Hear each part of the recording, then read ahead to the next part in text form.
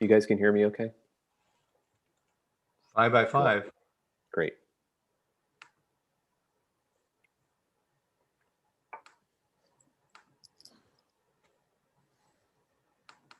All right. Well, we're 6 after, so I guess we can get started.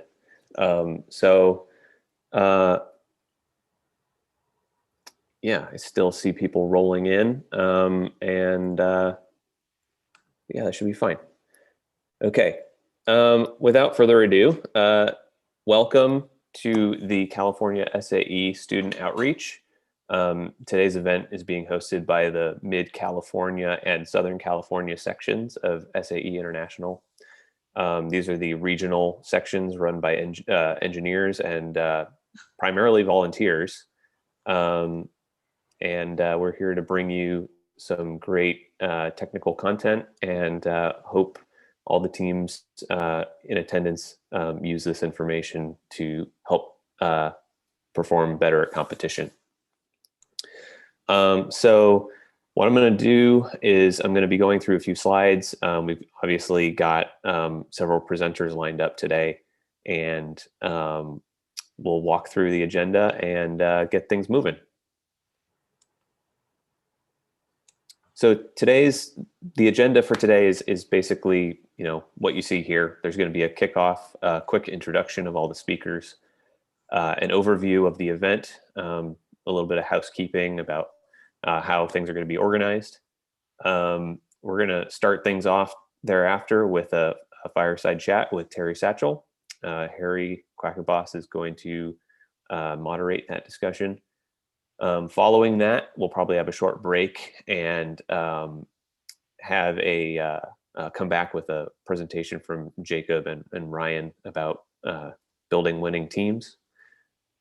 Following that, probably another short break, and then our final presentation will be how to design a suspension system with Esther and myself.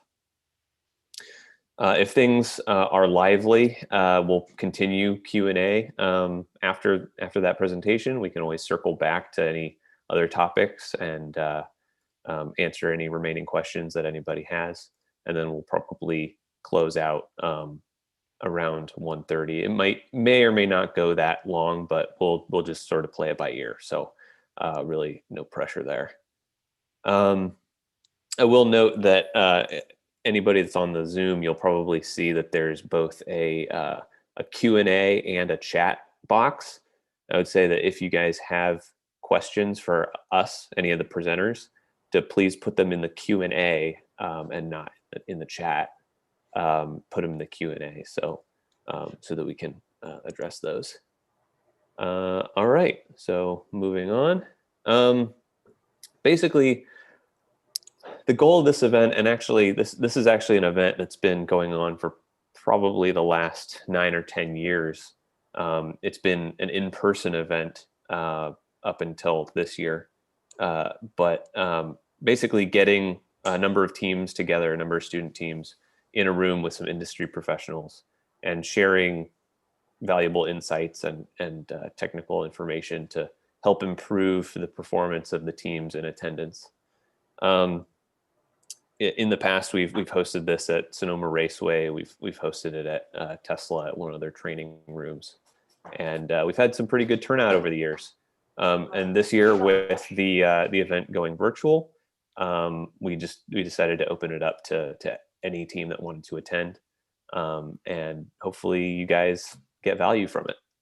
So, yeah, basically we want to help you guys avoid common pitfalls and just give you guys as much guidance as we can. All right.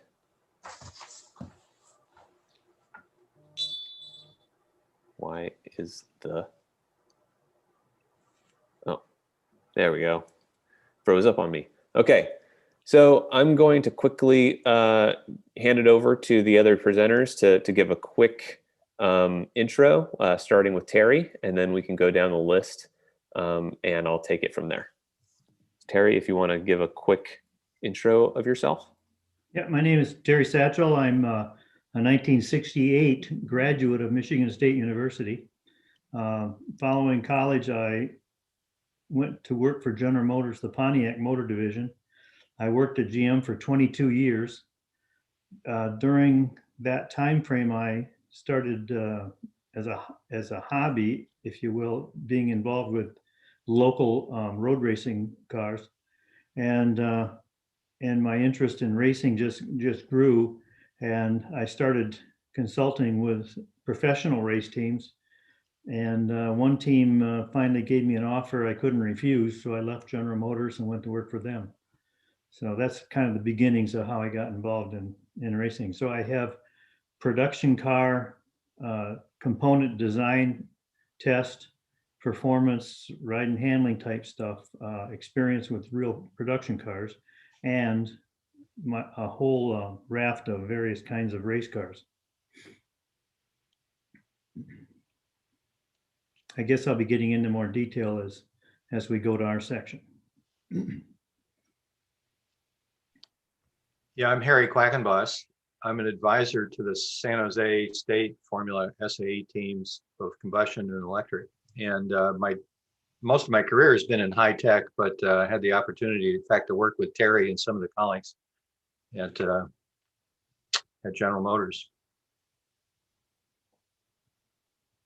I should also mention, we have a distinguished guest, Jeff Christos, who's the advisor to the Ohio State team, he's with Ford Motor Company working on passenger cars, and a distinguished eclectic career supporting various race teams over the years. All right. Hey, everyone. I'm Ryan Kraft. I am an engineer who kind of goes between automotive and aerospace. When I get tired of cars, I work on rockets. When I get tired of rockets, I work on cars. I've been involved with Formula SAE since 2005 as a competitor, team leader, driver, and then as a judge ever since. So thanks everyone for joining, and look forward to getting into today's program. Hey everybody, Jacob Oberlin. I graduated the University of Michigan in 2011. And from then to the end of last year, I was working at Tesla. And I am now the director of firmware at a company called Everactive. It's a small 80-person startup. But yeah, been doing computer stuff. So electronics questions, computer stuff. If you got questions on that, we'll probably have some time at the end. We could go over that.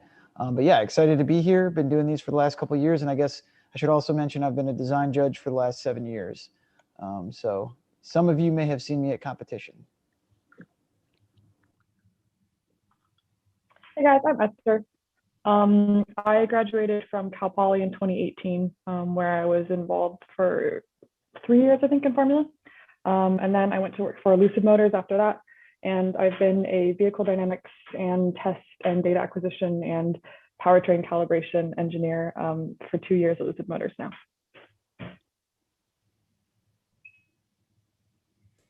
Hey, I'm Joey Penniman.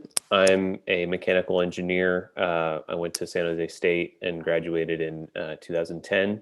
While I was there, I co-founded the current incarnation of the Formula SAE team there with a few buddies of mine. Went into medical devices and then automotive after that. Spent some time at Tesla, and now I work at a autonomous vehicle startup called Neuro, where we're designing unmanned road-going package delivery vehicles. I've been a design judge for the last, I think, probably 4 or 5 years, and just trying to mentor the teams in the Mid California section. I am currently the chair of the MidCal section of SAE, which is a fancy way of saying that I try to keep in touch with multiple engineers in the area and student teams. And I'm happy to bring this event to you guys again this year. So with that, we'll take it to the first presentation. I'm going to hand it over to Harry to start off our first event, first seminar.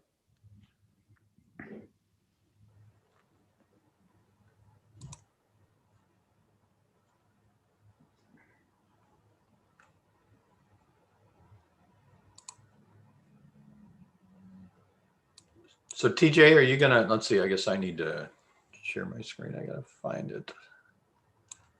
There we go.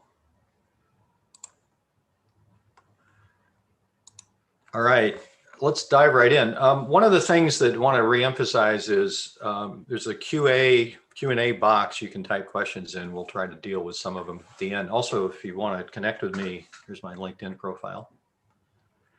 So to introduce Terry, he described a little bit of what he's done. So in addition to spending time at General Motors, he worked on some interesting projects part-time there, but he worked on a few other things we're going to talk about. He also turns out was a contributor to race car vehicle dynamics, and it'd be interesting to hear him describe how that happened. There's an eye chart on the right side of all of the projects Terry's been involved in, but they span a variety of different series and professional teams, from off-road trucks to, in fact, a solar racer project that was the predecessor of the collegiate competition. Hey, Harry, I'm back to just seeing my normal log-on screen. I don't see you. I don't see anything relative to this. Am I supposed to be seeing something? We see everything just good, Terry. Okay. So you should see. But yeah, I don't even see his, isn't he going to present slides? Yeah, so can you pull up the PowerPoint or the PDF file of the slides I sent you? Oh, I just clicked on, I just clicked on the Zoom icon along the bottom, and it looks like I have what I'm supposed to have. Oh, good. All right, great. Okay, sorry. No worries. So also a little known about Terry is he actually started as a driver. Terry, how did you get interested in cars and racing and so forth? Picture of you in a Formula V from a long time ago. Right. Well, I went to work for Pontiac right after college, and there was another engineer that worked there named John Proctor, who had designed and built his own Formula V and raced it, then got drafted, went away in the Army, and I joined Pontiac while he was at the Army, in the Army. And then when he came back, we got introduced and got talking, and he told me that he had done this Formula car, but he found out he wanted to do a second generation design and build, but he admitted that he was a terrible driver. So we struck up a deal where we both did the work to build the car. It was his design, and I would be the driver. Now, while that car was being fabricated, I had to get my SAE, SCCA license, etc. So that's when we bought this old style racer, just so I could run enough races to get my license. So that's how I got started in racing, is working on a Formula V while working at Pontiac. I have fond memories of that car rebuilding the engine in the parking lot of a motel near Nelson's Ledges. Yeah. And finishing something like, I don't think we got any sleep, 5 a.m. on the Sunday morning so you could finish driver school in that car. Right. All of it started with humble beginnings. So one of the projects that you worked on was where I got involved with you guys at Pontiac, building a car for Trans Am in 1971-72. And I think one of the things that we'll talk about later, because the technology came back, but one of the things that was important about those cars was the idea of running a negative camber rear axle. And these days you can buy aftermarket. Winners will sell you a rear axle assembly where you can actually get adjustable linkage, but it was kind of unique at the time, but we'll come back and talk about that later. So one of the interesting projects for me that you worked on that I think is a bunch of interesting studies was called the Sunracer, play on words there. Why don't you describe your involvement in that project? Well, in Australia, they had just finished paving a highway that ran from Darwin and then at the very north down to Adelaide, Darwin to Adelaide. And it's more than 2,000 miles. And they had a few solar races on shorter circuits, et cetera. But anyway, the organizers decided they want to do the first transcontinental solar car race. And McCready found out about it. So he came to GM and sold it to the higher ups, got Hughes Aircraft involved to provide the solar arrays. Engineering staff did the magnet quench electric motor for it. And I was in an advanced design situation at Pontiac. And so they came and asked if I would help with the suspension and structure and that kind of thing. So turns out I spec'd the suspension front and rear and helped with the space frame, aluminum space frame that weighed like 17 pounds. The whole car, I'm not sure how much, I can't remember how much the total car weighed, but it had gallium arsenide solar arrays, which gave us 25% more power than standard silicon solar arrays. The rules were spec'd out to be a surface area, projected area to the sun. And so with the same area, we had a 25% advantage over the competition. There were different divisions. There was corporate, and there was college, and there was independence. And we, of course, were in the corporate. But you guys dominated that competition, right? Yes. The race was set up where you left at a certain time in the morning, like say 8 o'clock, and you drove until 5 o'clock, and then you stopped wherever you were, and you could tilt your array to get as much sun as possible, but you couldn't move the car. And then at 8 o'clock the next morning, you could uncover your car so it didn't get any sun, or so it could start to get sunlight. And then you'd leave at 9 o'clock, I believe, and start driving again. So it was. We had a scrutineer with us all the time, keeping track of that. So you also drove. I can't imagine. I'm guessing air conditioning wasn't in either your power or weight budget constraints, but I can't imagine driving this across the hot sun in a closed cockpit. What'd you do about the heat? Well, it was very comfortable. The windshield on that vehicle was gold plated. You could see through it, but it reflected the light and the heat very well. I mean, it was not an uncomfortable situation at all. The seat was a webbing. It was not a solid surface, and we had some airflow that came up from the wheel wells, and so it was actually quite comfortable to drive. Very easy to drive. And we had to have people working on the strategy, because how fast you ran and how much you depleted the batteries today was a function of what the weather's supposed to be tomorrow. So you had to set the car up, so you could keep moving at the best average speed for the conditions that were coming. So are there any lessons about suspension design or other parts of the car that you were involved in that are applicable to, for example, Formula SAE car? I don't know about anything technically, but the fact that we had several different people from different areas around the corporation working together as a team was very valuable. We had people from engineering staff. We had people from AeroVironment. I was from CPC Advanced Design. And Paul McCready, of course, is well known as being the designer of the first pedal-powered aircraft to fly the English Channel. Yeah, right. Yeah, he's the one that sold the idea so that GM would pay for it to do it. So more prosaic vehicle in one sense. This was, I guess you were still with General Motors, but consulting on this car. Yes. It was a very successful IMSA racer. That's my first main involvement with the professional race team while I was moonlighting from General Motors. These people had a contract from Chevrolet to race a car, so it wasn't quite so bad that I would show up on weekends and help them. And that evolved into changes and designs of more cars down the road. I worked with Peerless for quite a while.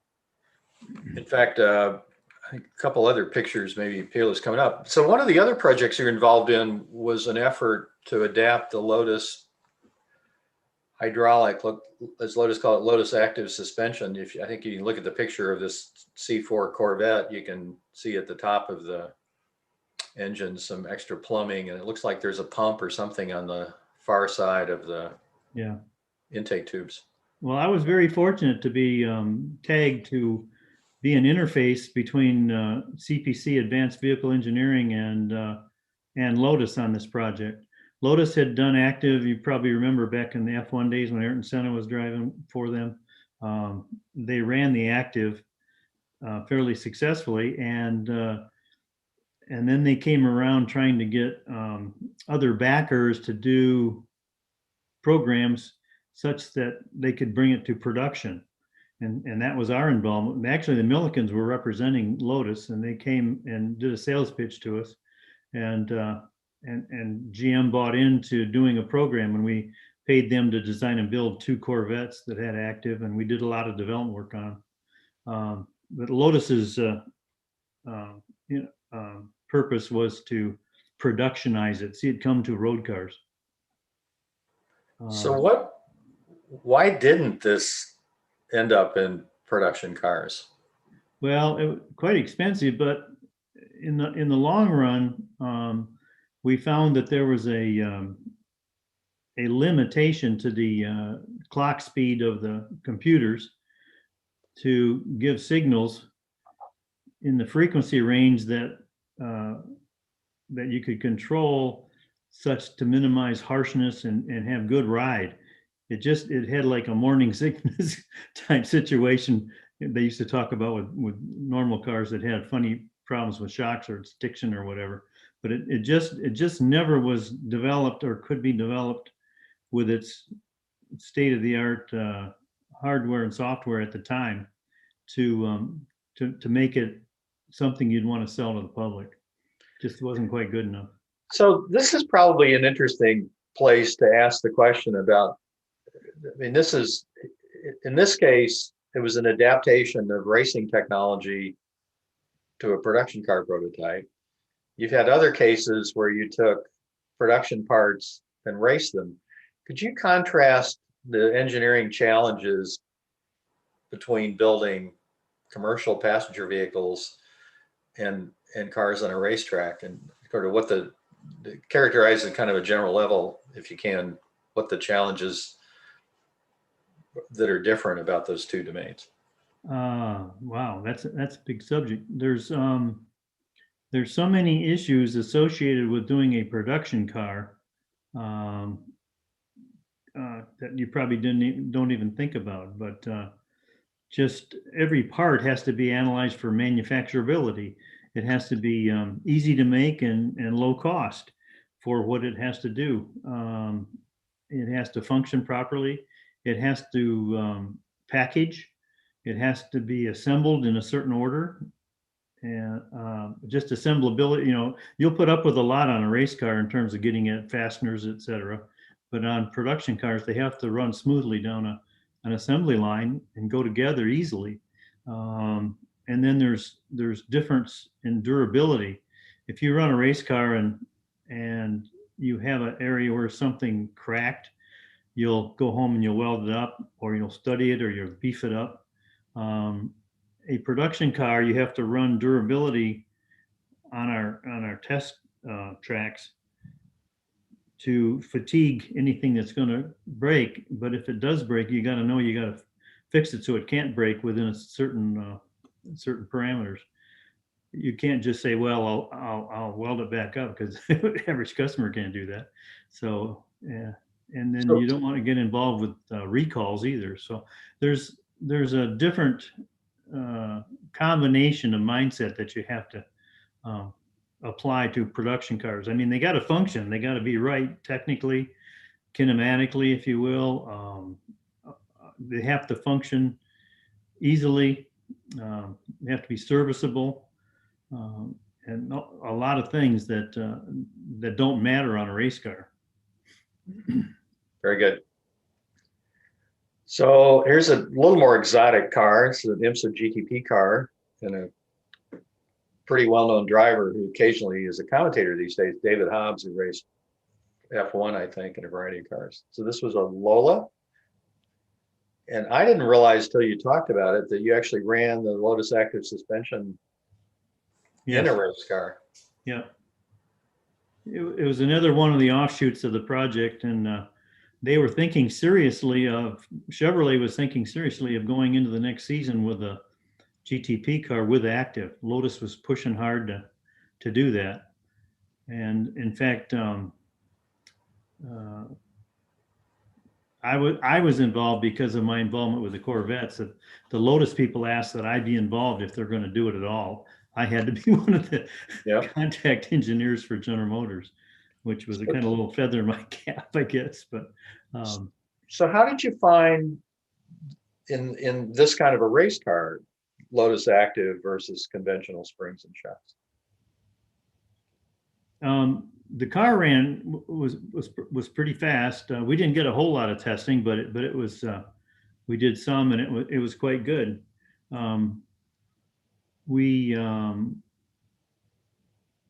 I wish we had gone further with it to develop it, to optimize the grip. The main thing that active gives you is the ability to maintain the platform attitude relative to the wind. So the car was very consistent in its ride height and rake. Or you could have it rise up as your speed went up. As the aero pushed it down farther, you might want to resist that squashing like a passive car would do it. You could hold the height, which was a nice feature. We did run into one unintended consequence is when we were in the race, we had never done a pit stop. And the very first stop we were scheduled to do, he came in, and you know how most drivers will sit there and they might blip the throttle a little bit while they're waiting. Well, the guys put their guns on the wheel nuts, took the nuts off, and they went to pull the wheel and tires off, and they wouldn't come out of the wheel wells. And that was a real shock. It was because the active was holding the car at its attitude. The unsprung was relative to the sprung was a value that we told it to be. And we didn't say, when we're in the pits, we need to drop the tires out. That would have been easy, a software change, if we had known we should do that. But so we ended up turning the engine off and had to let the wheels bleed down, fall down, change the tires, bring it back up and run again. Well, we lost, a fair amount of track position that way. But it was a learning experience. And then GM backed out and decided not to do the GTP program. So I'm curious about whether the car leaned when you cornered with it, and how do you deal with roll in this kind of a thing? And how did it's whatever you tell it. You can control it by software. It'll push or pull each wheel individually. So if you don't want it to roll, you just tell it don't roll. Actually, in order to get it not to roll, if you call it zero roll of the sprung mass, you have to actually over deflect it to make up for tire deflections. Yeah. So did you find that you needed some roll for either driver feel or other kinematic reasons? No, not for kinematic reasons, because you could set the statics. But there was people that would argue they thought that it needed it, but after working with the drivers, I think we found that we didn't really. They got cues enough from the lateral longitudinal G's on their body that they weren't keying off of body roll for them to drive the car effectively. And this is another one of you said the offshoots of, I think it's another Fearless racing car. This was Newman Haas, I believe. No, Newman Sharp. Or Newman Sharp, I'm sorry. Bob Sharp, whose son, Scott Sharp, and Paul Newman drove Oldsmobiles in the Trans Am series. And Peerless was contacted to do the cars. And then, of course, I was with Peerless, so I designed the car. I can't remember what year it was, maybe it was 89. We did a car for Paul Newman, who was one of their team drivers, with a V6 engine. And he raced that season, and he liked the car and did fairly well. And for the next year, Newman Sharp Racing contracted Peerless to build 2 V8 cars. And so Scott would drive one and Newman drove the other. Also, for a while in there, we had Walter Payton drove with us. He was a member of the team, but it was this space frame, but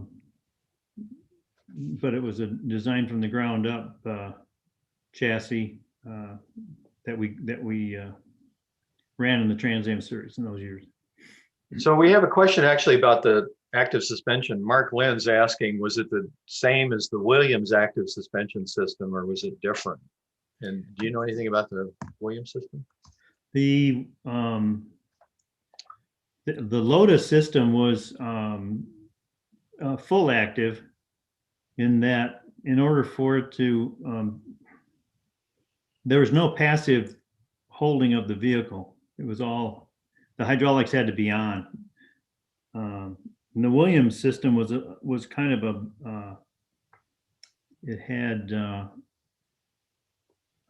some passive components to it. I think Lotus eventually went to enough spring, very soft spring, but enough spring to hold the car up. So they weren't using hydraulic energy to control the basic height. It was the change in heights due to road inputs or desires of the engineer, whatever he wanted.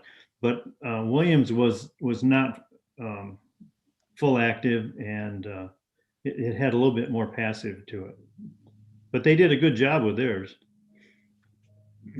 as a race car suspension. And ultimately that was outlawed, correct? In Formula One? Yeah, I think so. Yeah. So then you got involved with NASCAR. Yep. Well, I had been involved with NASCAR. Okay. I've always kind of had my fingers in different combinations depending on who calls. So this was kind of a well-known car. I remember as a spectator, the announcers would talk the end of that season about here. Harry Gant was kind of toward the sunset of his career. He was still obviously very competitive, but remember you guys won 4 races in the month of September, and the TV announcers were in the press were calling him Mr. September for that. So you mentioned that one of the tricks on that car was negative rear axle camber. Talk about how that came about. I'm not sure about how it came about, but Andy Petrie was the crew chief and Leo Jackson is the owner, and they're both like to think about innovative things. So somehow it came up and we put our heads together and we said, let's do it. Yeah. So well, you'd had some experience with that going back to the Pontiac. I certainly supported it for them, and we had to work out the details, because if you don't do it right, you have some durability problems. Yeah, tell me about it. In fact, that's sort of a good segue. I dug out a photo. We used it. This was the 72 Trans Am Firebird, the morning warm up for the race. We were on the pole, and the driver, Milt Minner, pulled in after the morning warm up, and you can see we're in the grass. They didn't have garages there at Mid-Ohio, and there was rear axle fluid running on the ground. And so I looked underneath, and the axle tubes had been cut very carefully, machine surface, and then welded together, and the welds didn't have enough penetration, and one of them was cracked completely through. So the car was sitting on the floating axle shaft, and the other one was about ready to break. And so one of the other teams, in fact, run by Pete Brock, who designed among other things, designed the Cobra Daytona coupe, worked on the Corvette Stingray at General Motors.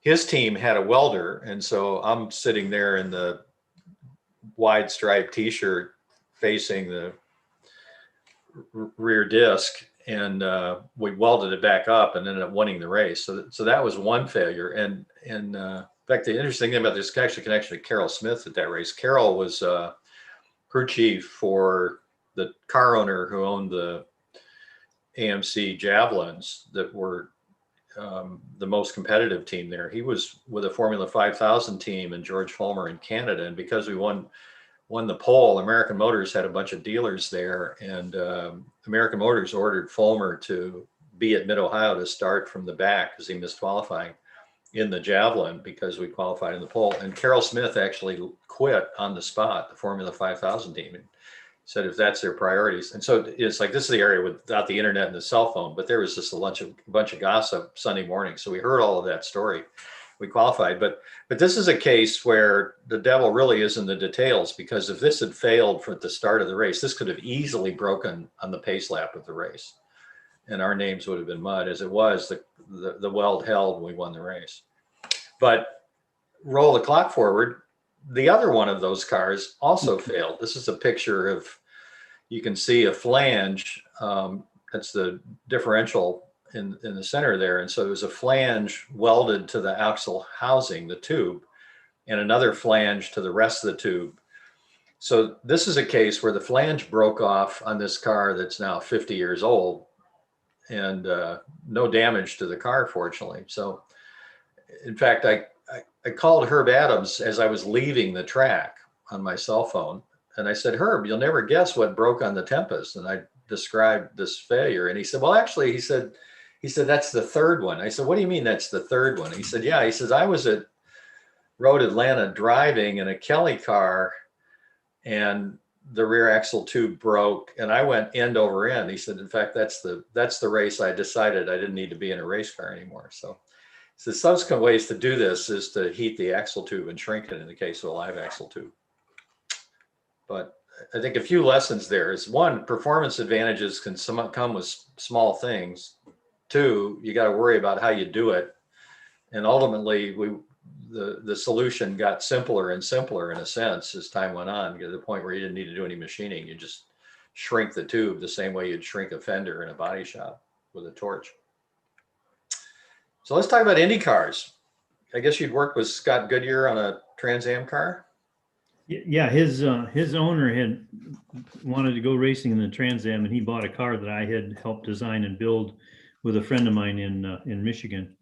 And I went with him the first time he went to test it before he raced it, and we got to know each other. And then he got a ride in an Indy car, and he asked me to come and work with his team and be his race engineer. So in IndyCar in this era, was it common for teams to have engineers? Oh yeah, in Indy cars, yes. Yeah. I don't know if what kind of pull they had or power, because I think it was still controlled pretty much by crew chiefs type of thing. But yeah, the engineers were quite a few. Yeah, and so in that era, I think the career path for a crew chief was typically somebody who'd been a mechanic with some organizational skills that make decisions and would learn stuff. I mean, there are obviously a bunch of them are quite bright and extremely capable, but not trained in the mathematics. Big difference between NASCAR and Indy cars, that's for sure. So let's talk about that. You were involved with I remember there's a fair amount of publicity when Roger Penske formed his NASCAR team with Rusty Wallace. And of course, Roger had been involved in NASCAR previously with the Javelins and so forth. But I remember it was a pretty big deal when they formed this operation with Rusty Wallace. So yeah. How did you get involved with those guys? When I was under contract with Peerless, I kind of sold myself. I was out there out selling my services to other people, race teams. So I was kind of generating income through the Peerless company to pay my own salary. And we ended up with a consulting contract with General Motors Motorsports. Just prior to that, I had a contract where I was consulting with Oldsmobile race teams. General Motors decided to consolidate their motorsports management so that each division did not have their own group competing against each other. There was one group, and actually it turned out to be what had been Chevrolet's motorsports group. So what that meant is that they would assign me to help out any team that was involved with racing as needed. And I had been working with Oles exclusively. So in that work, I had met Andy Petrie and Harry Gant. And then by word of mouth, other drivers talk to each other or what have you. But I ended up going to a test with the 2 team, which was Rusty's team, and he was struggling on bias ply tires, or struggling on radial tires, because NASCAR was switching over from the bias ply to radials. He was really good on the bias plies, and he struggled with the radials. And I had worked on some setups and some combinations that, by working with a lot of other teams with this new tire, I came up with some ideas to throw at his car. Not that I was copying setups from the other teams. I was just kind of leaning in a given direction that I thought might help him. Well, we hit on something that he liked, and he started doing well with the car with the radial tires. And then as time went along, somewhere along the line, he asked Roger if he would hire me to be his engineer. And Roger talked to me, and I said, well, I'll help Rusty, but I really want to do Indy cars, and because I had done work with Scott Goodyear. And so we made a deal where the first year I kind of went back and forth. I worked with Rusty, and I did go to Reading. I moved there in Pennsylvania, worked with the IndyCar team, but I didn't have any direct race engineer assignment. And then, so the second year of my contract, I was assistant engineer for Emerson Fittipaldi, and we won Indy that year in '83, I think it was.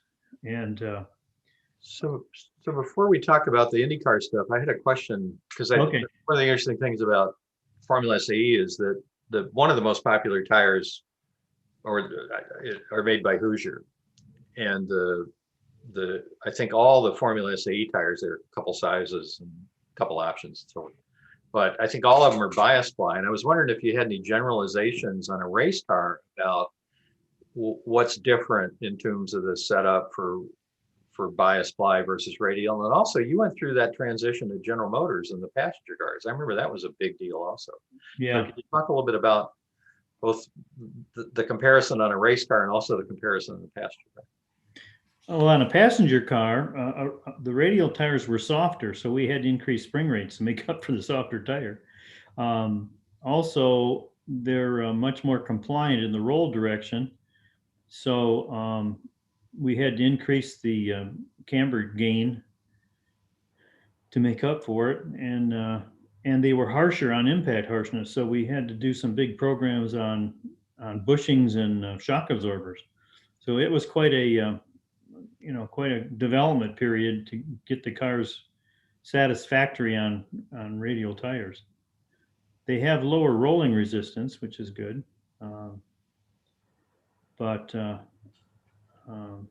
So in the racing environment, it was sort of the same. The stiffness, the camber compliance, the roll gain, the camber gain numbers you needed to run. So you just had to evolve it because it is a different animal. Yep. And I think it had a peakier upper limit.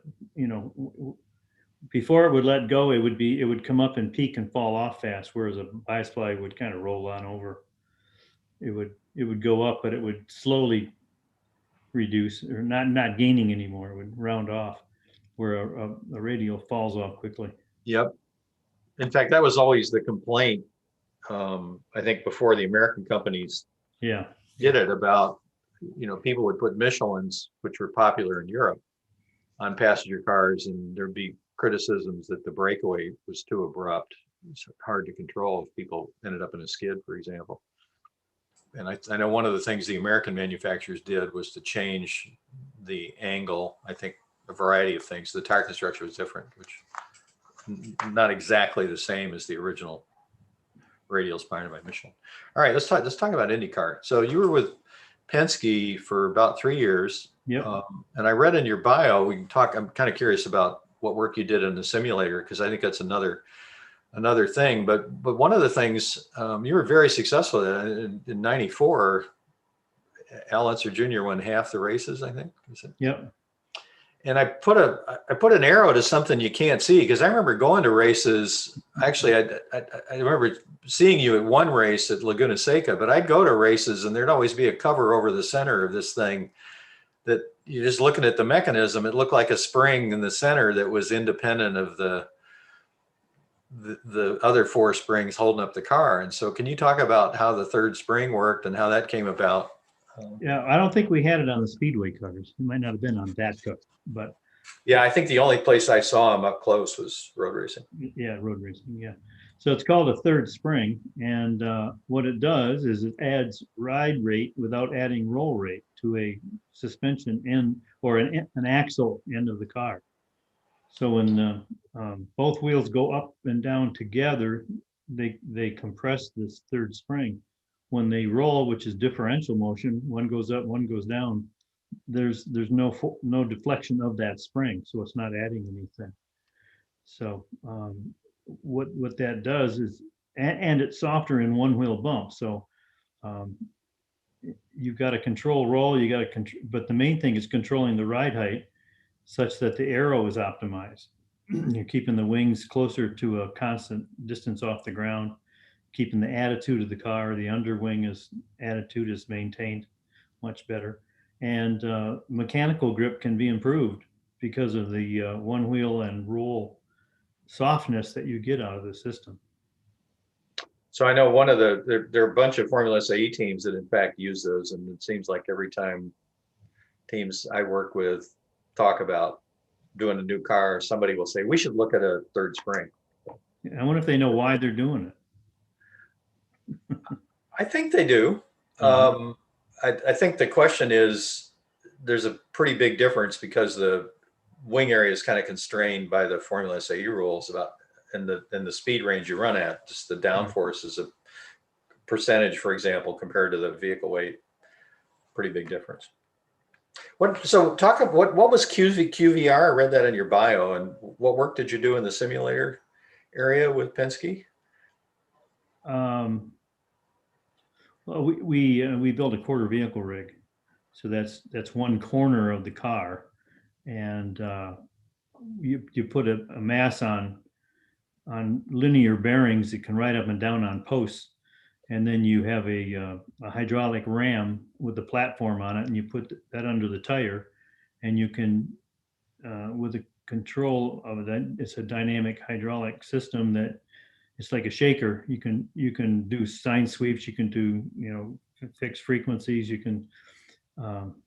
It's sort of like the road pushing on the tire, but you only got one of them, one corner of the car, and you measure the forces and accelerations, and it's a tool to try to tune the shocks to optimize the force frequency information, looking for what's happening at resonance. You can also do step inputs that looks, to make it look like an impact bump from the road, and see how the system responds. So, yeah. So these days, yeah, okay. So that's what QVR said. Yeah. So these days, this is pretty interesting, because this is an area where I think you're starting to see that sort of approach to doing race cars. And I'm assuming it's used for production cars also. About they talk about 7-post rig, more sophisticated versions of the same kind of concept of amount of vehicle on. One of the interesting things to me, and I see it both in the tech industry and in talking to people about vehicles, is how do you correlate simulations with the real world? I know that's an area you and Jeff have worked on. Yeah. The opposite ends of the teeter-totter. Yeah, in fact, Jeff brought along a software through Ford that we were kind of trying to use on the fly, and also trying to develop it. And I was on the side of trying to improve and develop it and see if there's any problems with it. So I ended up building several rigs and test systems to try to prove to run tests to see if the model was correct or not. We had we finally got Ford to buy a 7-post rig, and that was installed at a facility at Roush Racing, and I spent a lot of time on that. And Jeff helped with the software for me to do analysis. But also, I had built what we call pull-down rigs, where you would put the car up on 4 scales. You would attach vertical rods from the ground plane to the chassis, the frame, so you were totally restraining the sprung mass, and you could run the wheels up and down singularly, together, opposed, and it was for measuring the. It wasn't fast, it wasn't dynamic, it was slow moving, but so we were recording the ride rates, the effectiveness of a bumper rubber, sway bar rates, anything that could be measured because the wheels were moving, and so we had a force displacement relationship rig, which was maybe yeah, that was pretty much it. I also built a tilt table for doing CG height work. And then to get compliance information, you'd have to go to a KNC machine, which we didn't have, but we did pay to go to one that was available in the Charlotte area. So that, I was listening to you, we hadn't talked about this before, but I'd listened to you describe that method of fixing the chassis on posts and then looking at the wheel rate characteristics and so forth. That's something that a Formula SAE team could probably duplicate. Be pretty straightforward for them to build. Making a fair amount of work in doing it, but it's certainly not out of the question considering. I mean, some teams, rumor has it, the Ohio State team has access to a full 7-post rig if they need to, but good for them.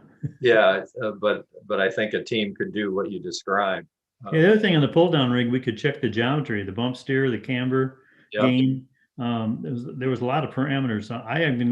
We did a test where the team came in and we ran through their inventory of sway bars, and based on the rates I saw that there was one that wasn't what it was supposed to be. So we pitched it out because it was a good way to sort through their hardware. Very good. I ended up doing not only NASCAR cars, but we did sports cars on there too. One of the I won't allow enough time for questions, but one of the things that story you told that I thought was pretty interesting was NASCAR in this era had been using 4 scales to corner weight the car for years, because for the tracks that only go one direction, you can tune the handling balance by changing the corner weight characteristics of cross weight. And so you described going to Indy Car as the sort of one thing.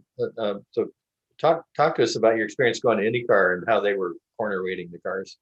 Well, those first 2 years I worked for Penske, I was touching base with the NASCAR team, and I had a fair amount of NASCAR experience, and I was working with the IndyCar team, and we went to Milwaukee to do a test. Oh, that's not the one. Sorry. We were going to do a test, and I saw the guys from the IndyCar team set up 2 scales across the front axle and then put the 2 rear tires up on spacer blocks, if you will. And they came up with some number on the front, and they called it good. And in NASCAR, because all you do is race on ovals, except now they're changing over to a few more road courses, but basically on ovals, the cars, one of the main tuning items is the cross weight. And in order to calculate the cross weight, you have to have the 4 scales. You can't just do it off of one axle. And it's very important. And when you watch them on TV, you'll see that come in for a pit stop and they stick a wrench in the back window and screw down or screw up right side or left side to change the wedge. That's what they're doing, is changing the handling. And it's very effective because they're only going one way. But when you set up a road course car, you normally do, equal all the way around. But the IndyCar guys only did the 2s. So I asked for 4 scales to be used at the next test I went with them, and we set it up the way they used to do it with just the 2, and found the numbers they would have run on the track, and then we put the other 2 scales on. And in my mind, the wedge was way off. It was silly to run the car that way. Right. So we were able to evolve it and tweak it in where the drivers were much happier, and they agreed that it was right. Somewhere along the line, somebody changed their method, because I can't believe they'd been doing that all along. So I think this is kind of an interesting example of the cross-pollination in the different types of racing. And I'll bet in that era, if you ask the average IndyCar crew chief what they thought of NASCAR, it's a bunch of redneck mechanics who don't know what they're doing. But not true. What I used to do is when I interacted with any of the NASCAR teams, I tried to observe what they were doing and have them explain to me what they were doing.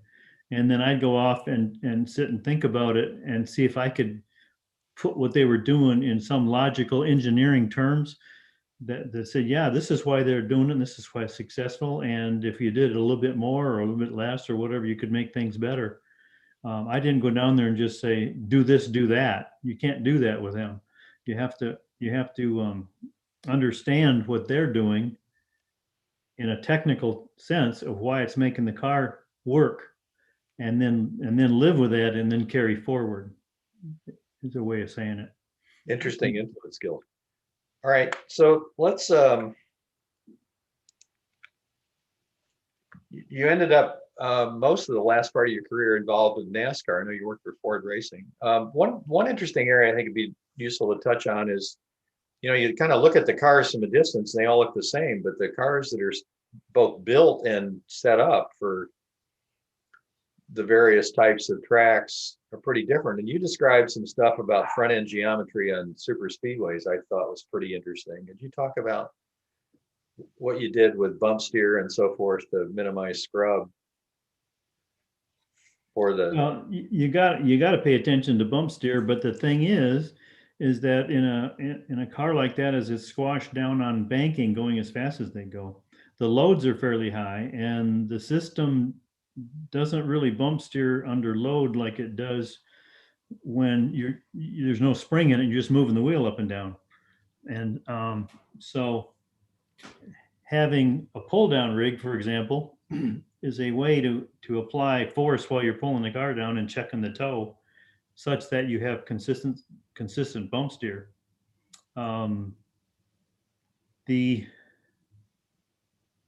Yeah, you described in qualifying, this goes back a couple of years, but you described in qualifying setting the car up with a certain amount of bump steer so that under load in the corner, the car kind of steers itself.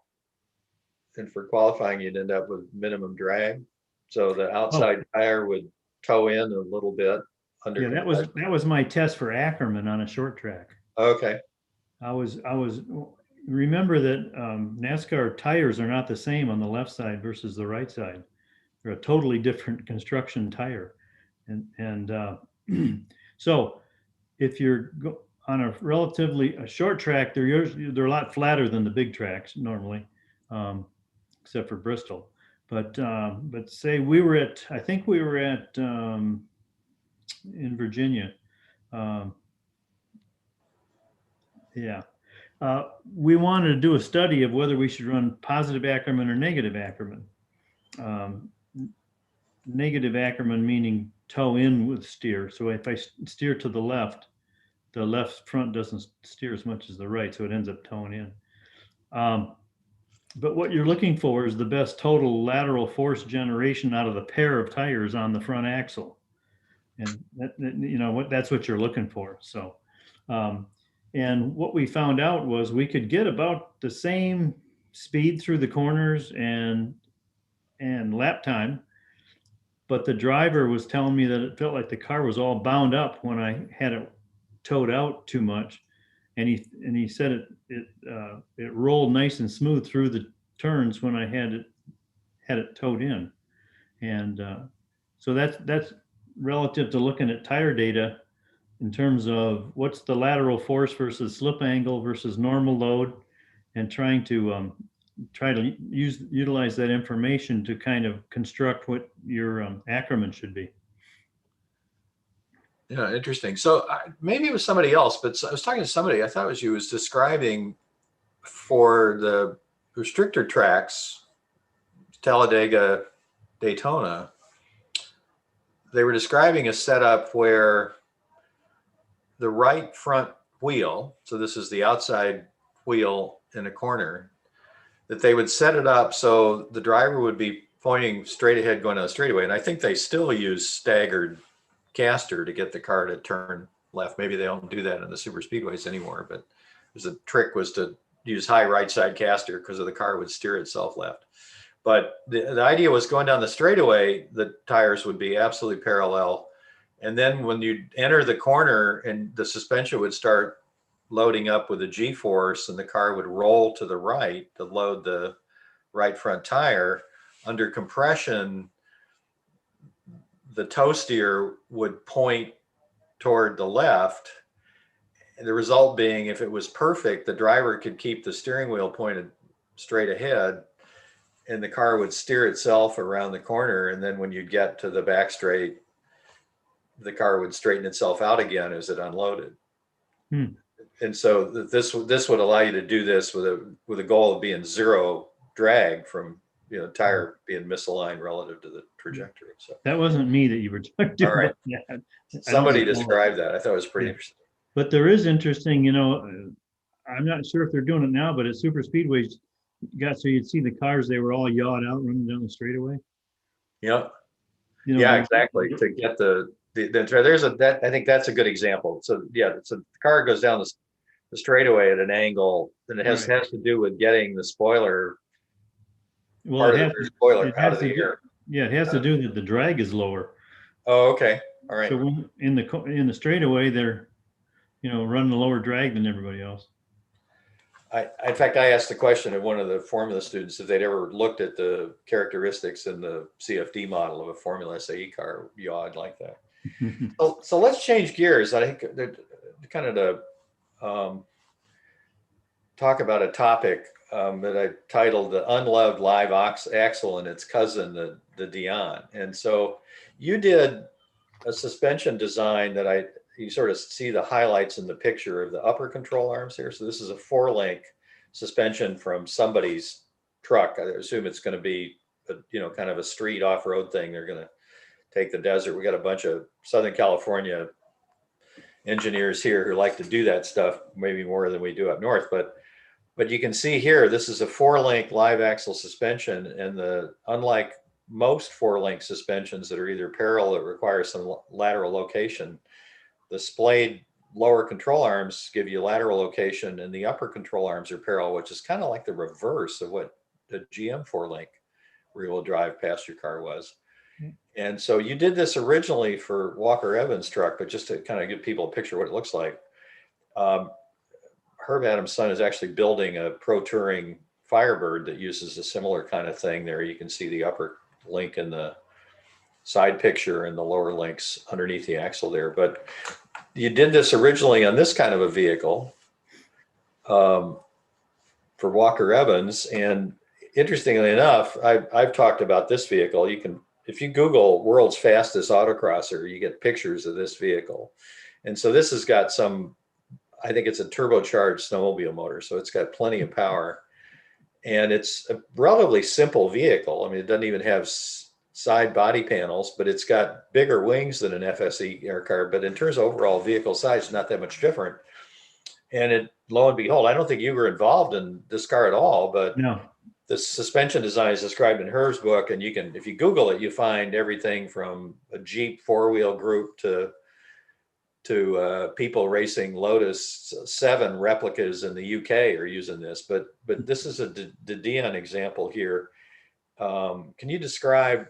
In fact, rumor has it you were suggesting maybe a Formula SAE team ought to think about doing this kind of thing. So I thought, to the extent you can talk about it without being disloyal to whatever team you were talking to about that, I think it'd be pretty interesting in the group, because I think one of the points about this is it's applicable also to Baja vehicles, and so I think it Probably, interesting. The team I was working with, we had started on it, and they had understood the concept, and we were moving along, and that's when the COVID thing made all the schools close down. They locked up their shop; they couldn't work, and so I haven't even spoken to them in 11 months. So can you describe kind of things? I've got a picture of the side view showing anti-squat, but this, I think, as I understand it, it's got two characteristics. It's got good anti-squat properties, and it's got a low roll center. Yeah, the reason I did it is to, I was using a live axle suspension on a Trans Am car that the rear roll center was a monoball pivot attached through bracketry on the underside of the center of the diff housing. And the car kept requiring more rear roll stiffness via sway bars that I knew was the wrong direction to go for optimum performance. So I sat down to think about how I could get the rear roll center raised up, but obviously you can't put the pivot in the middle of the diff. So I played around, and because I had experience at General Motors, Pontiac was the corporate responsible for rear suspensions, and a lot of the models had 4-bar link rear suspension. So I totally understood a 4-bar link because I had worked with them for years. So this one I just reversed things, and I got the roll center to be up where I wanted it, about in the middle of the diff, and then I found that the anti-squat had some properties I really liked, and when I built it into hardware and we tried it, it proved out that it was an advantage. All right. So here's just a quick picture, and I think we're running out of time, but just of the side view of a rear suspension there. So you can see the extension of the upper and lower links to form the instant center and so forth about what's going on. So. All right. Anyway, this is described. You can find information on the web. All right. So I think in terms of winding up, we can cover some of these questions. What are your favorite engineering books? Everybody's got to have this one. Yep. Do you Right? still get a commission on it, or No? So that's Race Car Vehicle Dynamics. But this one is cool too. Yeah. Can you see it? Yep. You got to look. Move it over a little more in front of your face. Who's that by? Well, it's by the Millicans. They published it. But all right. Okay. It's about Maurice Ali. Okay. Oh, the original papers. Yeah. Yeah. If you're a young engineer at General Motors and you're in the chassis area and suspensions, you start going after these Maurice Ali papers. And, I ended up with like 3rd generation Xeroxes. I got anywhere I could get them. I had this package. In fact, John, you mentioned John Proctor. John Proctor gave me one of those 3rd generation copies. Okay. Back when. Yeah. Well, the Millicans recognized the need, so they finally put them all together and published in the book. And right. It's really neat Ali has an interesting way of explaining things.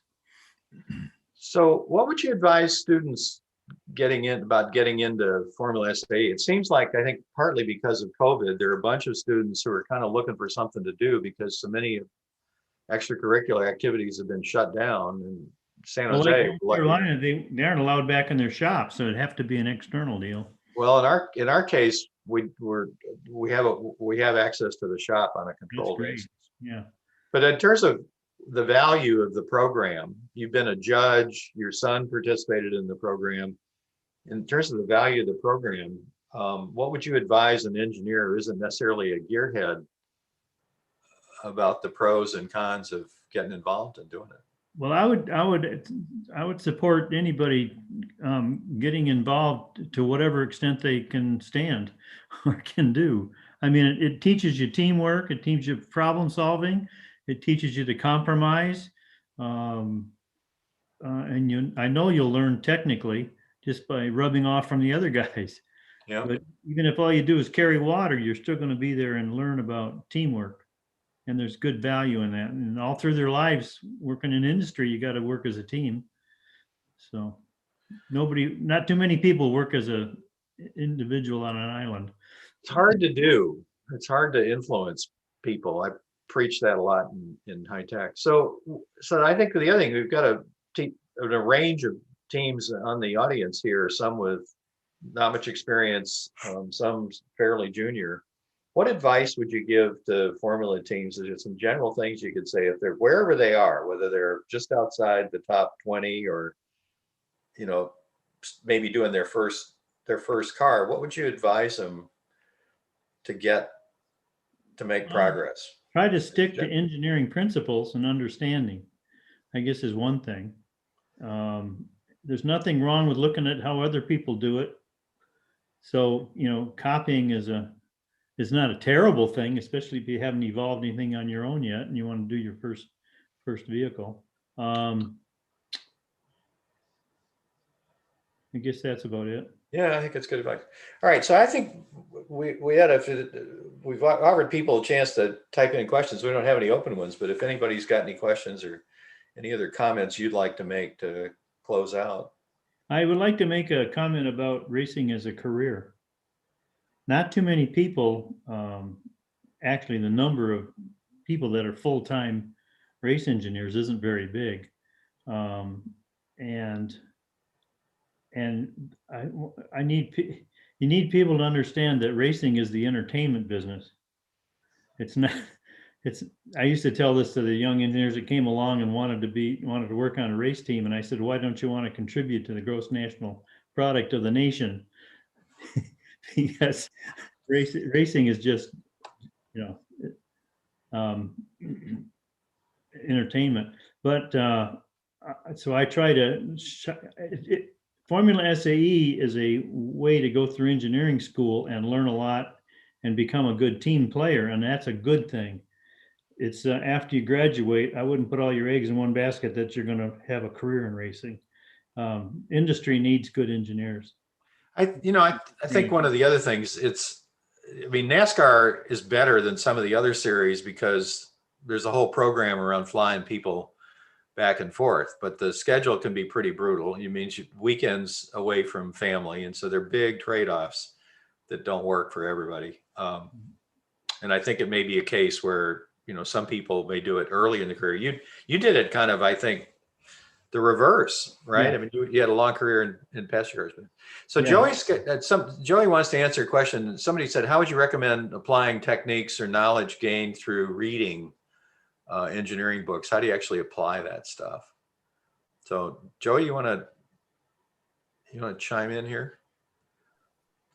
I think TJ can put you, you're off mute now, I think. Yeah, I think this was actually a question aimed at Terry, but up to you if you want to answer it. No, so somebody typed in, Joey Penniman would like to answer this question online. Oh, no, I just said this is a question that should be answered live. Oh, all right, yeah. What is it? How would you recommend going about applying techniques or knowledge gained through reading engineering books? Well, if you read the book and you understand what it was telling you and you have the opportunity to turn it into hardware, I'd go for it. As long as you fully understand, you know, and it might be a good way to learn that you didn't understand what you read. So, to build something, right? Don't be afraid to do it. Yep. How's that? I think that's right. And I think, it's interesting. A lot of the Formula SAE students that seem to adapt to it quickly had experience with robotics in college. So John Schumer says, what are some of the approaches / methodology to managing tire wear versus performance? Doesn't apply particularly to Formula SAE because the events aren't long enough to actually worry about tire wear. But in racing that you've been involved in, tire wear management is really important. Can you talk about trade-offs between performance and tire wear? That's the job of the crew chief on the stand, trying to figure out which yellow flag he should come in and change tires or not. And it's a constantly running problem. Like the first time they stop and change tires, they study the heck out of them and see how they're doing wear wise and versus their performance. And then that'll give them indications as to what to do at the next stop to change pressures or wedge or whatever. But it's that's not something you can get in a book or actually get with the tires you buy. They do supply tire information in terms of force and moment sometimes, but it's limited. It's not specific to what you're doing, and it doesn't really relate to wear. So that's a tough one. It's a tough one. So we have a question from Mark Lynn. If you say professional racing is the entertainment industry, but isn't this where the best of the best engineers go and the best technology is developed? I may want to chime in on that, but I'll let you. Well, only if the rules allow it. Some of them are very restrictive rules wise. So, I mean, the era that I came up through was quite wide open for changing things. We invented several new little twists of how you do things or whatever that were to our advantage. I did that quite a bit in NASCAR, and it's harder and harder to do it because they got all the rules are so restrictive, and Indy cars are quite restrictive. It's almost like everybody's got the same hardware. And so, I think that's right. And I think to Mark's point, even in F1, for a while they were crippling the car performance by forcing to run groove tires.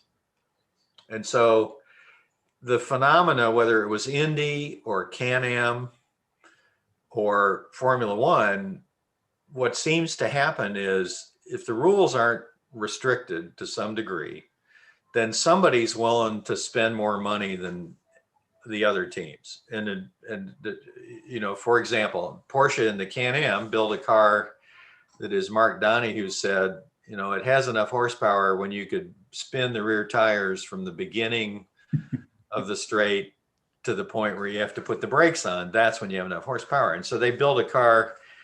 In fact, they built a 16-cylinder version they never raced that they figured would be turbocharged 2,500 horsepower. They actually built a 917 Can-Am car like that.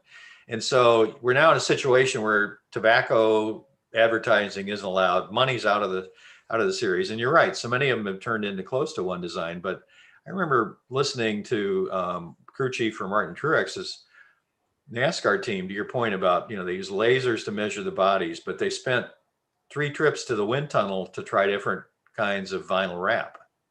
Yeah. They worry about, things like should the radius of the edge of the hood be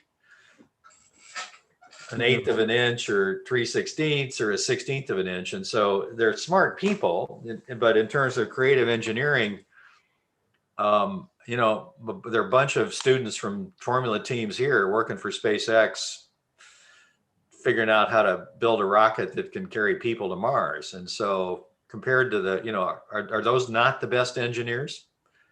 I'll bet you they got a bunch of very, very creative people working on really interesting problems. And a bunch of those students I know have cars as a hobby still. They're building something in a garage, but they're working on a state of the art. All right, I guess we're probably about out of time. We're going to do a Q&A wrap up. So I'm going to show you a picture I really like. After we won Indy in '94, we went to Milwaukee. We had a 3-car team and we finished 1, 2, 3. Very cool. It's Paul Tracy and Emerson and Al Jr. That's a neat picture, isn't it? Yeah, it's really cool. Well, Terry, thank you very much for your time. I think it's been an interesting session, and we look forward to having you participate in the wrap up. Yeah. Thanks so much, Terry, for making the time. Really insightful and really cool to see some of the projects you worked on. And thank you, Harry, for moderating. And yeah, it's always really cool to hear some of the stories about a lot of the work in the racing industry. So yeah, so I think rather than go on the break, I think we're going to actually go straight into the next presentation.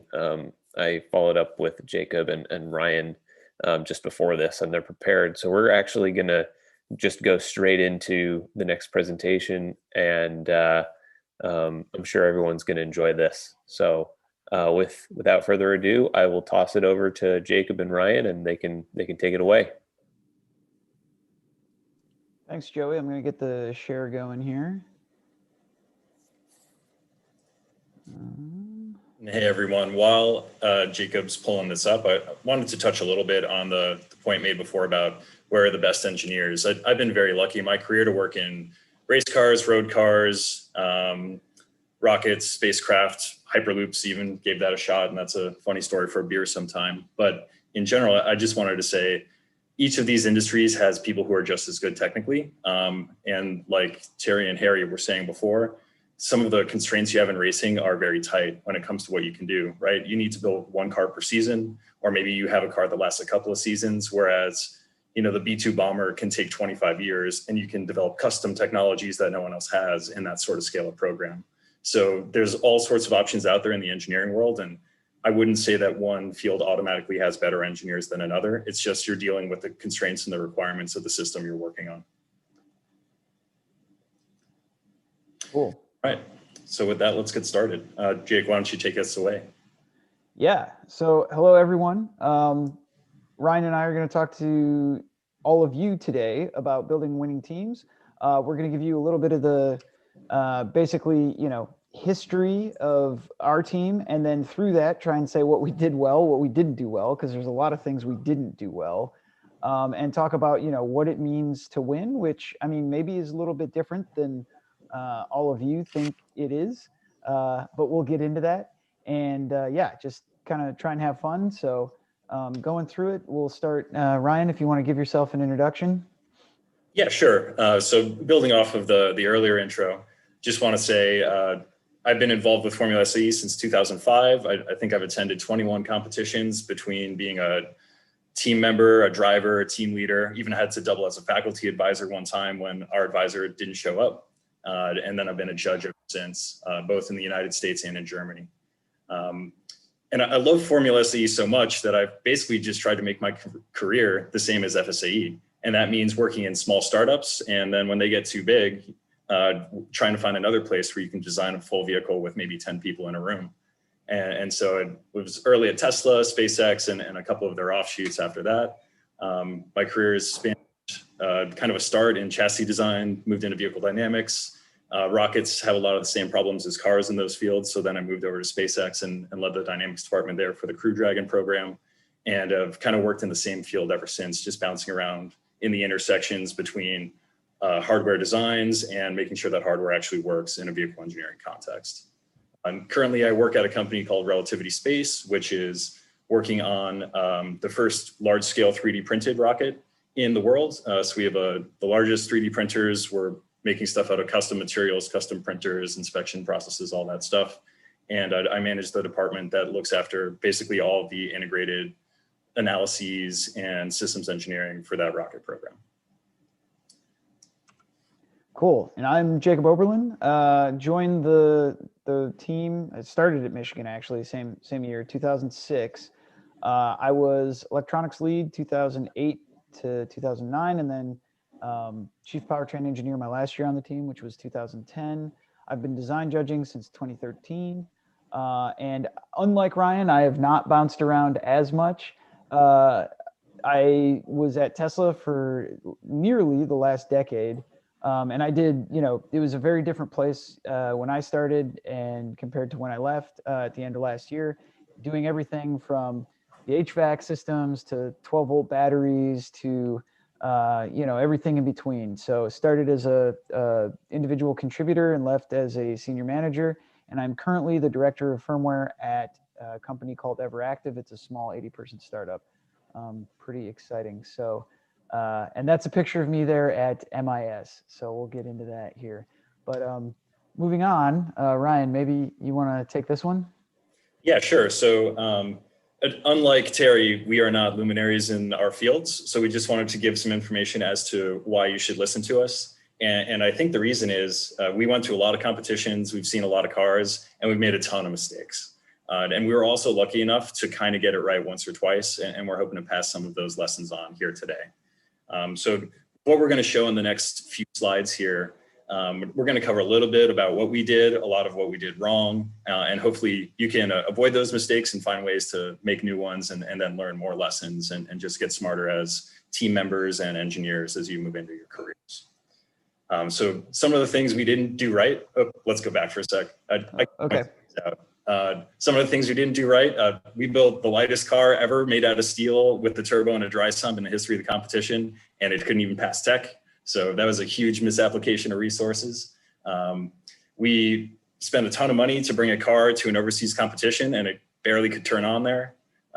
We blew up 4 engines in one competition in 2008 trying to pass tech. That was that same year. And then we went through some pretty gnarly organizational issues where the team had to really slow down actually doing the fun stuff of designing, building, and racing the car because we were just trying to figure out our organization and we had to change some folks around. And of course, while we're doing this, here's a little note at the bottom. I found this in one of my old weekly reports as I was digging through info for today. The obstacles I listed out, I know you're up against these too, and we were back in the day. There's no time, you have to go to class, eventually you have to sleep, and of course you don't have any money. So we are still very much aware of those constraints, and we're trying to give people advice to work with those obstacles in your FSAE careers.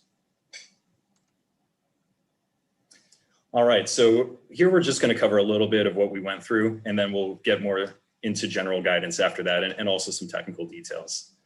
So the generation of the Michigan team that we were a part of started in 06 and kind of went to 2010, 2011. I graduated in 09 and stayed around as a driver. That's actually a nice little trick in the rules that you might want to consider is that you're still allowed to compete if you're within 6 months of graduating. And that's a great way to keep experienced folks competing and probably up your performance. So just check if that's still in the rules, but it wasn't those days, and we definitely took advantage of it. But anyways, when we walked into Formula SAE at Michigan in 06, the team was pretty good. We were scoring 750 points. The team went to Japan, placed 3rd over there, which is a big logistic and team management challenge, and they succeeded at it. But I was a freshman, and we just kind of walked into this team that was working well. We didn't really understand why, and it was just a lot of fun to be part of it. But that was the end of an era for Michigan's FSAE team. A lot of people changed over on the team. It was very senior heavy.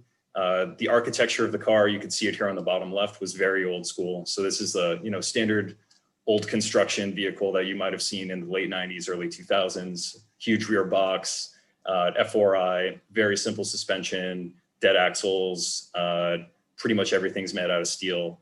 And what we had noticed at that time is that there was a new generation of cars out there with different vehicle architectures. And we realized that we were going to get completely left behind by these new teams. So these are guys like Western Australia and RMIT, who were doing a lot more with composites. They had really understood how the 10-inch tires worked and were exploiting that. People were starting to use single-cylinder engines and have a lot more electronic vehicle controls that actually worked on the cars. And so we said, okay, as we're starting to build up our own team, should we move to a new architecture and what is that going to be? And so then we got to 07, which was a completely new car. Literally none of the parts were the same other than the engine.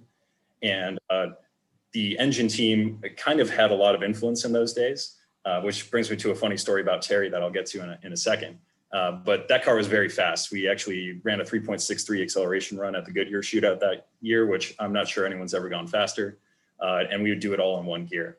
So as you can imagine, when you're launching in third gear, that puts a huge load on your drivetrain. And by the time we got to competitions, we had like so many drivetrain issues. We had to swap out a clutch on the track during autocross. We pulled a diff through the back of the frame, which I'll get to in a second. And then we had huge issues with drivability in any of the dynamic events. So the car was okay, but ultimately we bit off more than we could chew and the vehicle wasn't balanced. That led to a reset in 2008, where we were trying to refine the 07 concept and get the car really light. And so we took a lot of really big swings at technical development in that year. The biggest one was trying to make the lightest car with a 4-cylinder in the history of the competition, which we did with a steel frame. And that car also had a custom dry sump, which gave us a lot of trouble to the point where we never actually were able to pass tech. So there are a lot of lessons learned that year, which we're going to go through in a little bit here, about making sure that what you're working on actually leads you to the goals you want to have. And you're not working really hard on something that necessarily doesn't agree with where the team wants to go. Yeah, and so by this time, you know, like Ryan said, we kind of came in and didn't really know what was going on, but sort of midway into our collegiate careers, I guess, really had that bitter taste of defeat and not doing well in 08. And so really that was, again, another reset for us. You know, there was a group of, you know, us that was kind of coming into our junior, senior years in 2009. And we wanted to kind of, you know, go back to basics, and really with all the experience we had, you know, we knew what didn't work, right? And we knew what kind of what not to do. And so we were going back to basics to learn what to do. So in 2009, back to a very basic setup of, you know, naturally aspirated, nothing fancy, you know, basically if it wasn't going to win us points, and again, this is something we'll go through in this presentation, but like our goals were to do well and win and score points. And if it wasn't going to help us score points, you know, if it was just there to impress judges or be cool or whatever, it wasn't something we were going to do. So having, you know, that common sort of experience shared among all of the senior leadership within the team really helped us realign to that goal. And that's what we did. We did fairly well, as you can see. And then 2010 is really where we optimized and executed on that. And I think this, you know, we scored the most points in the history of the team. We got second overall in 2 different competitions. So not a win like 1994, but it was considerably more points. And of course, competing at the German competition, which is sort of the de facto, I guess, championship or whatever for the series. So that was really exciting to be able to compete internationally. And as opposed to years past, we were forced to be reckoned with there, not, you know, just like doing it and spending a lot of money that we could have put towards other things. Cool. So to move on and talk about winning here, I just want to reinstate what Jacob mentioned earlier, which is that winning in Formula SAE, I think, has very little to do about how many points you score or what place you get. The way that we're going to define winning here, which is really how I do it with the teams I lead now or the companies that I'm a part of, is a winning team is able to achieve its goals, but it's not by mistake, it's on purpose. They understand why they're successful. There's a string of achievements towards a large vision that everyone can believe in. And there's a constant view of improving. And while I wasn't a part of any of the teams below, there's some that I derive a lot of personal inspiration from. And of course, if you guys are familiar, you know, Audi was dominant in Le Mans for a long time. They didn't start that way, but eventually they got there. And of course, money helped. And then one of my personal favorites is the beginning of the John Barnard and McLaren era in the mid 80s. These are the first people ever do a composite race car, which they pulled from American aerospace engineers. You know, really kind of got things going with Senna and a couple of other drivers, Niki Lauda, for example, in those days. And then looking outside the automotive arena, not going to go into too much detail here because obviously we're here to talk about cars, but some other aerospace organizations that have just been completely effective for a long, long time, doing things that no one else in the world could. And I would encourage you to read about them if you like to get a little bit of a different view of how to do things in a good engineering team. I've got some books to recommend at the end here. All right, on to the next one. So first, just trying to get some information from the audience. So if you could just go in the chat right now and answer, why are you doing Formula SAE? What has you interested in it?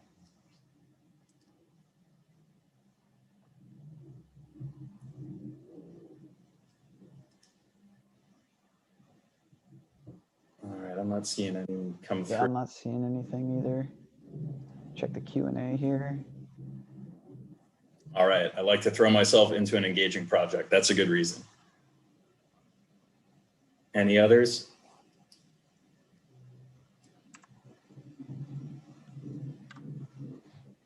Going through the whole design build process. Yes, that's super valuable. And that never stops, by the way, at least in my experience. Always valuable.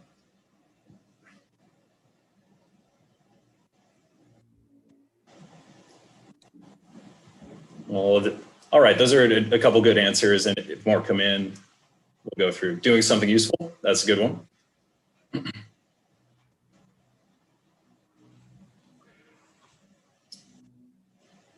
Get involved with engineering, being inspired by people around you, learning from them, and making some of your best friends.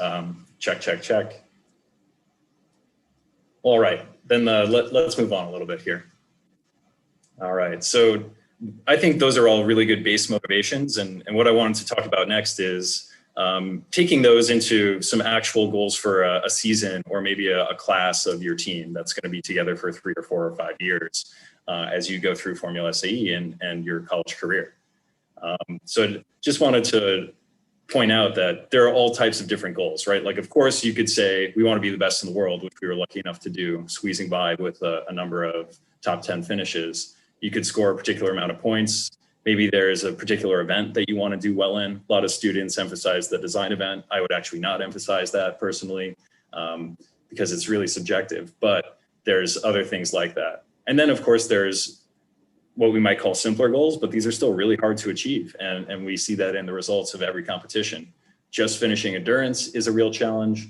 And even passing tech or driving in the dynamic events at all, you know, turning a single wheel in anger can be a real challenge. And Jacob and I have failed at that too, even on a team that's been around since the 80s. So I just want to point out, these are all worthy goals. And the thing I want to emphasize here is if you're all working towards one, write it down and make sure that you all agree.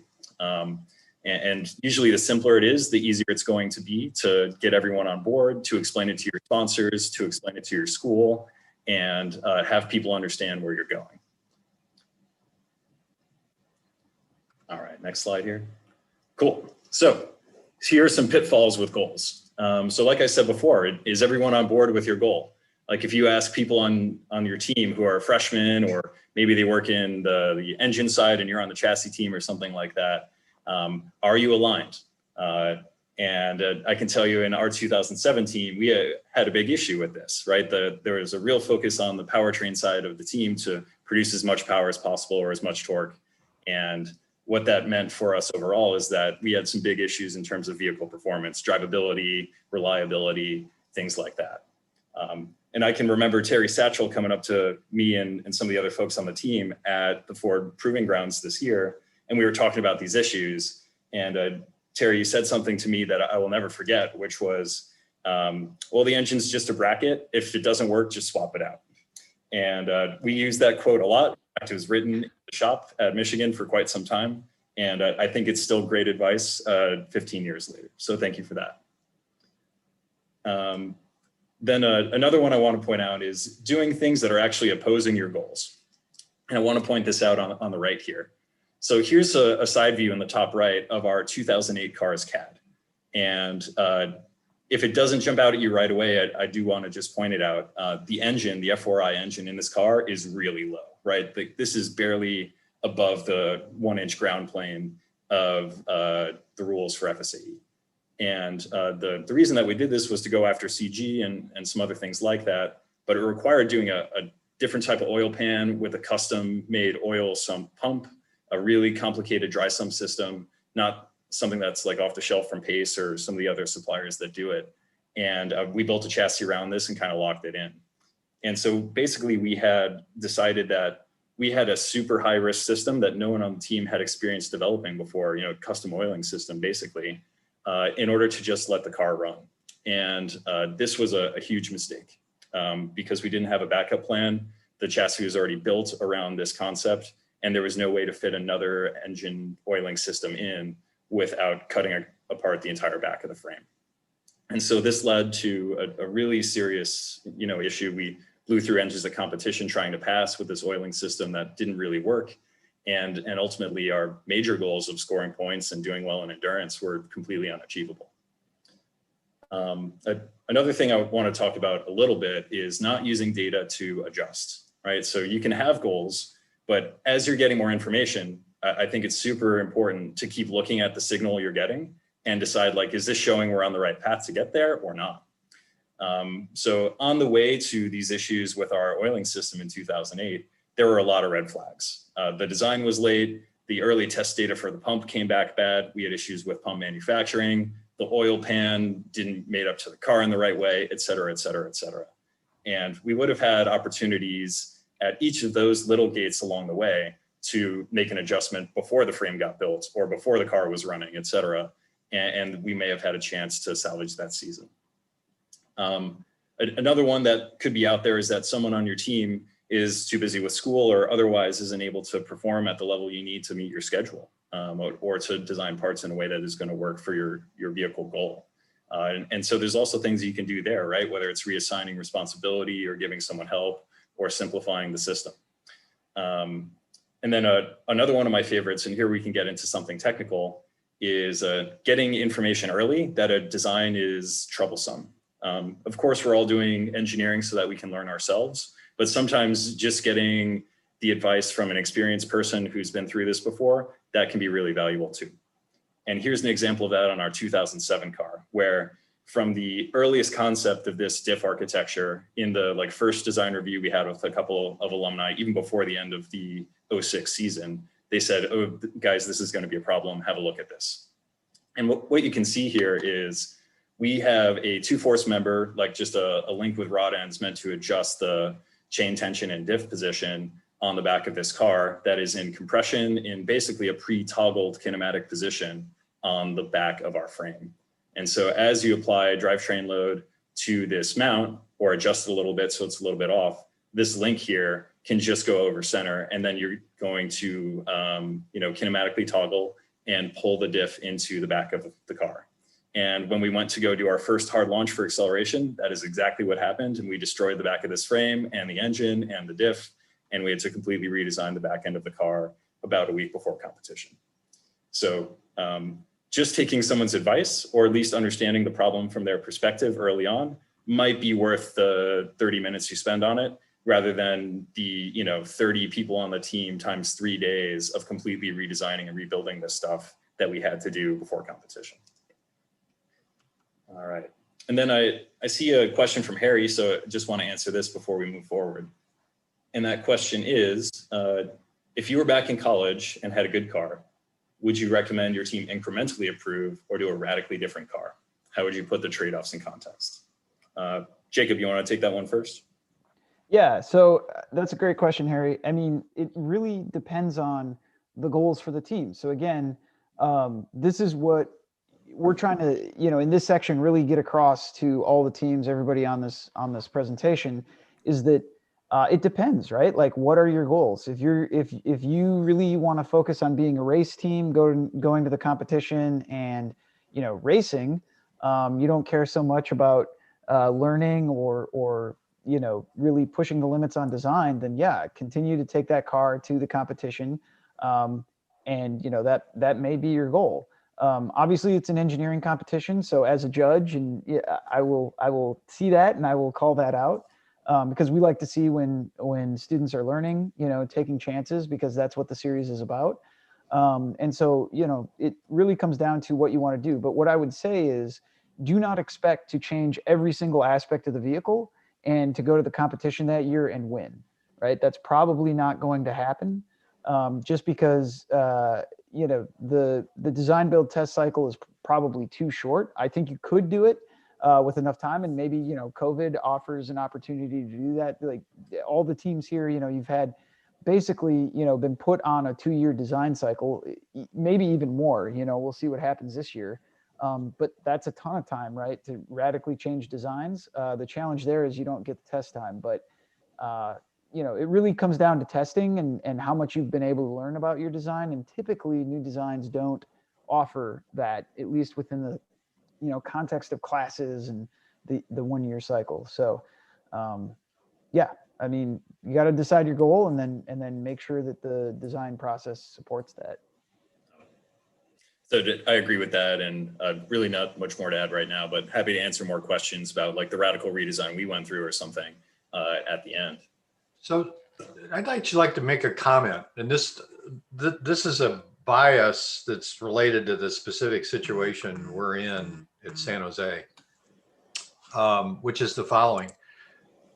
San Jose is not on the top 20 lists of, you know, except for Formula SAE, on the top 20 lists of colleges that top aerospace and automotive and race team companies would pick to interview people. And so Michigan's in a different situation. I mean, yeah, accuse me of saying the grass is always greener. And by the way, I'm a Michigan alum also.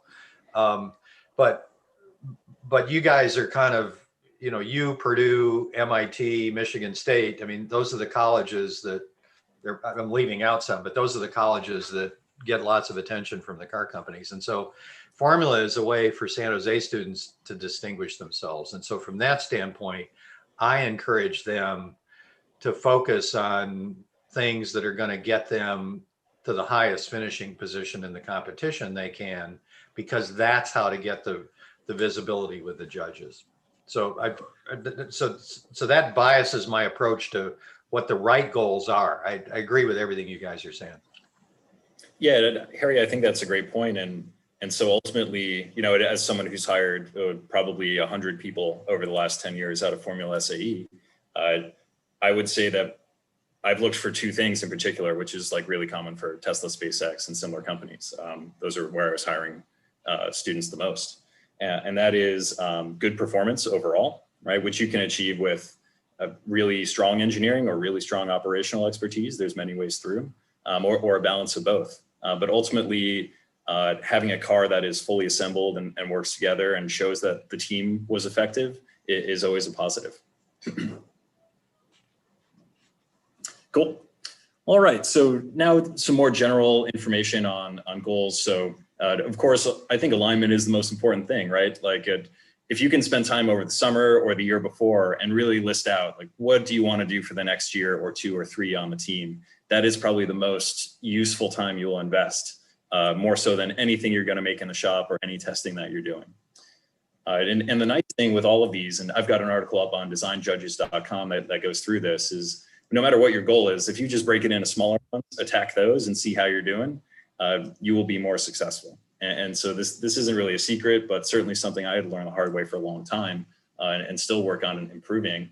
And I would recommend it for the goals that you set for your team. Another thing to look into is how do you enforce your goals, right? Like going back to the obstacles, which I'm sure you have too. And of course, with COVID, even more serious ones. No time, no money, probably tired all the time, and having to go to class all on top of it, right? It's a lot to do. But if you incentivize the right things and penalize the wrong things, it can help people just work on stuff that matters. And then of course, using data and adjust like we talked through before. All right, so I'm just going to go into some specific examples of things that you might want to try on the next couple slides. All right, so breaking down goals, we've gone through this.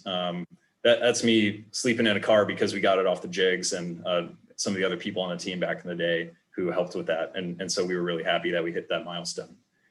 So for example, we knew that we wanted to score 800 points in Germany, and the total point balance, that meant about 250 in endurance. The evaluation we made at the time, which may not be technically accurate, but it's what we decided to do, was that in order to do this, we wanted to drive the car for 1,000 kilometers. And what that meant is we needed a lot of time to test. You know, just driving a car 620 miles in Formula SAE requires many days of testing. And so we set out a build schedule that was aggressive and a test approach that was also aggressive in order to hit that goal. Now, maybe you're trying to do something else. Maybe you just want to finish endurance. And, you know, even the best teams in the world fail at that all the time. That means your car's got to run for 2 11-kilometer runs, right?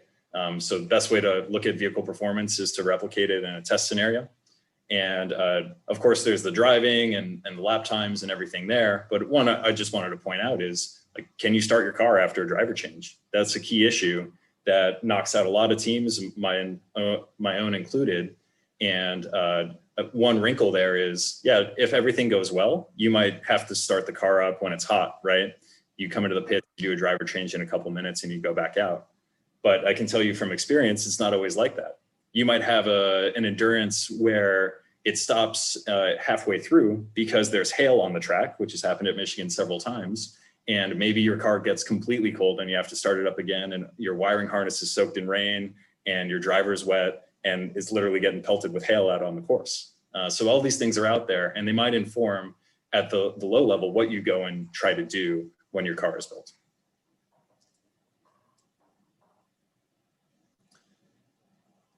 All right, next slide. Great. And then enforcing your goals. So working on what matters, there's a lot to say on this. I'll go fast. Like Jake said before, an easy question we asked ourselves was, does this change, does this new thing help us score more points? If it does, you should probably consider it and weigh what the cost of doing something extra is, how much it might cost, how much time it might take. So some that we struggled with, but eventually said yes to, was letting someone drive who didn't really work on the team. This is a PhD student, Michael up there, who just really liked to sleep when we were out testing or building the car. And you can see we actually zip-tied his arms to the chair so he wouldn't escape because he was so fast. That rubbed a lot of people the wrong way, but it was the right thing for our team to score more points. We also worked a lot on a system to turn off the car if we had oiling problems. And that was a simple engineering project to just have a solenoid on the car with a remote control, so that if we saw something going wrong on track, stuck throttle, oil pressure drop, something else like that, we could just turn off the car really fast, because usually our drivers aren't looking down at the signals in the car. Similarly, there were things that we looked at and we said, oh, these don't score more points, even though people want to do them, so we're going to say no. And those were things like letting people automatically drive the car because they thought they had earned it by putting in effort in other areas, or by putting on an aero package just because we had done a lot of work developing one. And I just want to point out on that, technically, I think there's a very different balance on doing aero or not today because of the rules changes that have happened to give teams today a lot more latitude for space for aerodynamic features. But at least in our day with our math, we didn't see that as a good trade. And then the other thing is setting up incentives and penalties within your team. If the assumption is that we have a goal in the summer before the competition, and then you just look at the end and see how you did a year later, that's a hard position to be in as a team. Having some gates along the way will really help you get there faster. And a lot of people do this. I just wanted to share some specific ones that helped for us. So we were a team that was doing 2 competitions, but this works for 1 too. And basically you say that by the time you register, if the car isn't a certain amount done, then you're not going to go. And obviously that's going to get people's attention because everyone's there to compete. And we did that by saying that we weren't going to go to Germany one year if the chassis wasn't off the jigs in time. And there's Kai, who's in charge of our manufacturing, getting it painted at that time. We also looked at kind of enforcing supporting testing. And in our team, we had a difference between the team designing and building and the team that would actually execute testing and competition. And the roles in one part of the year had no relationship to the others. So in order to be on the race team to actually contribute to a competition, there was a requirement to support summer testing and get experience working on the car and doing testing operations ahead of time. And that incentivized a lot of people to be on campus, help with design in the summer when it's really hard to progress with design, as I'm sure you all know, and put ourselves in a good position for the year. All right, next slide. Then we'll turn it over to Jacob to talk a little bit about teams. Yeah, so I think, throughout this presentation, we've sort of touched on this a little bit, right? But we've talked a lot about the team aspect. And going back to the title of this presentation, we were talking about, how like what winning looks like. What is a winning team, not a winning vehicle, right? And so obviously this is Formula SAE, not Formula Wheelbarrow. Like, you're building a vehicle, but realistically, everybody here should think about that, because no matter the budget, like you decide your goals, you decide what winning looks like, and it's about building the team. And so a really important aspect of that, after the goals are set, say, okay, here's what we want to achieve. You need to make sure that you have a team that is capable of achieving that. And that comes down to people. So that's super important. And obviously, Formula SAE is unique in that, well, maybe not so unique compared to Silicon Valley, because there is a lot of high turnover out here. But, new membership is critical. I'm sure all of you know the 4-year turnover, and that's if you're lucky, right? You get somebody for 4 years. I'm sure on average it's less. I haven't done the research, but you have a high level of turnover. So that means that training for new members is critical.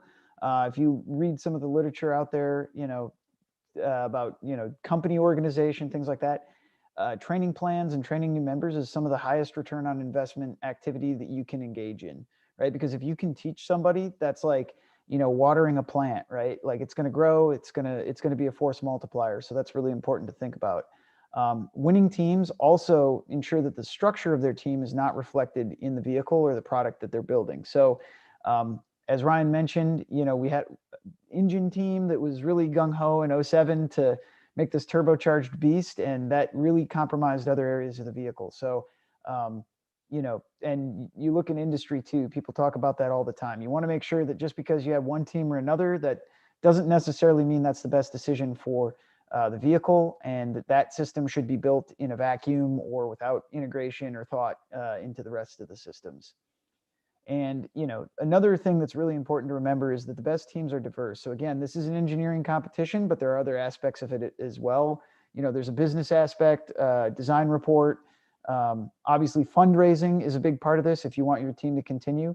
So it's really, really important to think about diversity of every aspect of the team.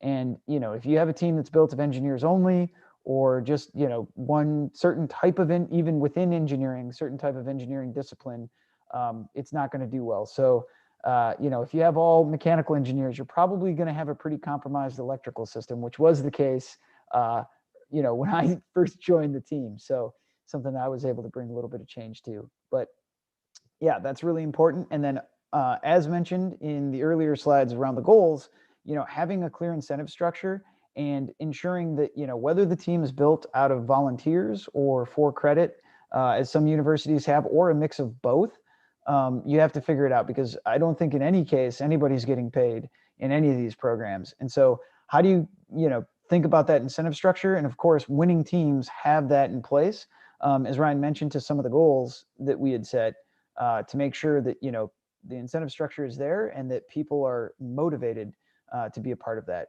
So there's some definite ways that this can go wrong. And one of the ways, and again, this is something we learned the hard way, is that team members may not be as dedicated as needed. And this picture is literally our 2009 future hanging at the end of that forklift. So a little bit about this is that the team leader at the time decided that it would be a better idea to go spend spring break, which comes pretty early at the University of Michigan. It's in February, with his girlfriend in Italy. Then it would be to help the team complete this task, which was also his sort of area, frame and things like that. But it was basically, I think that this was the first year of impact attenuators being required. Ryan, is that correct? Or maybe it was 08 that was the first year. I can't exactly remember, but like this is like, the first or second year where impact attenuators were required. So it was like a new thing. And, you can tell this is a dynamic test. The test procedures, I think, have gotten a little more rigorous in recent times, but basically it's a bunch of angle iron stacked on top of a plate about to crash down onto that impact attenuator. And the guy that's standing next to the person with the camera was, I think, a sophomore at the time, and ended up having to set up and run this test with the help of the rest of the team that you can see there, because, yeah, the team leader was absent. And so obviously that was a big problem, led to some personality clashes. And, we already talked about the team structure kind of dictating the design. So yeah, that was a big problem, and we had to adjust in a big way, which was when the team leader returned from that vacation, I called him. I remember this just to the left of this picture inside the door there. saw him coming in and said, hey, we got to go in the conference room and talk. The whole team was there, and we basically got rid of him. So that was a big change for the team and really set the tone for the turnaround, I think. And so that really, I think, formed the team in 2009 and something that we all had fresh in our heads. So what can you do to avoid this, right? What is the advice we can give you? So checklist. You're going to hear a lot about checklists in this deck. This is the first slide, and I put a plug for a book that I highly recommend by Atul Gawande called The Checklist Manifesto. It's pretty cheap on Amazon. But anyway, the thing that you want to do is you want to assess sort of in three main categories for teams. I'll call it individual contributor, but just, sort of your average person on the team. But you want to make sure that you assess them for the role.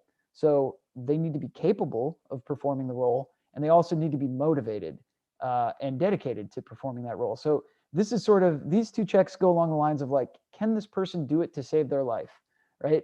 They need to be a capable person, and they also need to be a motivated person to be able to do that. The second thing is a commitment assessment. So making sure that, this person is able to commit enough time to working on the team. And then lastly, the personality assessment. And this isn't to say that people have to be best friends or anything, but they need to be, somebody that other people are willing to work with, not necessarily all the time, but from time to time. And they need to share the vision with the rest of the team. So they can't, back to the alignment that Ryan was talking about on the goals, they need to be aligned. And, obviously you can get members, like it's a volunteer organization. You may not have members that, check all the boxes, but if you don't have a check in one of these boxes, you need to have a plan, or at least be thinking about that and aware of it when it comes to, members on the team. And then, of course, what do you think about when you think about leadership? And first and foremost, all the checks from that prior list need to be checked times 10. And I think if we had done that for our team leader in 2009, we would have figured out that there was some of those boxes left unchecked.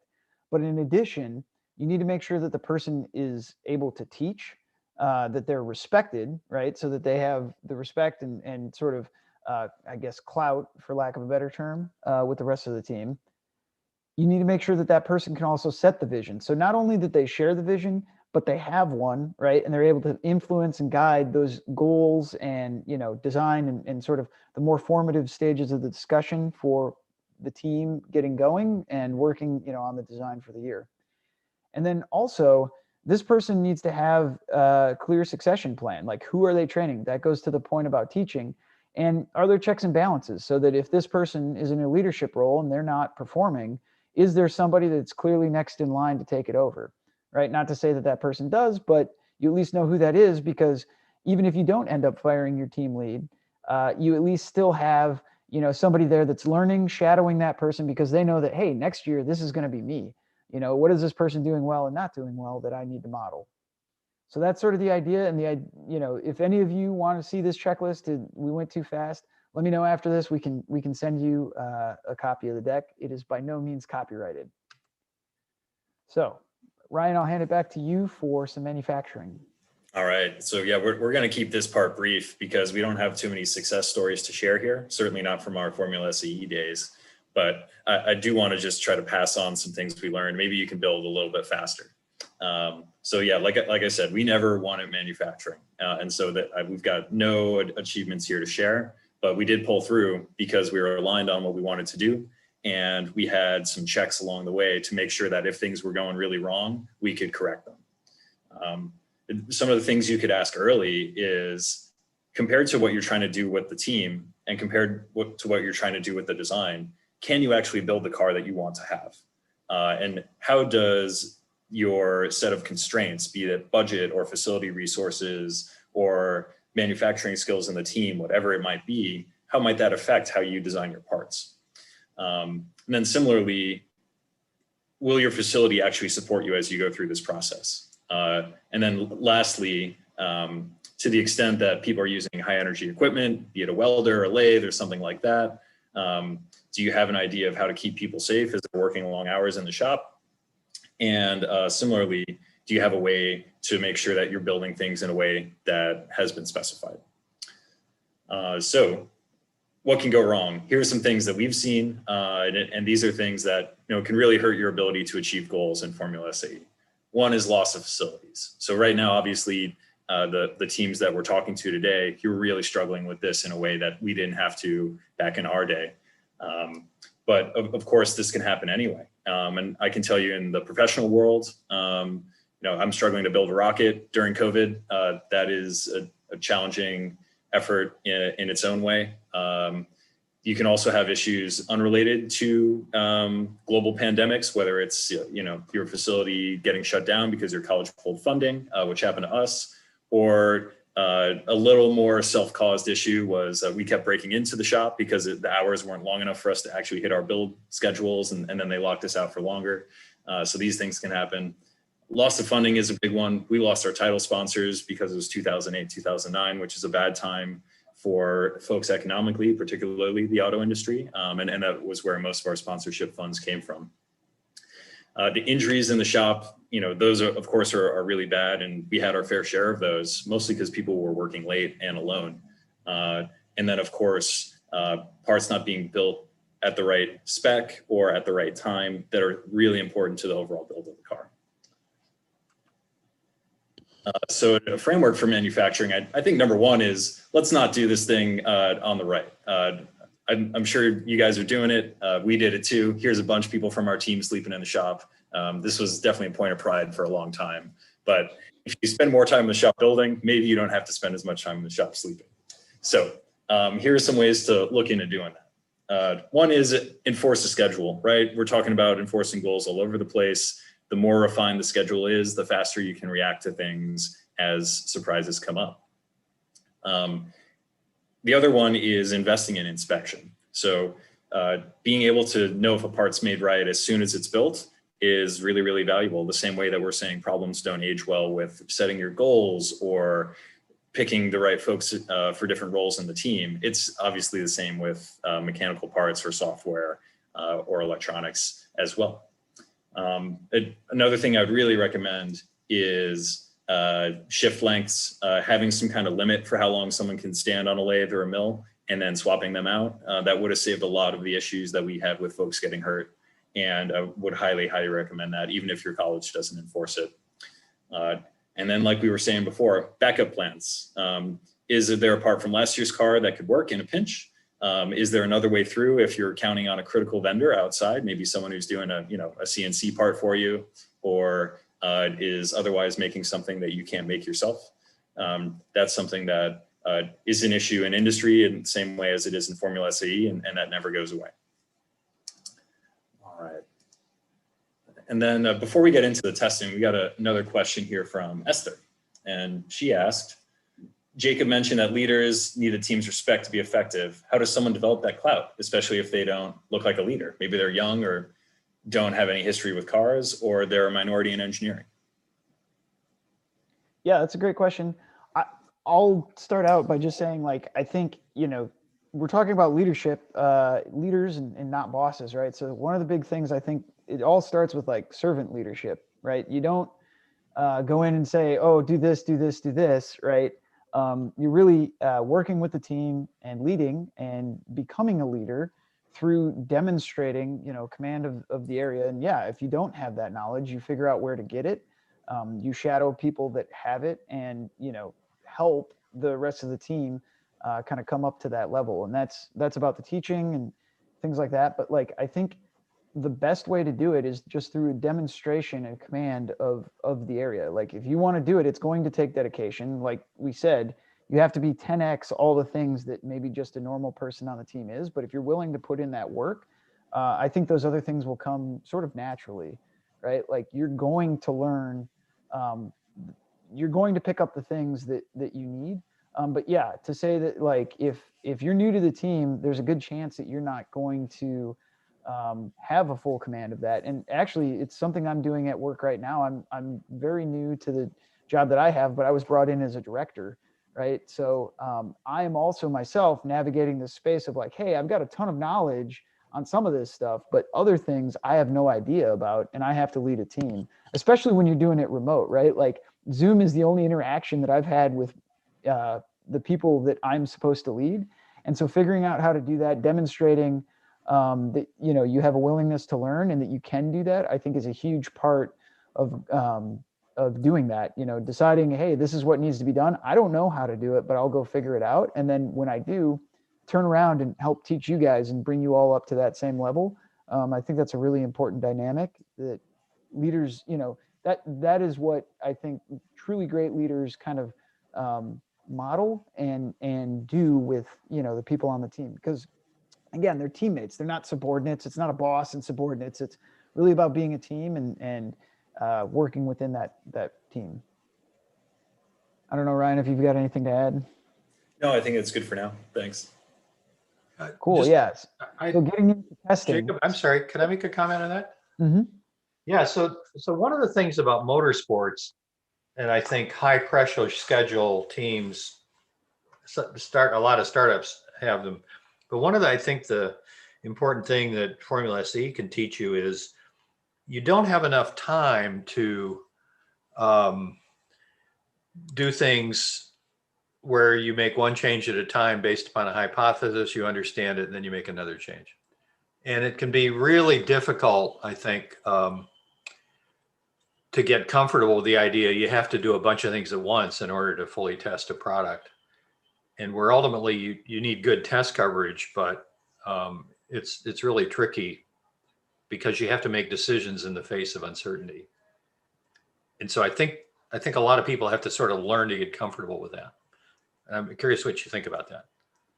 Yeah, I think that actually feeds into another thing that I think about a lot, which is transparency. I think that's a very important part of leadership. And, being honest and like when you are in those situations, because you will be, where you don't know the answer and you don't know the best way because you don't have time to, do all the experiments and gather all the data to inform your decision, that you take that and you say, okay, well, like, I want to be fully transparent. Here's the information we have right now.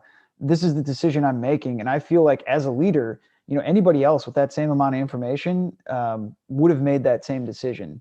Right. And it's a hard decision. You have to do it. And, then the responsibility lies with you. But like, at least, there's no question. It's not like, why is this person doing this? Are they like sexist? Are they like, do they hate me? Do they not like no, it's like, having the reasons for it be very clear. And it's not like, oh, this person's got a personal vendetta or they just don't like the color red. I don't know, things like that. So, yeah. There's a quote somebody told me.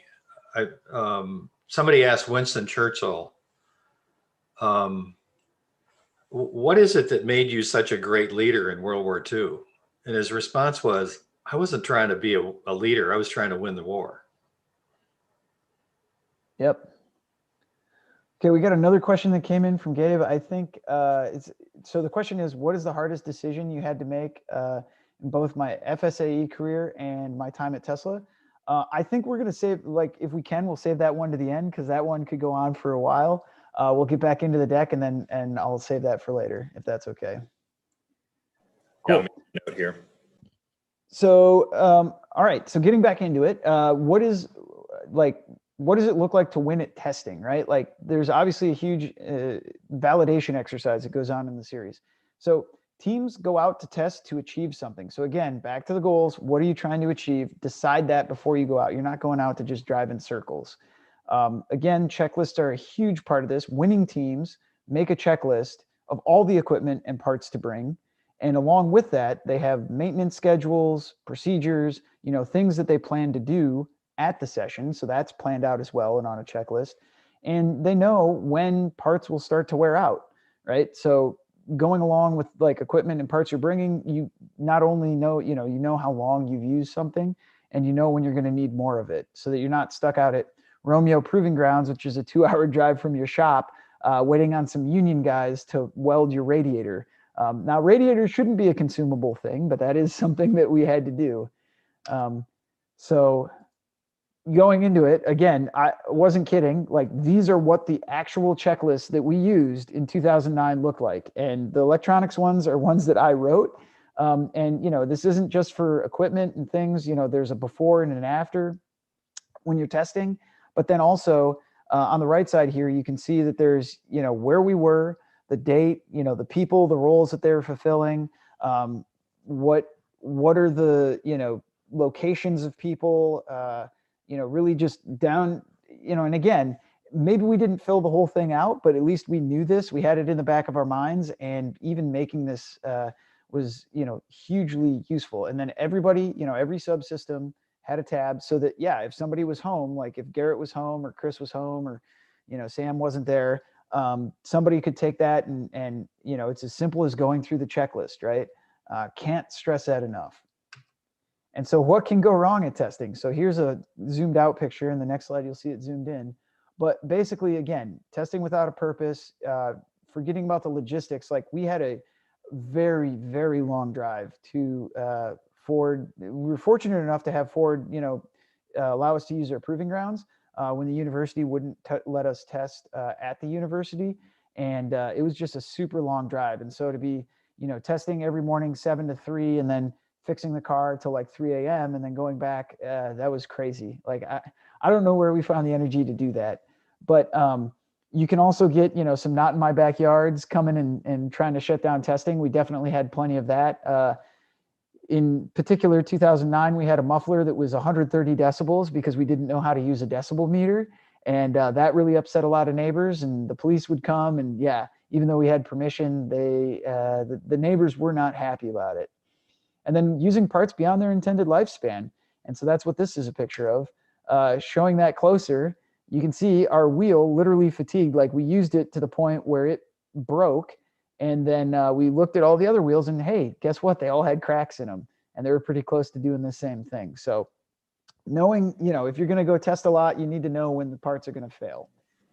And so again, what I have on this slide is intended, you could take this, you could turn this into your checklist, into your, spreadsheet. So basically each of these headings should be a tab on your spreadsheet. And then, for your goals, you need to make sure you know what data you're collecting, the scenarios you're running, the reports you're producing, and the termination criteria. When are you done? When have you done enough launches? When have you done enough left-hand turns, right-hand turns, laps, whatever it may be, to know that you've gotten the data you need to get? Like how long does it take before your wheel snaps like this? Things like that. You want to have an idea of the schedule every day, the roles like we talked about, and then the checklists for both packing and then also the setup and tear down for the procedures, if you're setting up a skid pad, whatever it may be. And all of this, when you write it down, is something that transfers to the next year, right? So again, back to the training aspect, you have new members coming in. You want to make sure that this stuff gets documented, and going forward, you have a very good record of this. It doesn't just help you on that day, but it helps you going forward. And one other technical note on this, we're design judges, and so we should actually probably put some engineering in here. Just want to point out that if you're using an aluminum wheel and it is machined, of course you have some amount of flaw in the surface and then some amount of flaw in the part just from the way that the material is wrought when you cut it out of billet. And those are known issues with aluminum, right? You can get fatigue curves for that, et cetera. One thing to keep in mind is that the coating that you put on an aluminum part like this, and this works with other materials too, but very much for aluminum, can greatly change the speed at which a surface crack will turn into a real structural crack. And in this case, you could see that the aluminum wheel we had there, which I designed, was hard anodized. And I forget the specific spec, but I just want to point out that hard anodize on a 7000 series billet aluminum piece is not a recipe for good fatigue life. And there's plenty of details on that. I'm sure your professors could help you as well, but just wanted to point out that little details like that, coatings, colors, paint, can sometimes really affect the engineering performance of your parts. So definitely a second or a third order effect. Like, of course, you just want the wheel to pass your load cases and be able to fit onto all your hubs, but eventually things like that may crop up. And so just something to keep in the back of your mind. Yeah, especially if you're going for 1,000 kilometers of testing. So, okay. So, Ryan, if you want to take us through how winning teams compete. Yep. So over the years, competing ourselves and then seeing a lot of winning teams at competition, there's some common aspects to kind of all those groups of people. Whether it's a team that's getting to the top 10 for the first time, or just showing up in their first year and making it through the entire competition, which I think is an amazing achievement. And I always try to hire people who are from a team like that, because the amount of work that it takes to build a car from scratch first time and get there, it's just unbelievable to me. And I love folks who can share those sorts of stories. But in general, here are some common things we see across the board. One, the vehicle can pass the rules pretty much the first time. We've all seen teams rush to tech, get sent back, have to weld a new bar into their frame, or completely change their cockpit architecture, something like that. That's really common. I've lived through it on a team, and that can really distract you from your ability to compete, right? Because you're busy doing things that you had no plan to do, and it makes it hard to execute effectively in the actual events. These teams also know the rules and how the scores are put together, and they work on the parts of the competition and their performance that achieve their goals for how to score. They also know the procedures of the event, and in most cases, it's not their first time, right? If they're actually responsible for driving or competing in the design event, they've at least been to one, they understand where you need to be, how it's gonna work, and maybe they even know some of the specific volunteers involved. And that's free, that's information that any team can go and acquire. And I can remember back in the day, Joey, when he was starting the San Jose State team, that was a big part I thought of what really impressed me about their approach is they would just come to competitions before the car was ready, just to learn how it went and meet other teams. And if you're at that level of the competition, I think Joey's example is an amazing one to follow, of just getting out there and learning and seeing how it all goes. Because showing up to a competition blind is a really arduous thing when it comes to achieving the goals you set out. And we struggled with that when we went to the UK in 2007. The track was completely different. Design judging was completely different. The fuel over there didn't work with our car. And we had a lot of issues just kind of showing up and competing at all. Another one to point out, and this is something to look at, I think, after you get to a base level of competition performance, is looking at how the flow of the event would affect your points, right? Your endurance position is strongly dependent on your autocross performance. And if you're out there with slower teams, your ability to score points in endurance will be hampered, both by teams being slow and needing to pass them, or by people dropping down oil or otherwise shutting down the track, which can really hurt your lap times overall and maybe affect your fuel consumption as well. And then similarly, the design report is sometimes used, depending on the competition, as a way to seat the teams in their order for design. That's how we select the cues. That's how we select the order of how the design event goes. And so there is some value to putting in some effort into the design report up front so that you can be in a certain position in the design event. Going earlier in the morning is usually more favorable because I can tell you design judges are humans, and by the end of the day, we're tired. And so the earlier that you can go, usually the better your performance will be in the design event.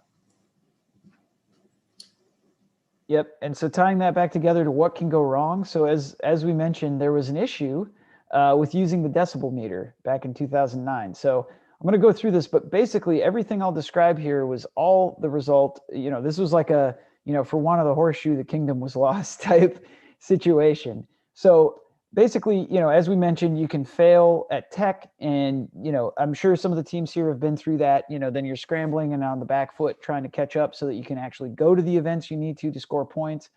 You can run out of fuel, and that can happen if you're not tracking it. And then the logistics of getting from place to place can make it such that is pretty detrimental, especially at Michigan. It's probably a 30-minute ordeal to go get fuel, and then that can cause you to miss qualifiers, like autocross. You get into bad positions, and then to throw on top of that, Michigan, the weather's always unpredictable. So if you're trying to get fuel running around, you miss out on maybe the better weather opportunities. So specifically, this picture in the lower right-hand corner is probably one of the times I've failed hardest in my life, right here. And that was due to the fact that the engineer at the time that was in charge of using the decibel meter and doing the exhaust to make sure that, we were legal and past noise. I don't know if you can see my cursor, but if you can, it's the smallest leftmost muffler on the table in the upper right, the black one, was what we were using. And it turns out that is 130 decibel. And a little bit too loud for the rules. And we couldn't figure out, we kept going to noise, like, why isn't it passing? And we figured out is because our decibel meter was set for a range that was basically going to top out I think at 109 was, and it was 110 was the limit back then.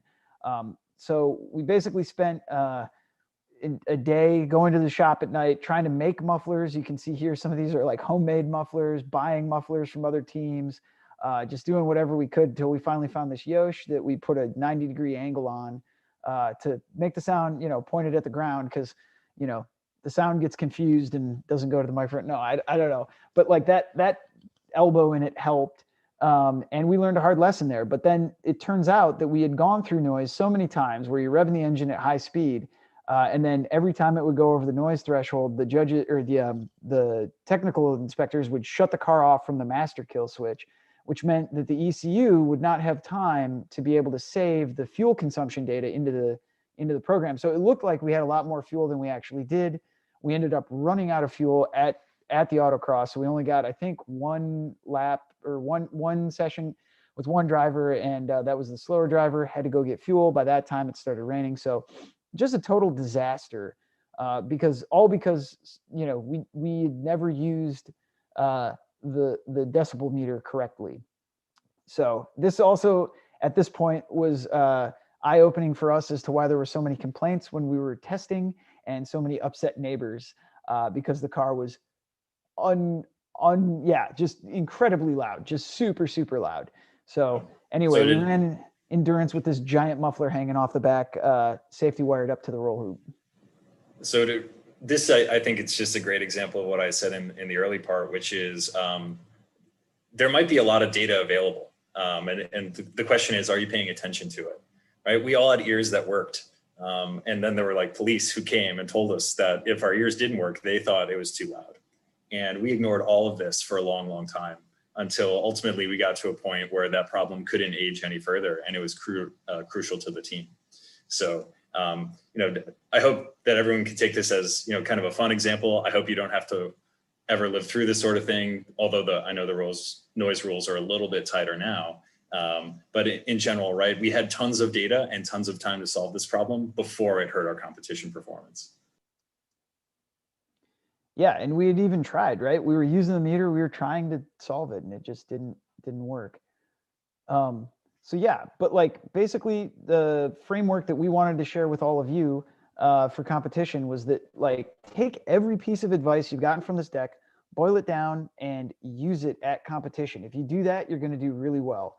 Focus on your goals, ignore everything else, do what it is that you came there to do, right? If it's learn, if it's compete, whatever it may be, make sure those roles are clearly defined and based on merit.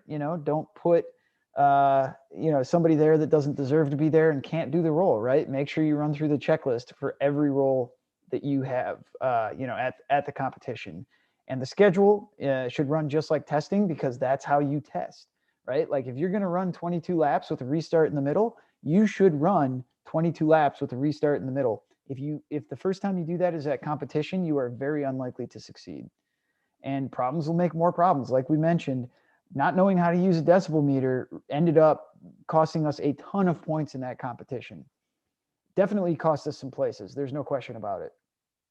And, the lessons learned here should be documented, right? Every time you learn a lesson, every time you learn something, you should pass that along and make sure that it's documented for years to come because of the high turnover rate. Like I said, I showed the actual, 2009 was 12 years ago, and we still have those checklists, available to members of the team. So that's super important, and, something to keep in mind as you go forward.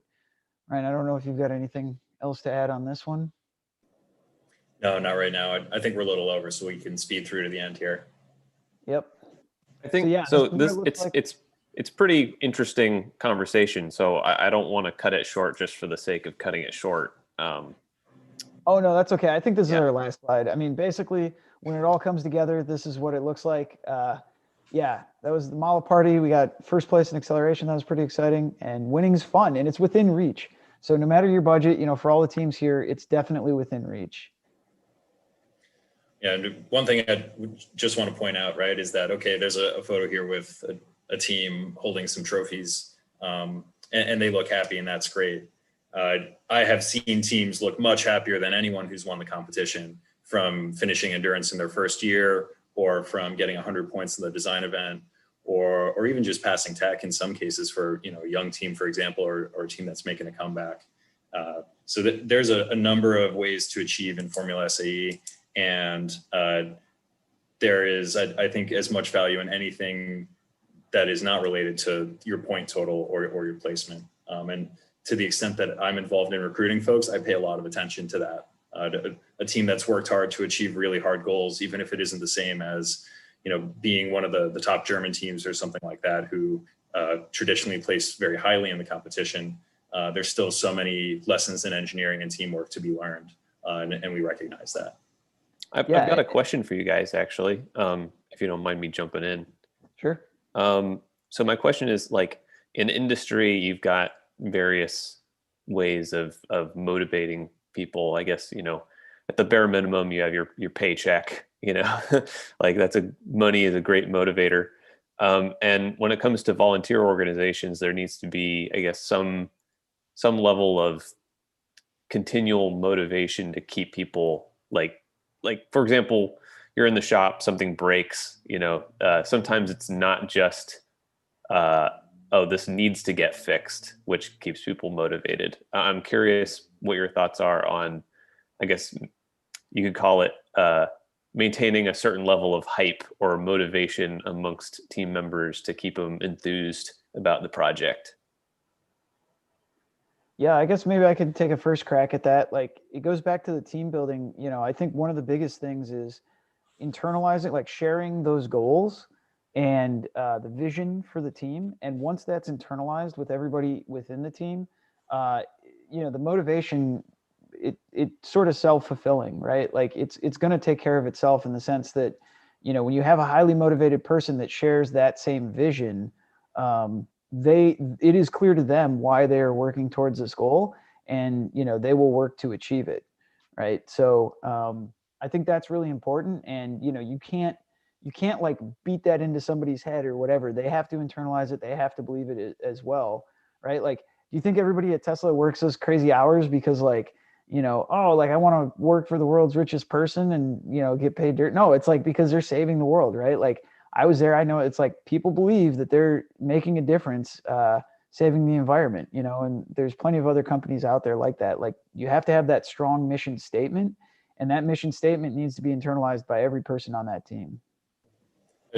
I would also answer it from a more practical perspective, Joey. And so one thing I would say is, if there's an issue with morale because things aren't going well or something like that, well, that's pretty common. So first of all, don't feel like you're all alone. Every group of engineers working on anything has been in that situation. And then from there, I would say, in some cases, just connecting people to what interests them in Formula SAE, again, might be the right thing, right? If they came in to learn about design, build, test, like one of the answers I saw before, let them run a little test project where they get to do all that in the span of a couple of weeks. Maybe you're, doing a torsion test on your frame or something else like that. It's not a big project and you can get it out pretty fast. And they can kind of remember the things that they enjoy about it if there's been some other challenge that has been not so enjoyable. And then zooming out a little bit to the group or the team level, to the extent possible, I would always ask, like, how do you celebrate when things are going well? If it's just working more, that's one way, but celebrating things specifically when they go well, like getting a frame off the jigs or an engine running right on the dyno or freezing your tune for competition, whatever the milestones may be along the way, I think that's worth doing because it gives you a chance to kind of take a break and be happy with the process as you're in it and not just look at the end goal at the end of the day. Another thing I would consider is, can you move people around and have them work on different things? I did suspension for 4 years and frankly was pretty tired of it by the end.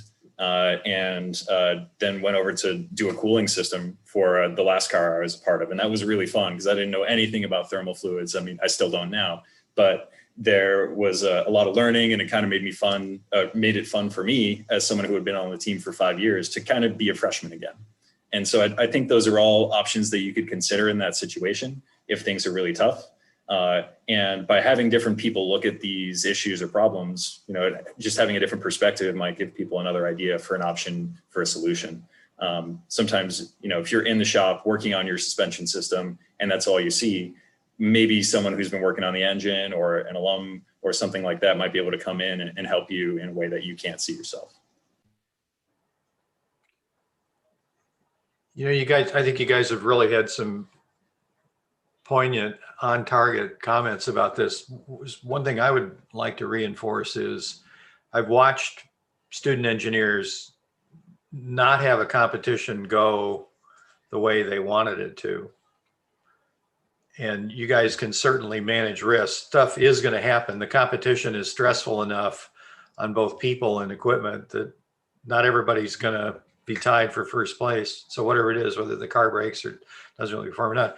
And I think one of the things that's hard to do when you're in that moment is to appreciate that your engineering career begins when you graduate, doesn't end.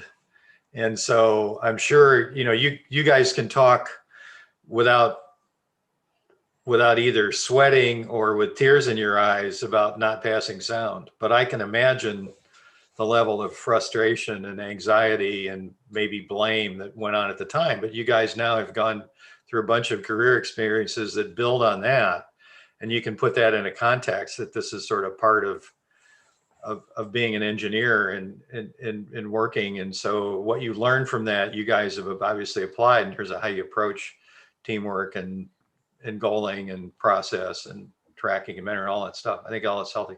But it's very hard when you're in the heat of that to say, well, this is my one chance to do well and I'm going to graduate and go on to something else. And so it is some famous pro sports team coach said, you show me a good loser and I'll show you a loser. And but at the same time, I think it is important to reinforce that this is a step in a lifelong process. It isn't an end in itself. I mean, Terry can I'm sure have the same experiences about things that went well and things that didn't.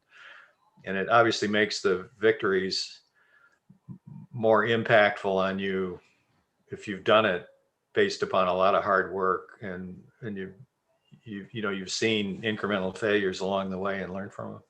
Yeah, absolutely. Like two points I would add on that is like some of the biggest motivators too can be those terrible experiences, right? And that's another thing that some of the best teams do is like I said, I don't think we would have done as well in 2010 if we hadn't fired our team leader in 2009 or completely failed to even show up basically in 2008, right? Like that was a really unifying thing, which was unfortunate, but like that really aligned everybody, you know, that's what got that alignment. And then I'll say to the other point of like, yeah, the people, you know, the team that basically my direct rival, this guy doing the same role on the team that beat us in Germany in 2010 was one of the people that I worked with the most closely over the years at Tesla, you know. So, you know, you say that your engineering experience is just getting going, like it's interesting, right? Like you're going to work with these people, you're going to see them again. And so, you know, even if they're your rivals, but then after that, and you're in industry, your rivals turn into some of your closest allies because you know that they're capable, right? You're like, wow, like this person was on the team that I probably, you know, respected the most, right? Because they were very competitive. And it's just interesting, you know, how, you know, after all this goes away and you're in industry, what that turns into. I got one more question for you guys. What would you say is like maybe your top 2 or 3 list of like the biggest challenges when a team is considering going from like just a Michigan plus California to a Michigan, California, Germany type of schedule? Yeah, so I think the biggest one, of course, is the expense. And I don't just mean money because shipping a car overseas and all of that is expensive, but the resource you need to take away from engineering the car in order to achieve the logistics of sending at least 5, probably 8 or 9 people minimum to another country in the summer or maybe a different time of the year. We spent a lot of time on that and had to really work out the kinks for the first couple trips in order to understand that. So I'd say first, just like properly scale or at least estimate the scope of all of the work that it takes just to do a competition where you're shipping a car by boat or by air. And then on the engineering side, I would also say the other one is testing the car overseas when you're there. To the extent that you can go to a competition ahead of time and learn about it, of course, that's great. Obviously, that's hard to do if you're flying overseas. But if there's a chance for you to unbox your car and run it somewhere locally at the competition venue or close by, that is probably the most valuable piece of advice I would give. It's worth it just to get there a day or two early and at least start it up and drive it around the parking lot, so that by the time you get into your normal competition operations, you've at least got your bearings on, like, does fuel in this country work with our cow, and some of the other things that can really bite you that don't seem obvious the first time you do it. Yeah, I mean, there's a big aspect too of just like, even with the logistics there, you don't have your car. It was a super long time, shipping the car to Germany and back, like you just don't have it, right? And that's test time that you're losing while the thing's in transit. And, you think about all the competition there, the European-based teams, they've been testing the entire time, right? And so that's something that you've got to think about. I would also say, like, it's not just like a Michigan, California, then to international. It's like even just doing 2 competitions within the United States. Like, I think anytime that you're going to do, there's a big difference between doing 1 competition and doing multiple, right? Because if you're doing 1 competition, it's easy to think about everything is geared just towards that. Things can be, disposable or expendable, right? Like, if you do it and it's like, whatever, this isn't going to last till the next one, like our pop-up tent, it's going to, whatever, we're going to break it because we're like bolting it down to the parking lot or whatever. I don't know, like, bad example, but like, you might have consumables that you just don't have a plan for replacing. And, that goes up and down the stack of like what those things could be. As soon as you start to think about multiple competitions, you start to think about all the things we talked about with like service life of parts, inspections, all that. There's a big difference between needing to do something once and needing to do something repeatedly. SpaceX learned that lesson, right? When they landed their first rocket and said, okay, well, we're going to reuse it. Like, nobody had done that before. And there's a lot of aspects of like, doing something more than once that you'll learn. And yeah, you really have to be thinking about that when you start to think about doing multiple competitions. All right, then maybe Jacob, we could go back to the question that oh yeah, sure. Earlier. What's the hardest decision you had to make in FSAE and at Tesla? Yeah, so the biggest one in FSAE, I'd say the hardest decision was probably with the team leader decision in 2009. Like, I remember we were in the conference room, we were really debating that and wondering, how we were going to come through that, right? Like, was that going to be the end of the team? Would we even compete? And like, looking back, and especially even very close to making that decision, it was absolutely the right thing to do, because again, it got everybody aligned to the vision, and it really was a unifying thing, unfortunately, for the team. So yeah, that was a really hard decision to make, but the best one we could have made in retrospect. Different. And then, yeah, professionally at Tesla, the hardest decision I made was in 2015 or 2000. Yeah, was it 2016? No, I think it was like the end of 2015, the beginning of 2016. I was on a winter test trip in Baudette, Minnesota, and the VP called me and said, hey, the body controls manager is leaving for NEO. Do you want to run the body controls team? And I was a 28-year-old running a team of as many people. And looking back, and this was like, couple months after we had started production of the Model X. And that's really what the body controls team had been formed to do, was do the body controls for that vehicle, because they're the most, the Falcon doors and the monopost seats and all the things that we had done. And it was a real shit show. I had to meet with Elon every week in the middle of the assembly line. Like, he had an office right there that he ran the air conditioning down to like, 50 degrees. You had to sit in there and freeze and meet with them and just talk about, and it's like, it wasn't my problem. I didn't make the problem, but I had to fix the problem. And that was the most probably stressful time. Running a team of like 30 people is not easy. Yeah, especially when things are not good. We had all sorts of Falcon wing door problems. Just like, yeah, every problem you could imagine. And then on top of that, you got suppliers that are screwing up. You're getting bad parts. We had one where it was like, I remember there was struts that we were getting for the Falcon doors and they were drooping. So like the door would open, then it would start to slowly like droop down. Had to fix that. And yeah, just like going from managing a team of 2 or 3 people to a team of 30 was really stressful. Yeah.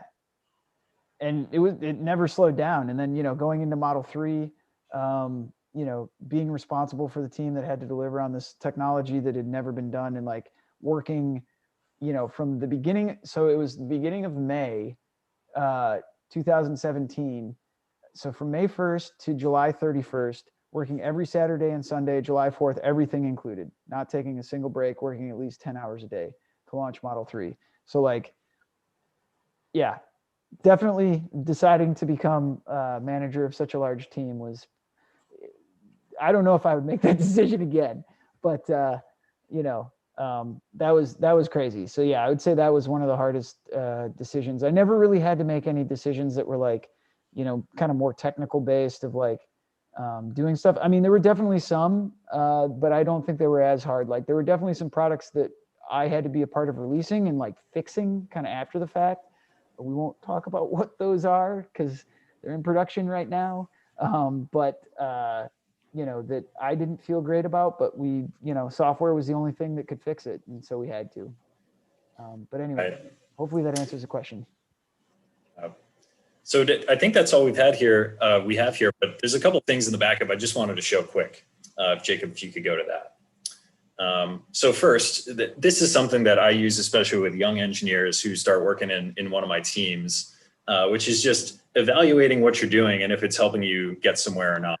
And, take it or leave it as you're in your teams and whatever value you see, you're welcome to keep using it. But in general, if you just lay out all the things you're working on and decide, are these helping you? Are these actually hurting you? Or are there other things you could be doing to help yourself more? I just threw a couple examples in here from my perspective, but doing this sort of exercise with your group, if you're leading one of the sub teams, or with the whole team, if you're a team leader or president, tech director, whatever the case may be, I would recommend it because it'll prompt some really interesting discussions for you guys to figure out what you really value. And maybe it'll identify things you shouldn't work on.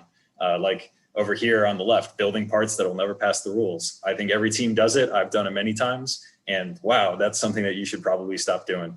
And then, moving towards the right side of this little table here, there's probably a lot of things that can score you a ton of points that maybe aren't related to getting every last ounce out of an upright or getting 2 more pound-feet of torque or, improving your BSFC or whatever else you're trying to do on the powertrain side.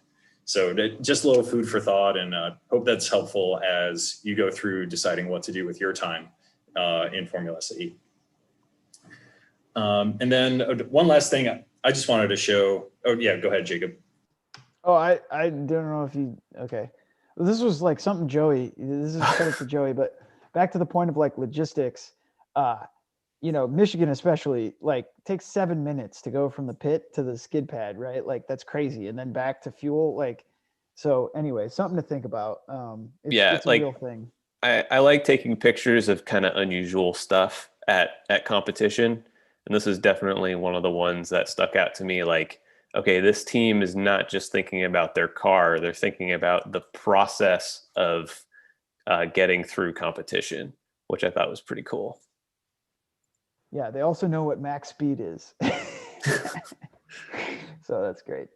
Okay, Ryan, you wanted to show something? Yeah, just a couple of books, if I could. I liked Terry's idea. So number 1 is Extreme Ownership by a guy named Jocko Willink. If you've never heard of this, I would highly recommend it. It talks about how to make sure that your team is working on the things that are the most important and kind of be accountable to all the things you need to do in a career. Great for life, great for business. Another one that's really great, Total Competition, the autobiography of Ross Brawn, who was a tech director at Ferrari for quite some time and started at Benetton in the 90s. I was there for Schumacher's big successful run at Ferrari. And this book is not technical at all. It is about how he ran the Ferrari team and a little bit of the teams before it. So it goes, I think, along really well with the things Jake and I talked about today, about specifically in a racing organization, how do you test, how do you organize the team, how do you enforce lessons learned, et cetera. And it was quite useful to me. I wish it was around when I was in school. And then one last one that is a little bit more technical, The Perfect Car by John Barnard. Like I said before, he's one of my favorite race car designers because he did the first carbon tub in the history of race cars. And this is a really detailed accounting of everything he did from Indy Car through F1 and also some side projects in his career. So would highly recommend it if you've got spare time. All right. Yep. I already gave a plug for the book, Checklist Manifesto by Atul Gawande. The other one I would recommend is The First 90 Days. So this is a good one for anybody that's just getting started on, new projects, things like that. Like when you're thinking about team formation, basically it's a good book, maybe a refresher to read at the beginning of the year, thinking about, okay, we got a whole new year ahead of us. What are we going to do in the first 90 days to set ourselves up for success for the rest of the year? Awesome. Thanks, guys, so much for putting this together. That was really informative and really great stuff. I guess if there are any last questions for Jacob or Ryan, you can throw them in the Q&A. I think what we'll probably do is get started with our last presentation, and then if there are lingering questions, we can always circle back. So, thanks again, guys. That was amazing. Let me go ahead and share my screen, and we'll get started with our final presentation.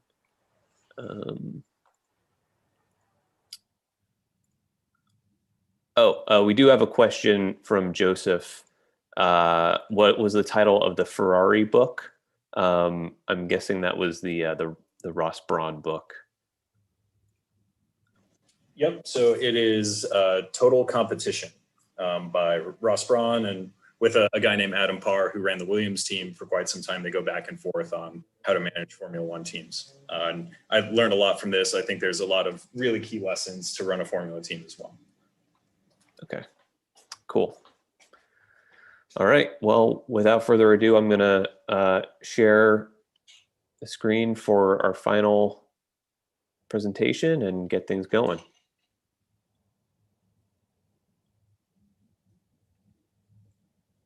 All right.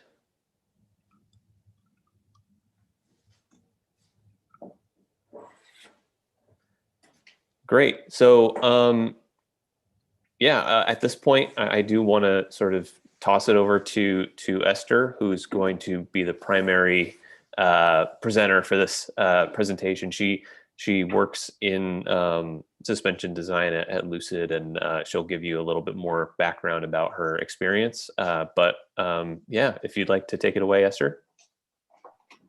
Sure, yeah. I'll start off by saying that when Jacob mentioned that his hardest decision was when he was in Baudette, Minnesota, that's currently where I am.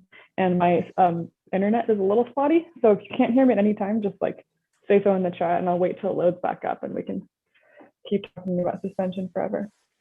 So my background, I went to Cal Poly for 5 years. As everyone goes to Cal Poly? No, it was 4.5 years.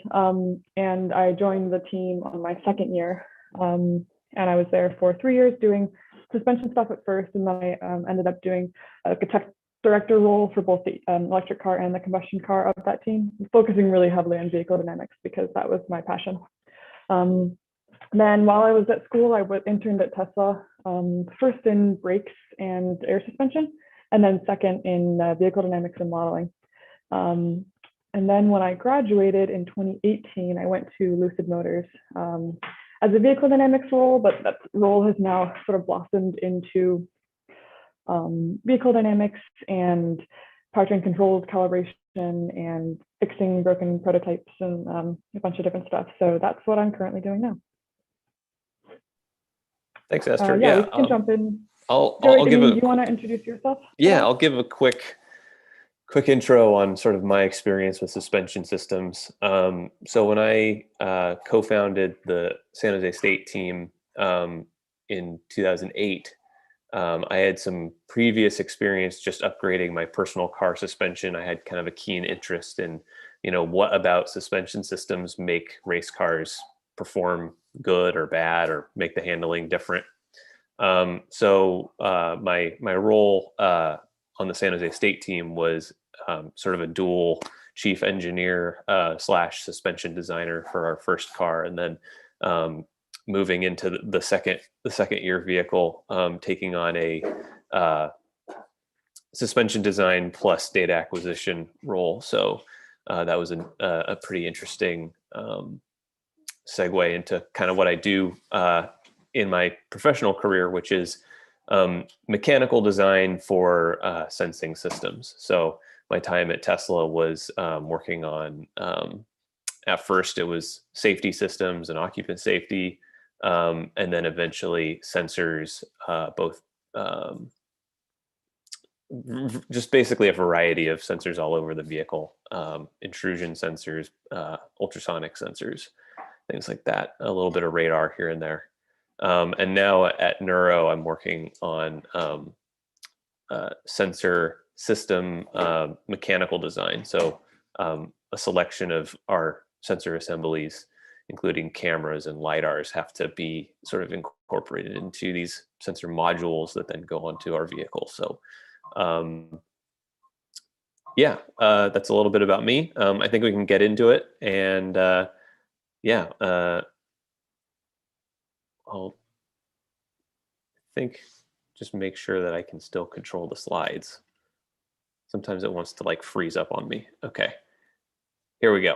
All right, Esther, take it away. Cool, yeah. So kind of in the same vein of Ryan and Jacob's presentation, I wanted to start with kind of how you lay out your goals and your requirements in your architecture, and then dive into some of the more details of kinematics and dynamics. I like this set of pictures because a lot of people have a lot of different ideas of what the car should look like before it's designed, and especially in the suspension system, at least that's been my experience, is there's a lot of sort of, I know this from back when I used to do suspension on my car, and that's really valuable experience, but you also want to step a little bit back at the beginning and ask yourself what your job is there, what you're trying to do, and before diving into some of the more details. So yeah, we can go ahead, the requirements.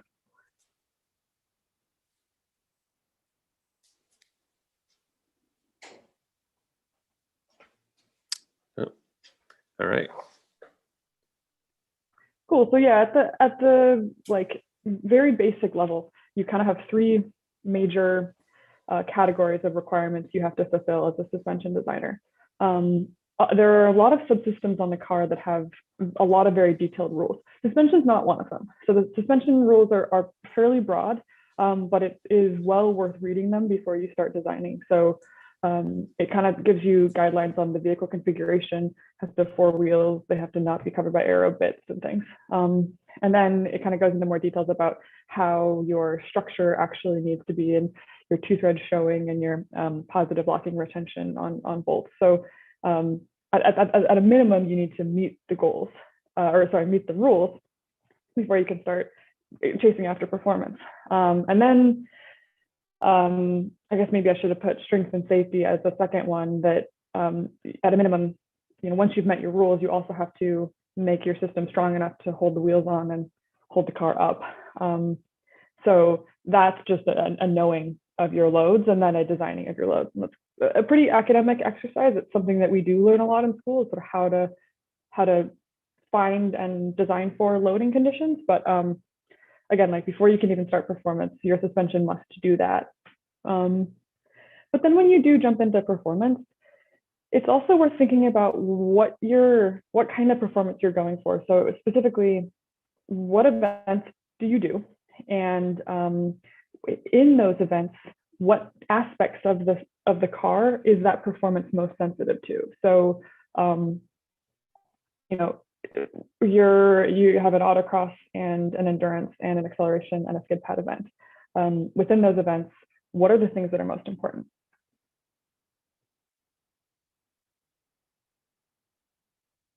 You can go to the next one if you're able to.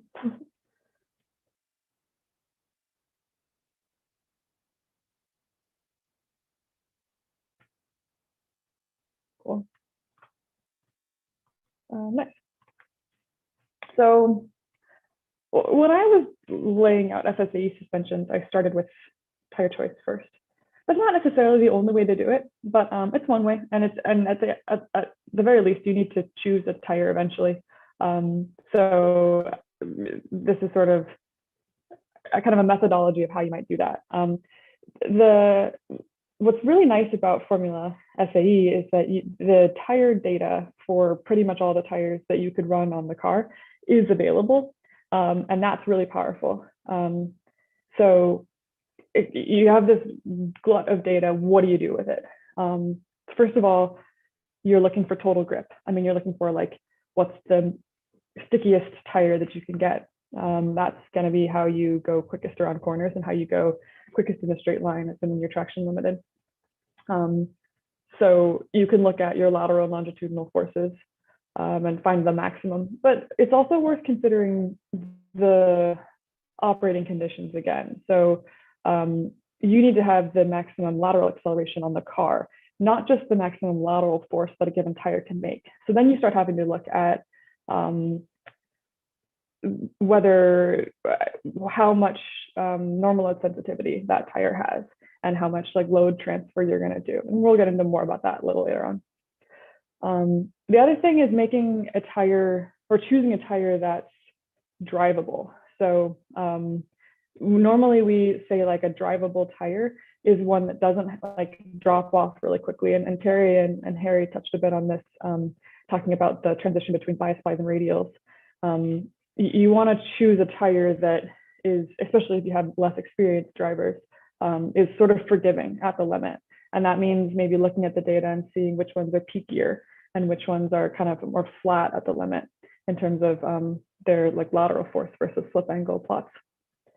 Another thing worth looking into is there's a bonus section of data in the TTC data at the beginning where they have to warm up the tire to get it to operating condition before they can start testing it. They give you that data and you can use that data to see, kind of get a feel for how tires will warm up and how tires will take heat when you end up going and driving them. So that's a fun little nugget that's in there. I've got a picture of that up in the right-hand corner of this. And then, I mean, it seems kind of basic, but it ended up being one of the strong drivers for a tire choice that I made my last year of college, which is the form of the tire. So its weight and its size and its rotational inertia. At the end of the day, don't deliberate too much on tires. You just need to pick one. There aren't that many choices. And then the kind of the next step is to dive into that tire data to understand how it should drive the rest of your suspension design. Could I ask a question about tire choice? Yeah. So turn my camera on. So it's a pretty basic question. If you pick a tire that, based upon the analysis you did, you think is the right tire, but it happens to be, let's say, you look at the results and 8 of the top 10 teams from the last year are using a different tire. Is there a thought process or some things you can do to say, I'm out here on this limb, I picked a different tire, maybe I got to try to understand why. And so how do you approach that issue? Yeah, I think that really comes down to operating conditions. And what the right tire for one team may not be the right tire for other teams. So say you're a 4-cylinder team and then you're running a bunch of aero and now your car is like pretty heavy and you make a bunch of downforce. You're in a totally different normal load region than say like that super light 350-pound spool car. So that really matters. And that's why I say sort of you kind of choose a tire that makes sense for your car and your drivers. Maybe you race at a competition that's cold every single year. And now getting a tire that operates well at low temperatures and heats up really quickly becomes the most important thing for your tire. And whether it makes an incremental more lateral force or has incrementally higher cornering stiffness on the tire that takes way longer to warm up is totally not worth it to you. So I think if you're finding yourself having analyzed all this data and come up with a tire that doesn't match the top 10 teams, think about what's different between your car and their car, And then also like what different aspects of the competition have you not taken into account in your analysis? Good answer. Thank you. I'm still not a fan of the LC zeros for Lincoln though. Yeah, there is the aspect of your operating conditions, like which are you just the average temperature in Michigan versus Lincoln, Nebraska might be different, and that might influence the tire that you choose as well. Yeah, for sure. I mean, it's an equally valid thing to be looking at not overheating a tire as it is to be looking at not underheating a tire, depending on your situation.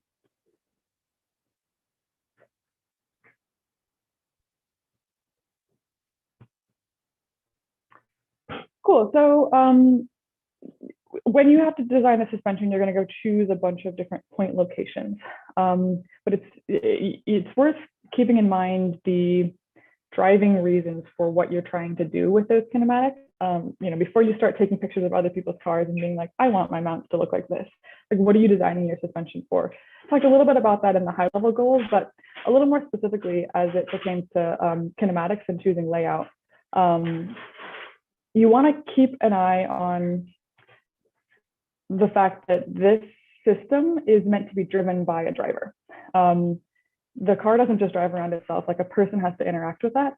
And Ryan and Jacob touched on this, like you can get major point increases from like being the fastest. That's what the race is about. There are other aspects to the competition that are really important too, but at the end of the day, it's like a person needs to go drive it and they need to go be quick. And the car needs to be intuitive for them to do that. So what that means for like on a technical sense is look out for kinematic values that kind of shift drastically throughout the operating of the vehicle. So bump steer, I think, is a really great example of this. Kind of on the outside, you think, okay, as I roll, I get some toe change. That's really great. It's like free toe change that I didn't want to put into my setup ahead of time. But you have to be careful there because rolling will do the same thing with the suspension as, say, going over a bump or as braking or accelerating do.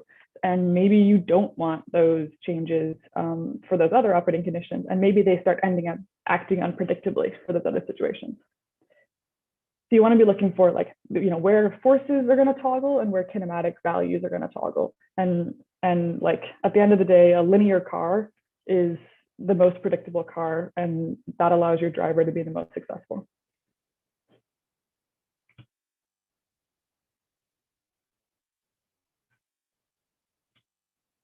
Cool. And then you also ought to make your tires happy. So if you're going and kind of thinking about your driver, then you'll think about your tires as well, because this is Joey's line, like they're the only thing touching the road. They connect the car to going fast. You can't put power down, you can't turn without making them work right. What do tires care about? Angles and loads and temperatures, although we kind of already talked about temperatures.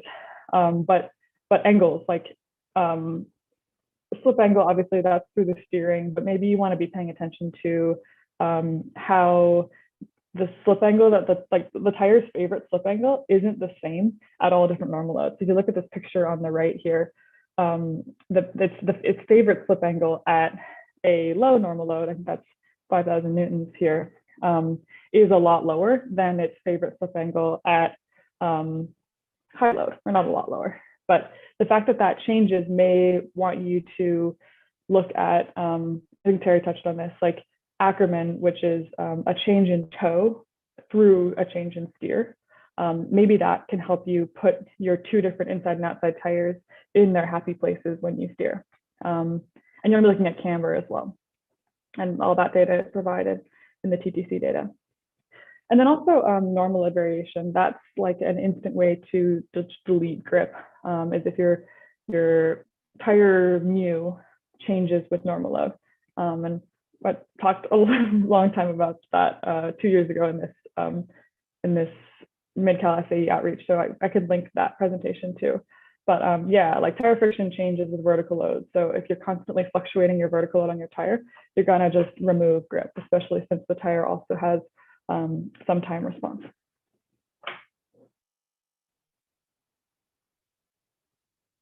And then the last thing here is, yeah, like hold the tires on the car and then like hold the car off the ground. Seems pretty simple, but that's where a lot of the teams like go wrong is, I mean, every year I was on the team, we scraped something on the ground pretty badly. And it's not a particularly challenging calculation, but it's something that you have to really plan ahead. You don't want your tub to scrape on the ground. And you also like want to, you know, more than that, you don't want your aero to scrape on the ground, but you also want your aero to maybe live in the ground height that makes the most downforce for that element.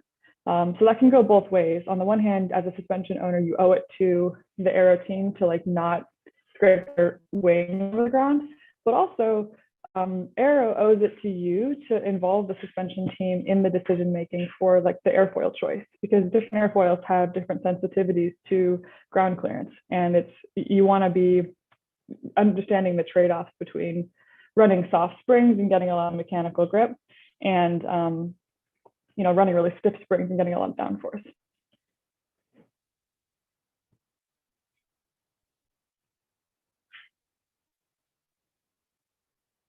Cool. So when you have to make a lot of decisions about where you want to put things in your suspension, and there are a lot of like tons of different suspension architectures. There's a whole chapter in race car vehicle dynamics about different suspension architectures you could choose.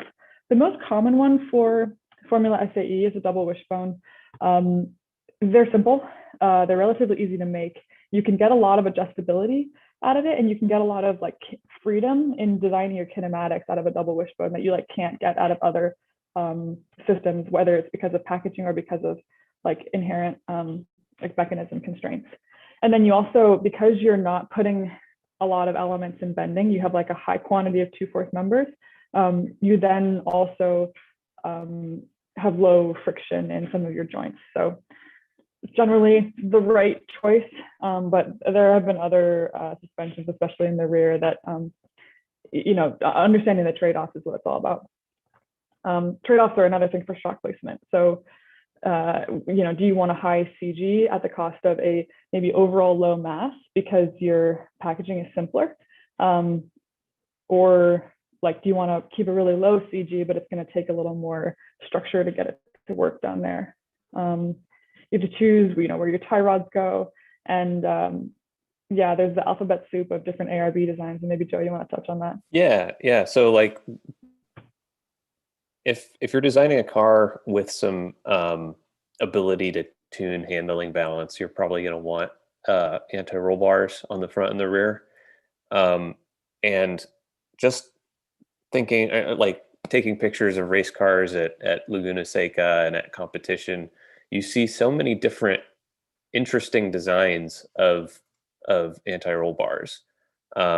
It's like kind of an alphabet soup of different designs. The one thing I would definitely caution teams on is if the goal is to make your own anti-roll bar, don't underestimate the effect of like slop and play. And I think we're going to get to some of this later in the presentation. But yeah, making anti-roll bars is a little more complicated than one might think. So just try to keep it simple. And it also, you know, if you're using a double wishbone suspension and you have, let's say, direct acting, that might influence the type of bar you want to use versus push rod or pull rod. It might influence the type of bar you want to use, or vice versa. You know, if you want to keep your designs very simple, let's say you want to use a U-bar, for example, which is probably the most simple design of anti-roll bar, that might also influence the type of shock placement that you use or the type of shocks, push or pull rod. Mm-hmm. Yeah, I think at the end of the day, all of these layout decisions are trade-off studies. So you want to be thinking about the forces on that element and how that's going to play into what your requirements are for, wait, can you hop back a second? I'm going to forget what we're talking about. Thanks. Yeah, so the forces on your different elements, how that's going to change the requirements for strength, and therefore the requirements for the mass of the component, where that mass is being placed, whether it's going to be kind of a pain to package or whether it's going to package smoothly, which architectures are going to lock you into doing kinematics that aren't as ideal as maybe other architectures. And then, yeah, like manufacturability is a huge one as well.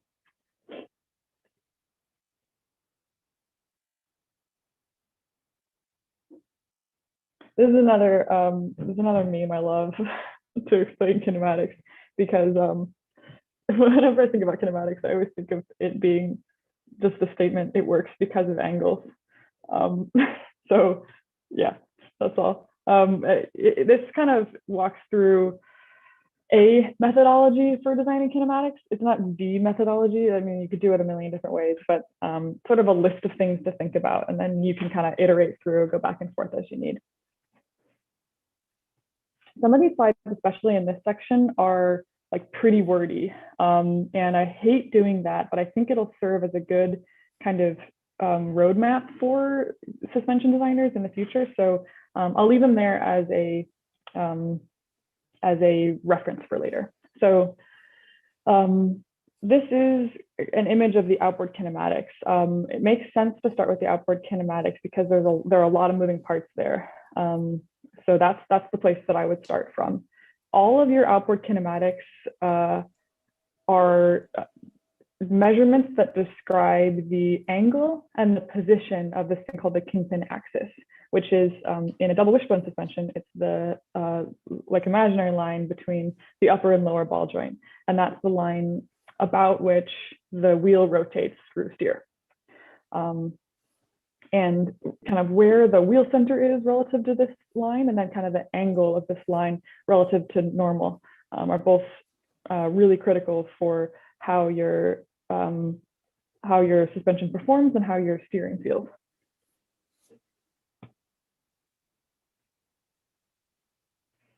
So yeah, we might toggle back and forth between this slide and the previous one a couple times as we go through, but the kingpin axis is your main thing. You can talk about the kingpin axis longitudinal distance from the wheel center, and you can also talk about the kingpin axis lateral distance from the wheel center. The longitudinal distance we call mechanical trail, and the lateral distance we call scrub radius. So we can hop back to that previous picture if you want. Yeah, so the mechanical trail here, longitudinal distance along the ground, scrub radius, the same thing for lateral. All of these dimensions, the scrub radius and mechanical trail and hub level offset, all of those are just moment arms for forces that act on your wheel. So the forces are going to act on your tire, and those forces are going to play into the steering as they do as moment arms around the kingpin axis. So if you can think about it as like a simple dynamics problem, going back to sort of, you have a beam and you have some forces being applied to that beam, or you have maybe like the potato that they always show in like mechanical engineering textbooks. You got your mech engineering potato, and you're applying forces on it, and the distance and angles away from some axis can tell you the forces resolved about that axis. That's all what this kinematics are describing. So we can hop back to the other slide, Joey.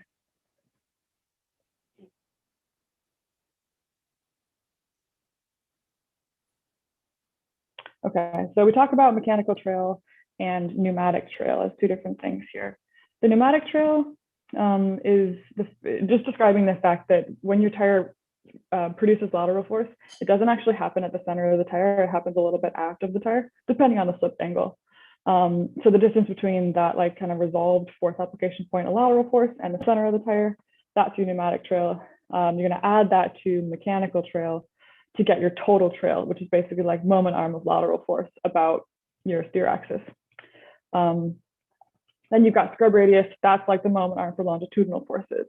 So braking and drive forces can cause torques about your steering, and that's going to be about the scrub radius or about the hub level offset. So scrub radius is at the ground, that's for braking forces. Hub level offset is at the wheel center, and that's going to be for drive forces. And then kingpin inclination and caster are your two angles. Caster, if you look at the side of the wheel, kingpin inclination, if you look at the front of the wheel. And kind of all together, these caster and caster and kingpin inclination and scrub radius and trail are all going to affect the way that normal loads also play into the steering. So we can show that on the next page.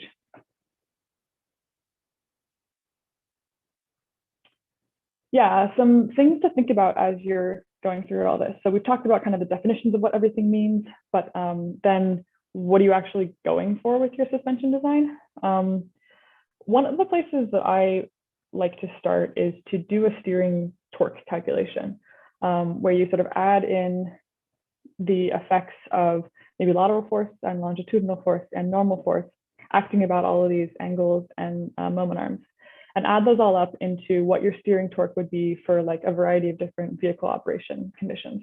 Cornering, maybe braking in a corner, accelerating out of a corner, things like that. High speed and low speed cornering too. That's an interesting study. And then kind of use that to understand how these different kinematic parameters would play into your steering torque. So one of the things that I think is kind of fun to talk about is using high mechanical trail as a way to deal with this kind of inconsistency in the peak lateral force and the peak aligning moment of the tire. So if you look at these plots on the right here, the slip angle at which you make peak lateral force is in this tire like 5 degrees. The slip angle at which you have the like highest steering torque is actually at like 2 degrees. So if you're a driver, you're kind of going through operations, you're going to feel the steering torque start dropping off well before you've actually hit peak grip. So one thing you can do with trail is to sort of shift that point of highest steering torque outwards by trying to like wash out the effects of pneumatic trail on your steering torque and focus on the effects of lateral force instead. Just to let the driver kind of more associate steering torque and steering torque drop off with an actual peak in lateral force. And then one thing you definitely want to look out for on here is not having your steering force reverse. So like in passenger cars now, we have electric power steering. So you can totally write over anything that maybe your steering would kind of fall onto itself. But in race cars and particularly in Formula SAE, like you don't have any power steering. So whatever the tire and its normal loads and lateral forces and longitudinal forces are doing to your steering is what you got. So you kind of owe it to yourself to be more careful with how your steering forces change through steer. And you definitely want to avoid any time where the steering wants to like wind onto lock. And then one thing to watch out for as you're like driving up your mechanical trail all day, because Esther said it was a great idea, is not making your steering arm length too small. So you have like a limit here, which is, and if we go, we have a slide a little later about this, but you have a limit on where you can put your tie rod by like where it hits the wheel shell, basically. And then there's a limited amount of space, especially if you're in like a 10-inch wheel, between the wheel center and where your tie rod hits the wheel. So you have to fit your lower kingpin axis point in there somewhere to where you've got really high trail, but also not such a small steering arm length that your steering forces are really high. Yeah, the only thing I would add is that, you know, if you're an SAE team and one of your goals is to make the car have predictable handling, you know, one of the goals as an engineer should be to take that sort of subjective description of predictable and turn it into like an objective metric.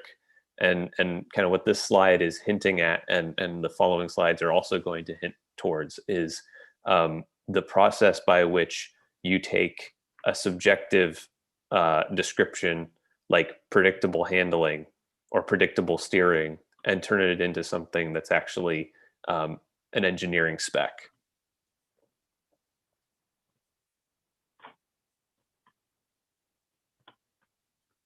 All right. Cool. Yeah, the engineering spec is a great thing. Like you may not know what you may not know what you want when you first set out to design it, but once you find what you want, it's worth writing down what you got so you can do it again in the future without having to do it again or do your validation again. Okay, some other things to think about. scrub radius, I talked about that being the moment arm for longitudinal force on the steering. Because of that, it's also the moment arm for like toe compliance on the rear. So, well, on the front as well, but more importantly on the rear, since the driver can always steer to make up for toe compliance on the front, but the driver is like along for the ride with toe compliance on the rear. So yeah, you want to keep your scrub radius low to avoid like excessive toe compliance under braking, and then obviously the hub level offset for drive forces. Your caster will add camber as you steer. I will leave it to you to decide whether you want that, but do note that any camber added to the outside is thereby removed from the inside. So you want to like weigh that trade-off. One thing that's really cool about caster though is that if you have a car that has a solid rear axle, which not a lot of teams do, but some still do, and go-karts do as well, you rely on caster jacking to like unload the outside front and the inside rear to basically rotate the car by just unloading the inside rear. I think Lightning McQueen is a great example of caster jacking, but go-karts are probably a more visual example here. You can see that like inside rear tire is completely lifted off the ground. And then yeah, here this is just sort of an image describing how that braking force plays into a moment about your kingpin axis.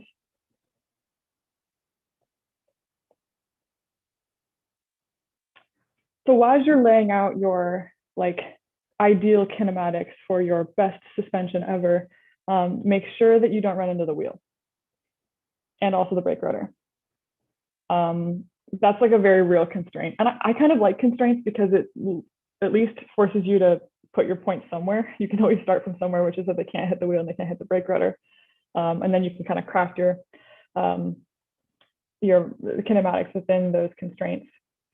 Another thing to keep in mind is keeping your upper and lower ball joints and your like tie rod and upper ball joint or lower ball joint like spread apart if possible. So spreading that apart basically for any given wheel input at the tire will make your loads lower on your upright. One thing that Joey brought up last night too was your scrub radius is a major component of your bearing loads as well. So your bearing loads on your upright. So you want to like spread out your points if possible to keep your loads, your reaction forces low. An example of kind of spreading out your toe link from your upper control arm is, I think this is an SJSU car from, I don't know, what, 6 years ago maybe now? I think, yeah, a few years old picture, but yeah. But yeah, they threw the toe links like outside the wheel to get like the widest toe base possible. It lets you run a tiny toe link and still have pretty good toe compliance. Yeah, I mean, this is all about like resisting forces and moments, and you know, moment is a force times distance, and if you can increase the distance across which you can reduce the forces on your links, and ultimately, you end up with a stiffer structure. That's a good point. Yeah, forces aren't just about strength; they're very real about stiffness. But then, yeah, just having high inertia on your upright. That's a good point, Joy. Cool. All right, so this is where we get into the weeds of inboard kinematics. So we've talked about outboard kinematics, and now you have to connect that outboard wheel package to your chassis. You do that with your A-arms. And the angle of the A-arms, both from the front of the car and from the side of the car, like they control a lot of the ways that your wheel moves as well. More importantly through heave as opposed to steer.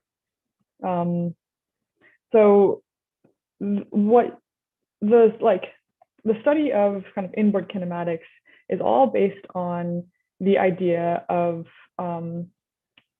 like the effective swing arm. So if you look at that picture on the bottom left-hand corner, I think that's a picture from Terry's chapter of Race Car Vehicle Dynamics, chapter 17, which is you've got your A-arms against your car, and you can resolve those into, like any 4-bar linkage, you can resolve that into a like single instant center about which the wheel moves. So you can, this like bean on the end of a broomstick thing can be thought of as your suspension can be thought of as a bean on a broomstick. And that's a really helpful way to understand how the wheel moves. The way you construct these instant centers is you take the angles of your two A-arms and then project them out until then when they would hit. And then that's your instant center. There's another term, which is the roll center, which is you take those two instant centers outside of the car and then project those down to the tire contact patch on the opposite side of the car. And then they're going to cross in the middle of the car. That middle crossing point is called your roll center. So your swing arm like angles and the instant center distance away from the car is going to control how your wheel moves through heave, like primarily in camber. So your wheel's going to move up and down like that about some instant center far out, and that motion will define like your camber gain, we call it. And then that roll center is the application point for lateral forces on the vehicle. And that probably doesn't mean anything, but we can talk about that in the next slide. Yeah, and I would just add that, like, when I was designing the suspension system on our first car, I fell into a pretty common trap, or I think it's actually pretty common within the FSAE community, of getting kind of laser focused on one particular aspect of the suspension that would be the key to a good handling car. And for me, it was the roll center and like how the roll center moves around with different suspension motions. And I would caution teams to not get pigeonholed into any one attribute of the suspension system. These are all different pieces of a puzzle that all work in conjunction. And there's no one silver bullet to a suspension system that's going to perform well. And it's certainly not the roll center. It's just one piece of a complex puzzle that you need to know about how it influences the handling, but it's not the single source of truth, so to speak.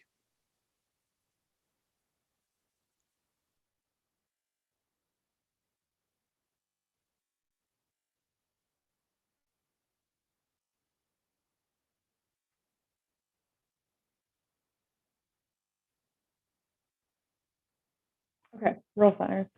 When I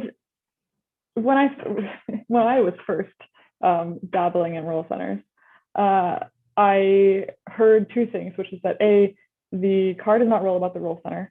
Great, super helpful. And then second was that it was the force application point for lateral force on the car. And to me, that seems like mitochondria is the powerhouse of the cell. It's sort of this platitude that it doesn't mean anything unless you sort of really dive into it. So what does that mean? It means that there's a clever way of thinking about how lateral forces get carried through the suspension and through the springs. And you can kind of imagine this two-force member acting between the tire contact patch and the roll center. And because it's a two-force member, it has to have its force applied along its axis between the 2 points. And that means that if you apply a straight lateral force, there will be some normal load incurred with that lateral force in order to carry that lateral force. And then you have to have that reacted by the body as well. So what it means is that the lateral force can actually like induce small or large, depending on where your roll centers are, can induce kind of these normal loads on the chassis, which if they're uneven inside to outside, because your cornering and your tire loads are uneven inside to outside, you can get sort of a lifting or a lowering of the chassis. I think more important thing for Formula SAE students to worry about is that this roll center analogy also lets us understand how much load is carried through the springs and the dampers and how much load is carried through the chassis when we talk about lateral load transfer. So if you apply a force at the car, it's going to cause a moment about the car, and that net moment on the whole car causes you to load up the outside tire and unload the inside tire with normal force. Call that lateral load transfer. And that lateral load transfer is split into like two categories, which is the part of it that causes the car to roll, and then the part of it that doesn't cause the car to roll.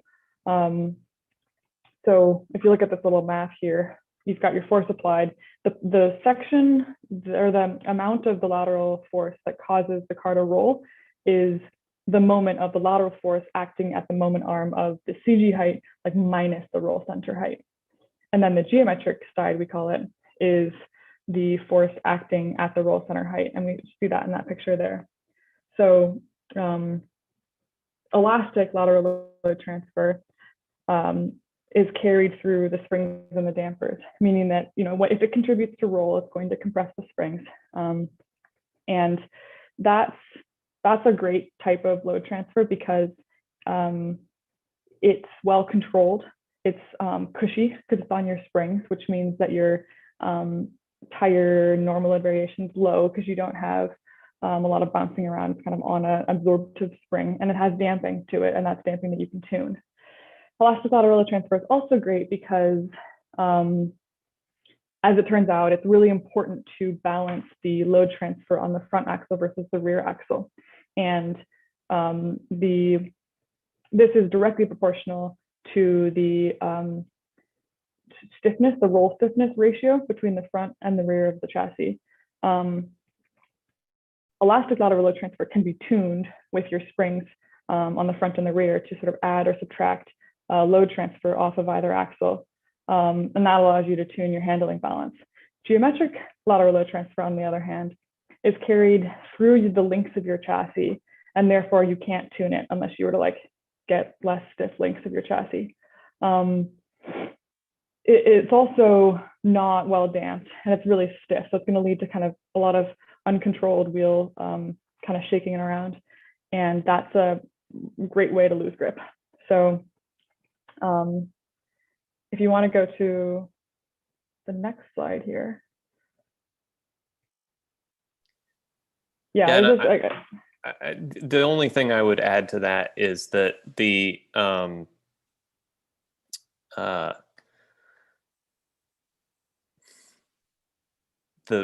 this is basically it's geometry and forces, right? It's basically trig. It's how are the forces moving from the tire contact patch through the links and then into the chassis, and the angles of those contribute to where the forces end up going. Yeah.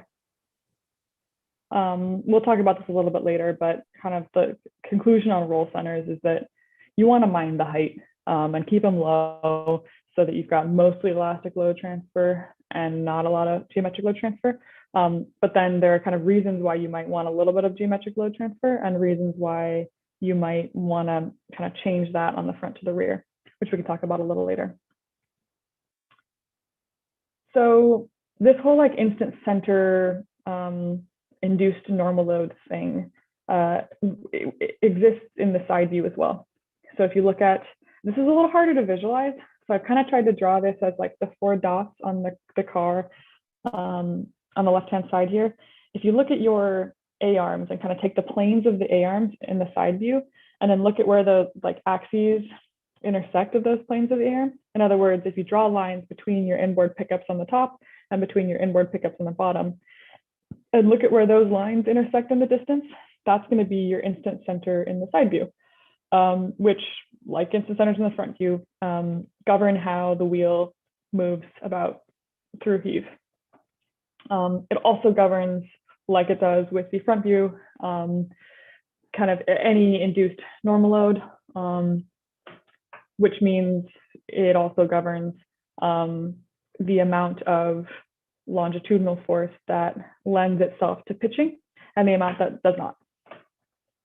That kind of all works exactly the same, other than the fact that in the front view, there's a clear coupling between the inside and the outside tires. In the side view, we generally consider the front and rear axles separately as far as the instant centers are concerned. And so there's no pitch center because I mean, you could make one, but it gets a little nonsensical once you're talking about some instant centers that hit the ground or go off to infinity.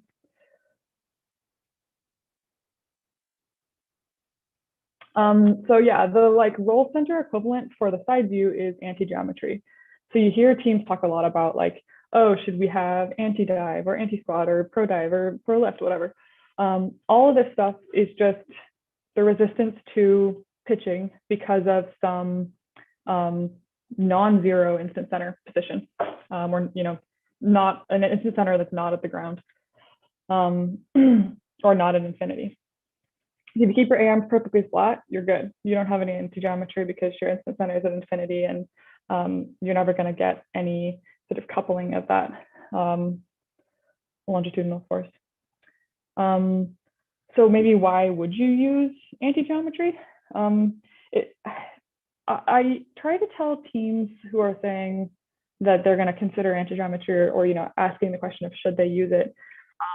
I pose the question of, do you have a problem with pitch?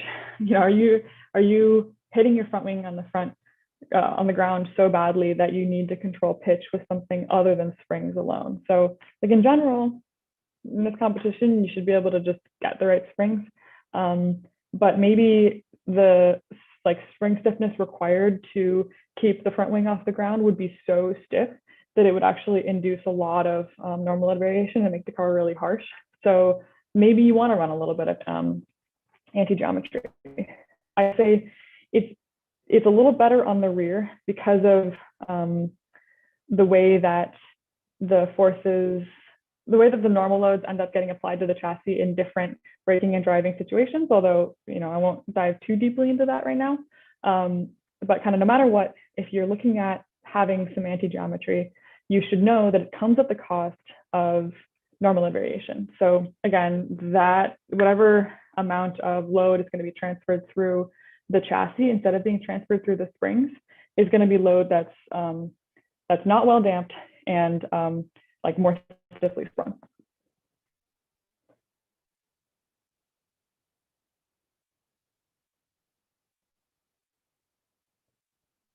Are these playing for anyone else?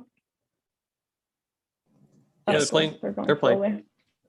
Okay, my internet's too slow, so I don't see them playing. This is just to say that kinematic parameters are subject to change as you bounce the car around and you steer it. So don't just look at, oh, I have, I have this much camber right now, so I'm good. That camber is going to change through heave and steer, or your toe angle is going to change. Maybe your steering arm length changes as you get different effective angles. So do your studies through all of your operating conditions, but kind of be aware of what those operating conditions are. Maybe you don't need to worry about what your steering arm length does at 40 degrees of steer angle because you don't use 40 degrees of steer angle because you've decided from the smallest hairpin at competition that you only need 30. Esther, just to add to that point, one of the things I think that I've seen engineers in all class ignore the fact that either because of handling balance, so imagine a high oversteer car or a car that's got rear steer characteristics designed in, where you look at the trajectory and you go through this analysis based upon, you imagine a long wheelbase car, for example, where the rear in a really tight turn is just sort of following around like the wagon. But you can imagine a shorter wheelbase car where you have high rear steer. The steering angle that you calculate for the tightest turn might not, in fact, ever be that high. Right. And the other, it's important to take into account body slip angle when you go do your steer angle calculations. Right. Yeah. So an extreme case is watch a drift car video. And so you watch Formula Drift. It's like they're going around a right turn, but they're in opposite lot. And so when you're doing your analysis of the effect of Ackerman steer or camber as a function of steering angle where you have high caster, figuring out what's the realistic range of the steering angle is, I think, is an important thing to judge. And just to reinforce your point, if you have a car that's got 1.25 inches of ground clearance and you set the static height at the center of your travel, don't worry about what the toe change is at -3 inches, right? It's like you're never going to get there. And Yeah, so exactly. it's important to look at the right angle.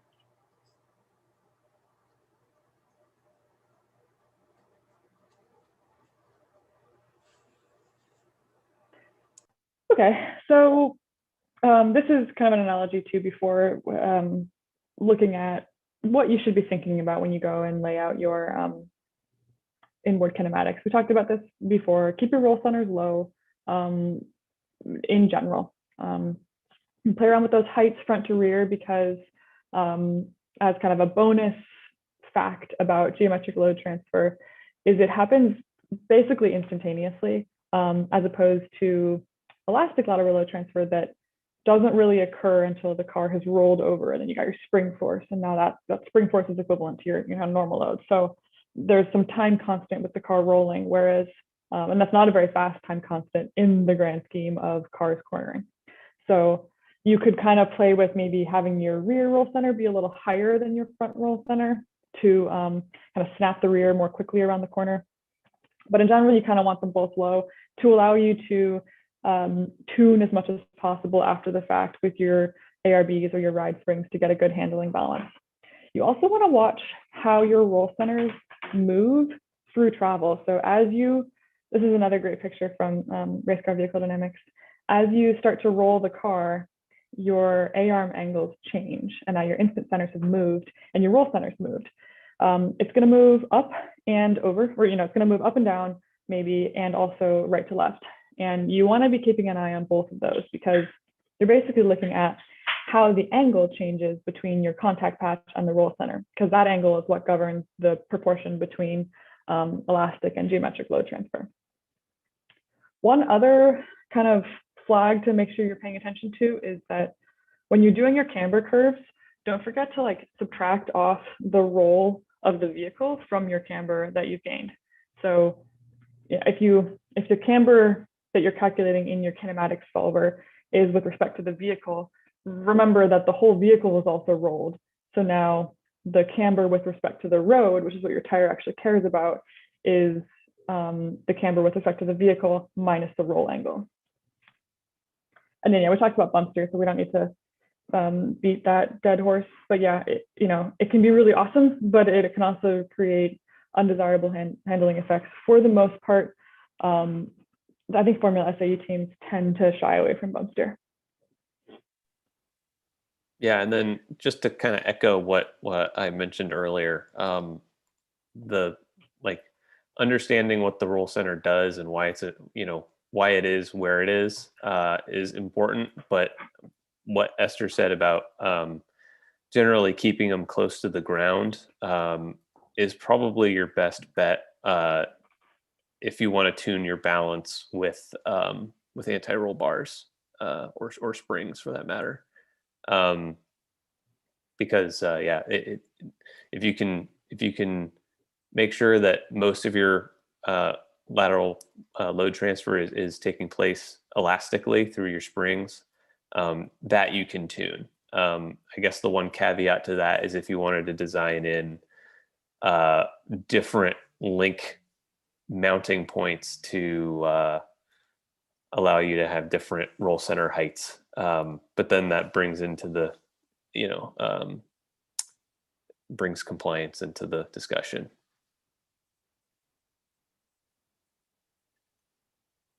All right.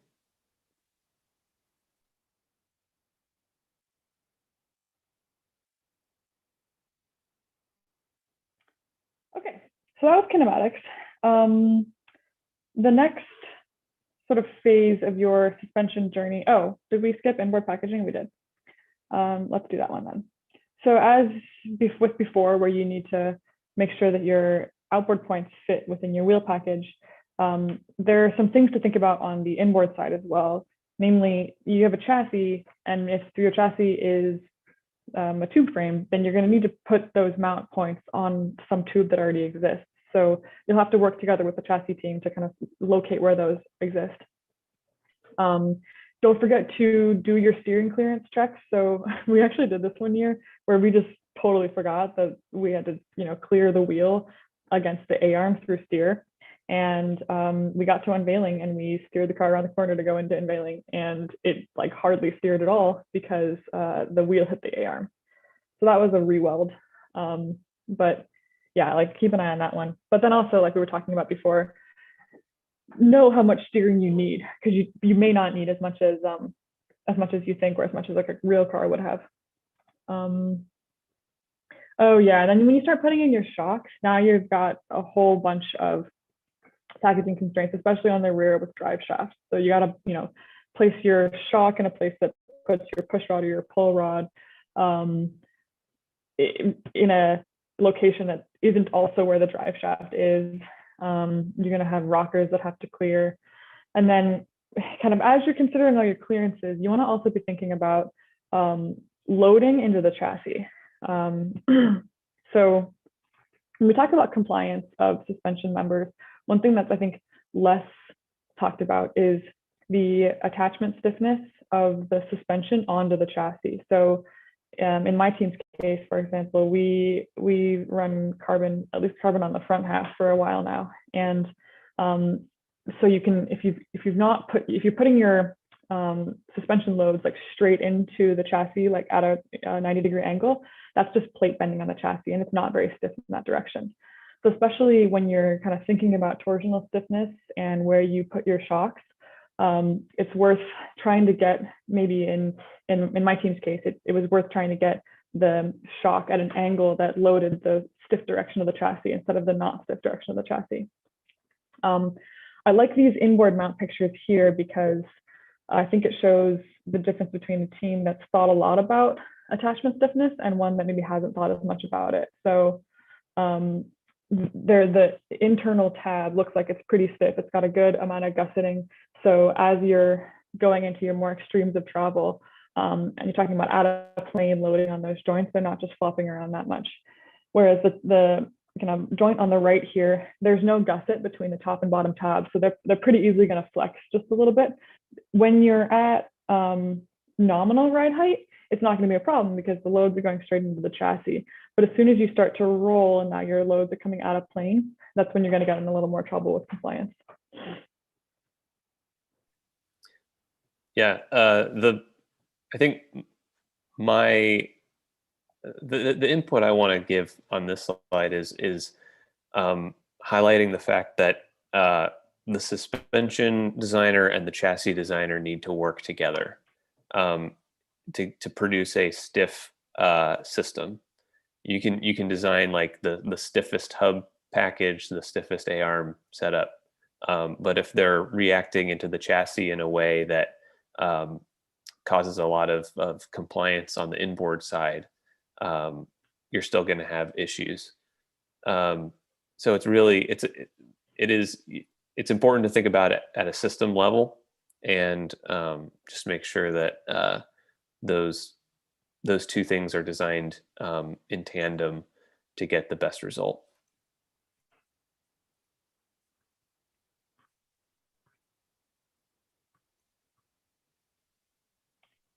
Okay, so we talked about kinematics. This is jumping more into your dynamics and your loads and your springs and dampers and things.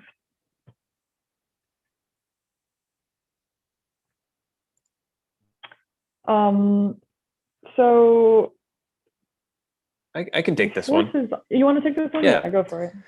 Yeah, so there's several different ways you can calculate loads. If you're starting your design process, you might have data from the previous year.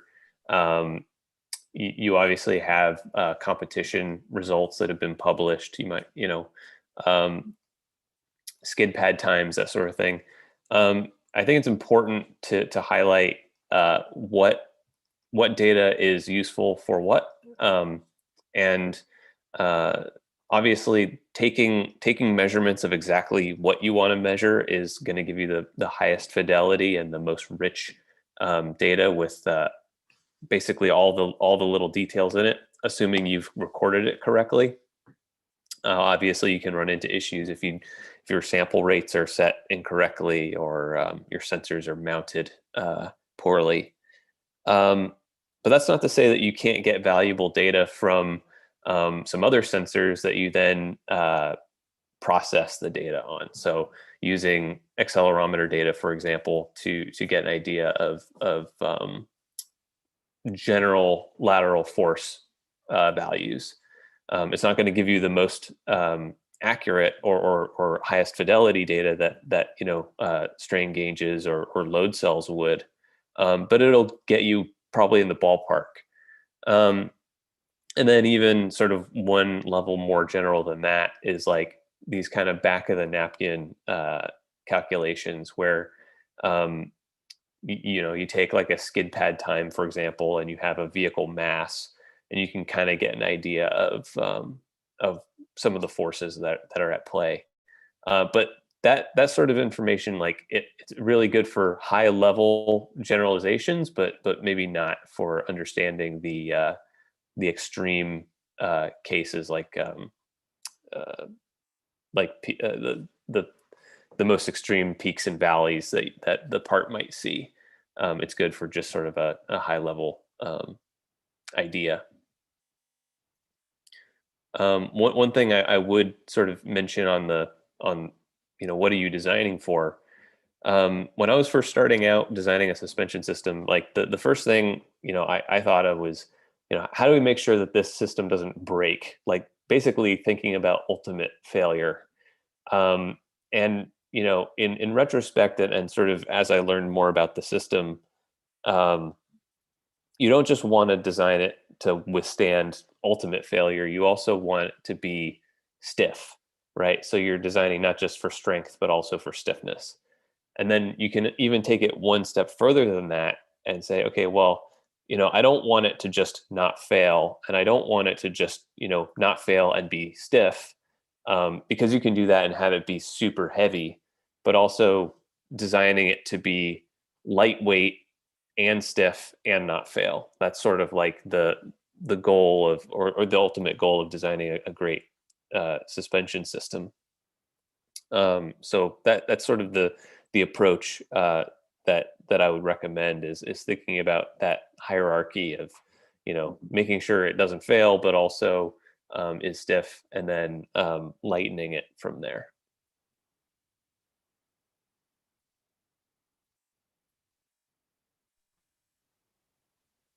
Is there anything that you wanted to add to that, Esther? No, that's all I got on this one, but we can hop to the compliance slide. When we talk about like wanting to make things stiff, the question is like, how stiff do you need it? Because you can, like Joey said, you can make things very, very stiff and very, very heavy, or you can make them very compliant and very light. And obviously you have to hit strength, but beyond hitting strength targets, you've got a lot of flexibility about how much flexibility you allow. So I think the easiest way to approach compliance is to think about what an incremental change in camber or toe means to the tire, and then what it means to vehicle handling. I think you can talk about kind of more different kinematic compliances, but the best, I think the simplest ones I would talk about camber and toe, since those are two direct inputs to the tire force. So for camber, it's kind of straightforward. You can look at what does an incremental amount of camber change mean to lateral force on the tire and on the vehicle. The only thing I would caution you to look out for is make sure that you're on the right side of the tire force plot. If you look over here on this lateral force versus camber plot, the inclination angles are measured as negative camber values. So you really need, you need to be looking at like the relationship between the slip angle and what they define as positive and negative on slip angle, and then the camber, which is, they call it inclination angle, and what they define as positive and negative. So we'll leave that for thought, but yeah, camber sensitivity might be a little different if you have an asymmetric tire, depending on which direction you're going. And then for toe, it's a little bit, for camber, you can kind of look at that at the peak force level. So when you're at peak cornering, an incremental amount of camber change will change the amount of force that you have. And you can sort of reason back to, how much is too much. If it's a, 5% change in camber, maybe if it's a, I'll say if it's a, 0.1 degree change in camber, what does that mean for like percent change in lateral force on the vehicle? And you can say like, if it's less than 2%, I don't care, but if something like that. For tow, the sensitivity when you're at peak cornering is not super significant, especially on these tires. So if you're on a radial and it's a sort of more peaky tire, you can be in a situation where a little bit of tow compliance throws you over the edge and your tire starts making less force. It's less of a thing for us, I think, in when we run mostly bias by tires, except for one. So I would say instead of looking at the tow compliance at max lateral force, I'd look at the tow compliance under longitudinal forces. So if you're driving along and you start braking and kind of heading into a turn, you're at pretty low slip angles. When you're at low slip angles, your tow sensitivity is really high because that's the linear part of the tire, where an incremental change in tow, i.e. an incremental change in slip angle, is a significant change in lateral force. So if you're braking and heading into a turn, a little bit of lateral force change from a little bit of tow can go a long way to completely upset the vehicle. So I keep an eye on tow sensitivity in under longitudinal forces and not just lateral forces. Esther, just to add to what you Yeah. said, the other case where that's true is under acceleration coming out of a corner. Yeah, for sure. Under both drive and braking forces. Joey and I were chatting about this a bit last night. I think it's worth mentioning as well that your toe stiffness numbers are generally going to be higher than your camber stiffness numbers in terms of like degrees of toe can change tire force a lot more than degrees of camber can in that linear region. So, if you're just looking for a sanity check as you go and make these calculations, you should be looking for pretty tight toe compliance, and your camber is going to be a little bit less of a problem. Luckily, that's the case because a lot of the wheel shells that are available to us to run are pretty compliant in camber. And you can see why. I mean, it's an aluminum wheel shell and it just sort of bends around. And that's like a non-negligible part of camber compliance. So kind of at the bottom there, you want to make sure, like Joey said earlier, you're considering all of the different contributions to compliance in the whole suspension system. So from the chassis and the attachment stiffness there to the links to the upright to the hub and how it fits into the upright, and then to the wheel, how it sits on the hub and the wheel itself. All of those can contribute to camber stiffness and toe loss. So you need to be considering kind of each of those, and then maybe you do something where you kind of give each subsystem designer a certain target based on the total target that you're trying to hit. Yeah, I would just, and there's I guess one other piece of this puzzle, which is when you're going through the design process, I'm not sure I would recommend that FSAE teams jump straight into like multi-body simulation or some crazy method to try and model out how much stiffness they're going to get on their vehicle. I'd probably recommend that they either do some piecemeal analysis or a simplified sort of 2D analysis for like toe or camber. But then once the vehicle is built, to definitely check and make sure that they understand what their installed stiffness is. I don't know, Esther, if you have any thoughts on that, because I know in the automotive industry you can get pretty comprehensive workbenches to do like multi-body simulation on this type of stuff. Yeah, I completely agree with you. Multi-body simulation is a beautiful thing for more compliant systems, really. I mean, it's I think it's kind of overkill for the suspension design. B, it's a real pain to set up and maintain and make sure it's correct. C, there is one program that's free, but the rest of them cost money. So I definitely wouldn't recommend multi-body simulation for FSAE teams right off the bat, at least. But yeah, I completely agree that piecemeal analysis is the right way to go.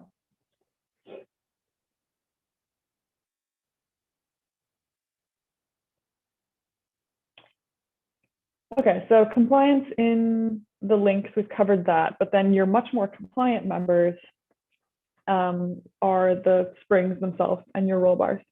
I'd like to say right off the bat that your ride and roll and pitch rates are something that you develop on the car, like during testing. And it's not that useful to do a ton of calculations to pick the perfect spring rate on paper before just getting out in the car. So what you can do that is really helpful is do some basic calculations to find out what your tuning range should be for your springs. Basically, like, so you know what to add to your cart on canecreek.com when you get your springs. Or, you know, what you use to tell the rest of the team, this is the rate that we're going to run, so this is the travel that the car is going to have. Or when you spec out your ARB stiffness to your ARB designer and say, I want rates this, this, and this. So kind of those calculations, this is my method for doing ride and roll rates. It's, again, one method. I'm sure there are better ones, but this is my simple way of thinking about ride and roll rates for a Formula car. Starting off, it's better to be softer, sort of. Softer springs mean that your wheel has more like compliance to absorb variation in the road surface. So we call that like mechanical grip. So you're going to get more grip if you're kind of generally softer. But you need to keep in mind of the several constraints here. First of all, like we talked about at the beginning of the presentation, you need to keep the car off the ground.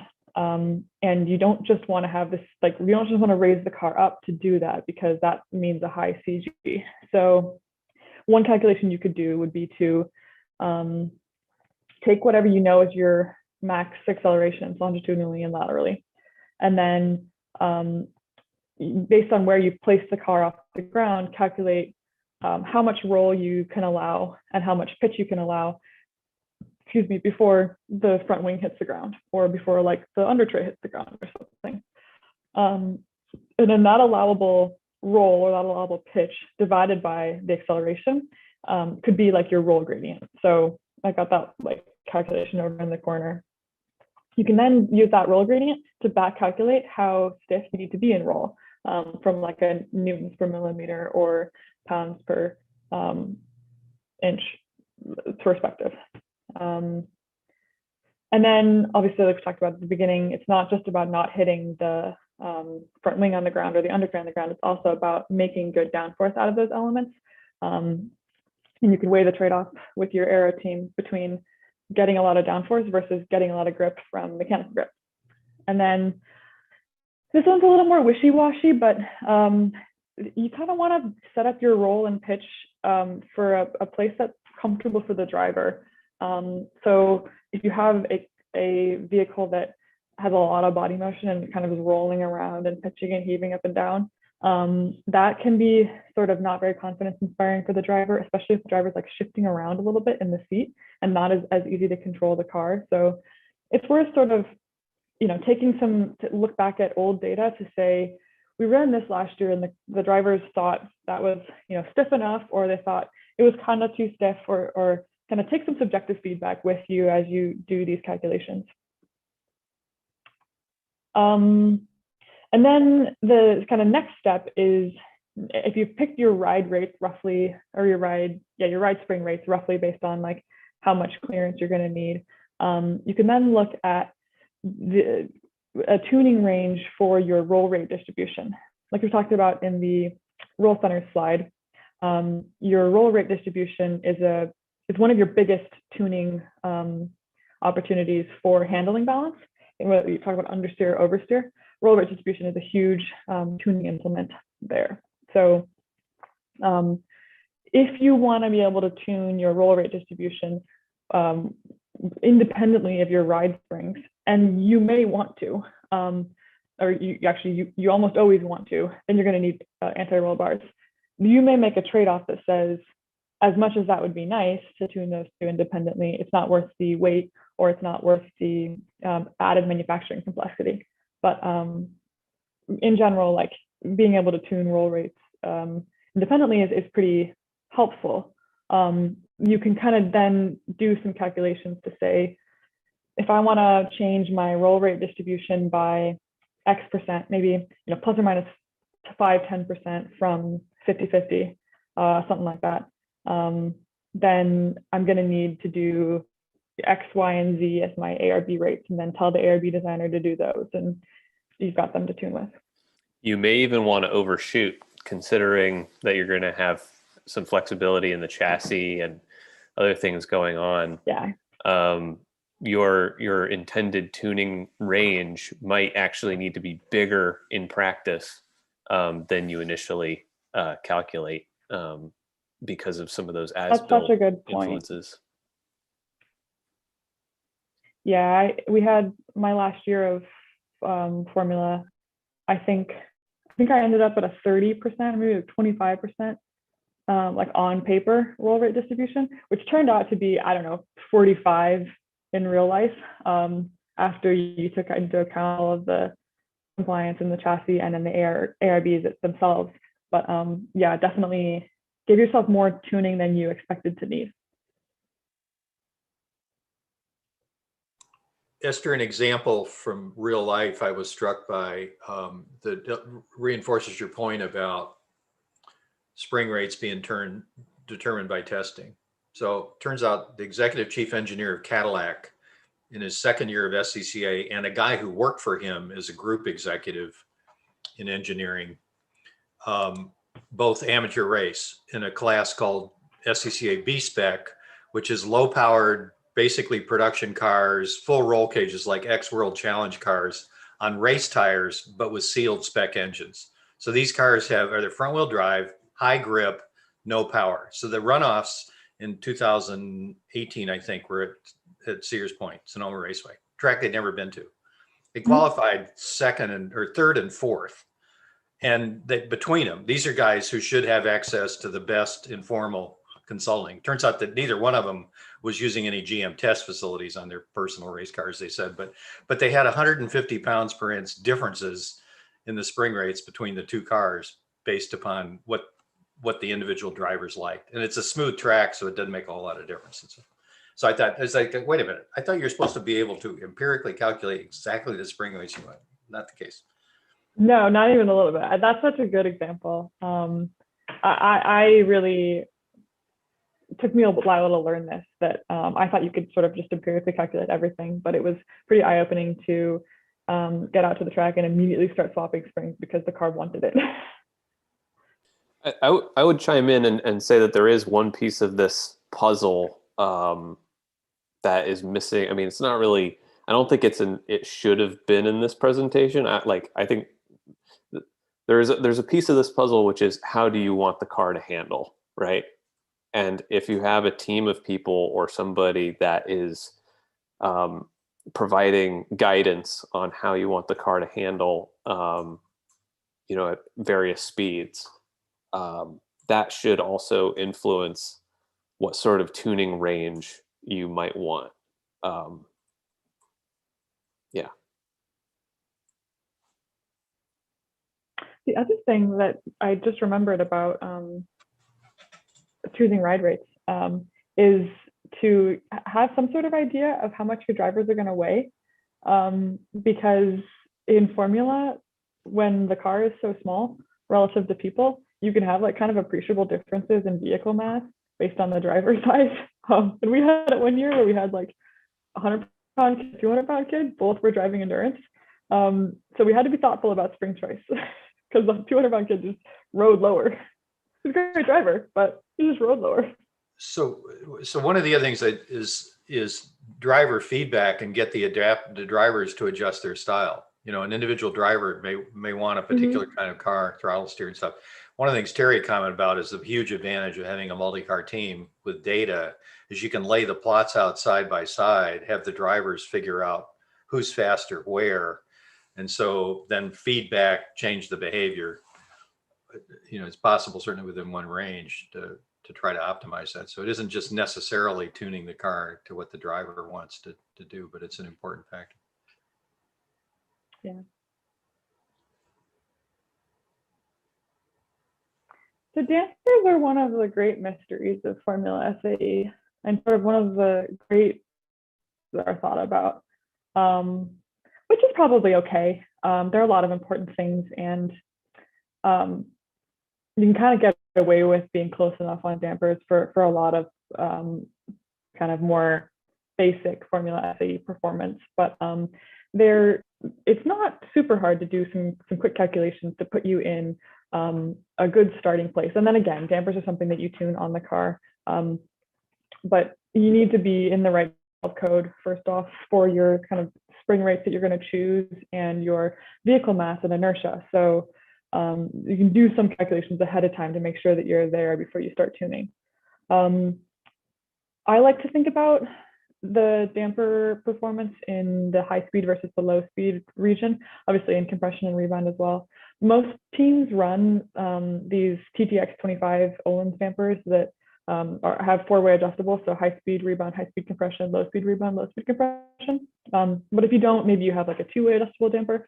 So you can kind of think about the different regions of operation of the car and what they mean for the different regions of operation for the damper.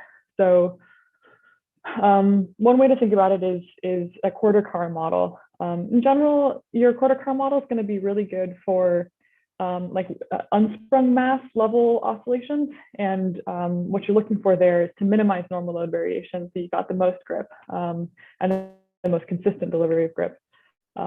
So you can use a quarter car model, and those are pretty basic to look up how to do them. You can do them in a variety of different softwares. So whatever suits you need, you can do MATLAB or Python or Simulink if you're more block oriented.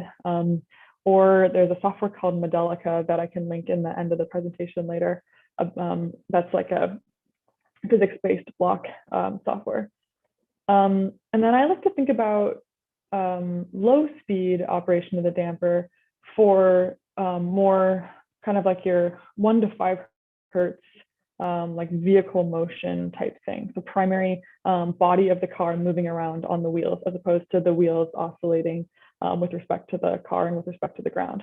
So when you're thinking about these body motions, pitch is important for sure, but kind of what you want to be looking at more, I think, for Formula SAE is your roll behavior. So you can do a half car model like I've got up in the right-hand corner there. And it's just one way to do it, but you can think about the car rolling about the roll center.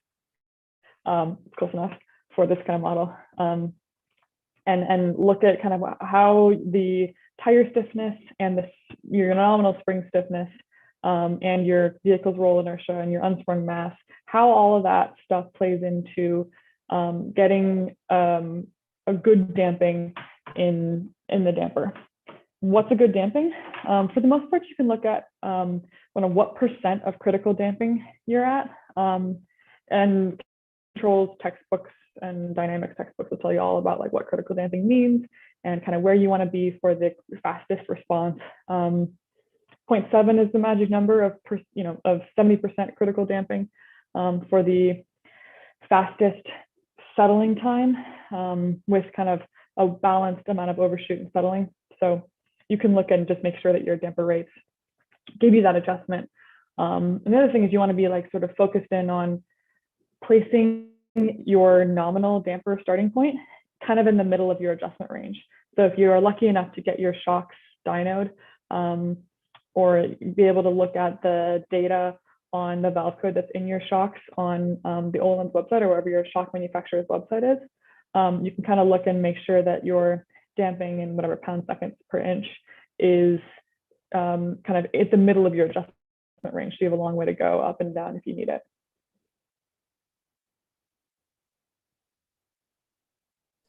Just because Formula SAE is a highly dynamic, transient type of driving doesn't mean you can use damper settings to change your handling balance. I do not advocate for that. I can't say that I never did it, but I won't advocate for it.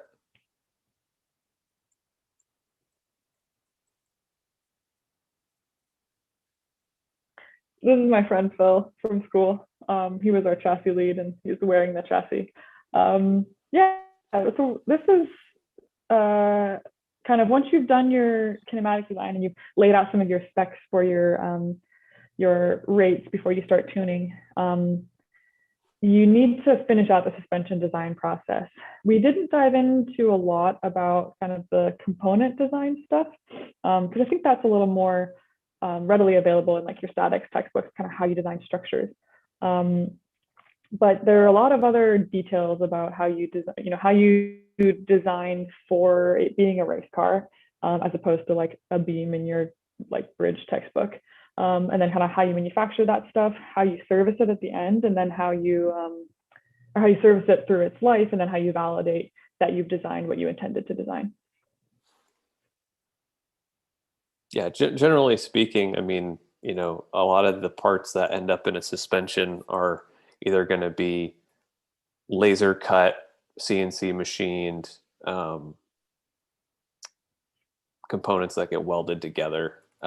Bearing cups with tubes welded to them, and clevises of various sizes. So taking pictures of vehicles and kind of conceptualizing how different components are made is a good step if you're starting out, for sure, if your team doesn't have some designs already established. One thing I'd like to touch on is when it comes to manufacturing is the type of design approach that you take is going to have an effect on some of the downstream work. So obviously, if you have access to CNC machines and you go with CNC'd uprights, you may not need to do a whole lot of fixturing, but if you have a lot of welding capability on your team and you want to do a lot of welded sheet metal structures, it's worthwhile to think about not just the design of the part, but also the design of the fixturing to make the part correctly. The fixturing can be simple, or it can end up being extremely complex, depending on how well controlled you want different points to be. And it's always, it's important to also think about like how the part might move while you're welding it, and to constrain it sufficiently while you're welding it. There's also some aspects related to serviceability that I think the next slide also has some items related to, but up front during your design process, I think it's really important to keep in mind how the part's going to be used, not just not just its function while it's being driven on the car, but also how people are going to interact with that part throughout the life of the vehicle.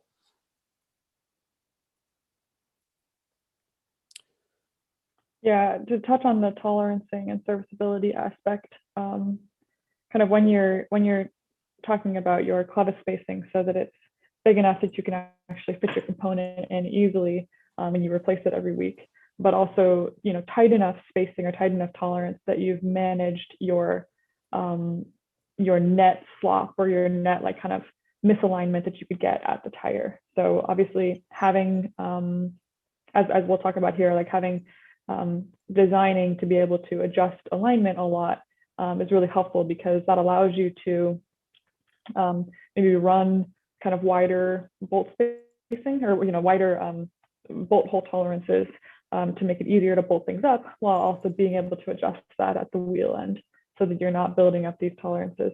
But then you need to be looking out for things where maybe tolerance really matters and you don't have a lot of adjustability for it, like bump steer. If you're going for zero bump steer, but your tie rod pickup has a bunch of slot between where it can be placed, or you're putting in different spacers there, that can change your bump steer a lot by a small amount of spacer offset. Yeah,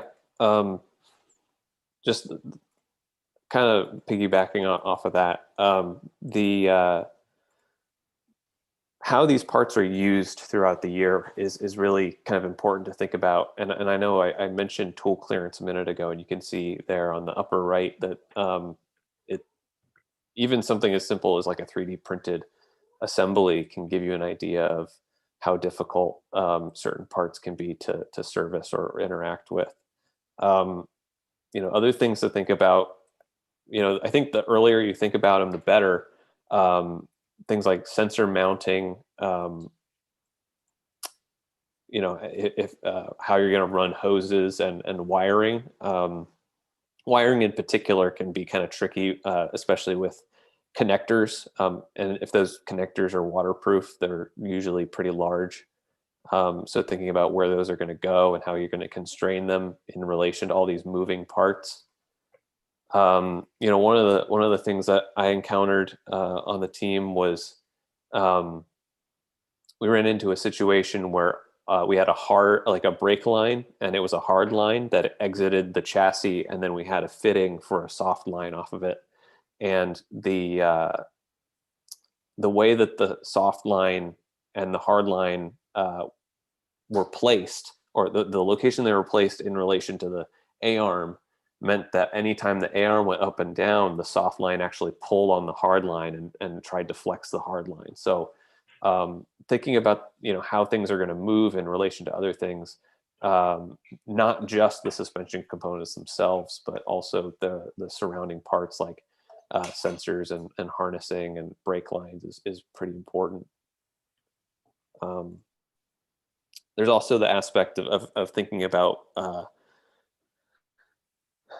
design details that are going to help with like time-saving activities like tuning. So putting in hex flats on your toe links or your pull rods or push rods, and then also shims that are easy to slip in and out without having to completely disassemble the wheel package, for example.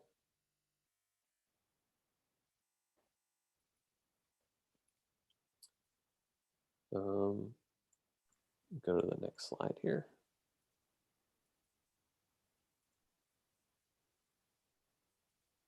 All right.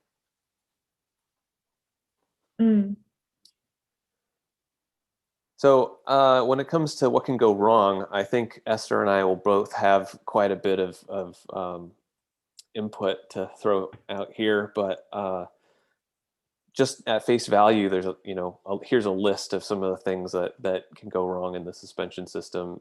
You have things like friction in all of your bearings. The opposite of that would be free play or slop in your bearings. Sometimes if you haven't designed your anti-roll bar correctly, or the way that the force is being applied to it, instead of twisting it, you end up bending it. And that's something you want to avoid to make sure that you're actually getting good use out of those tuning tools.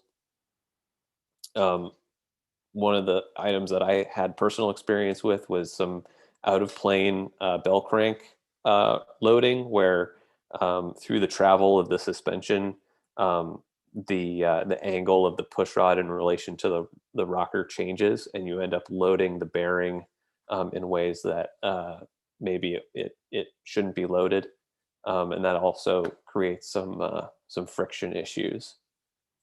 There's also asymmetry that actually ties in with something that we're going to talk about in the next slide, making sure that things are built as you intend them, or at least knowing how they were built.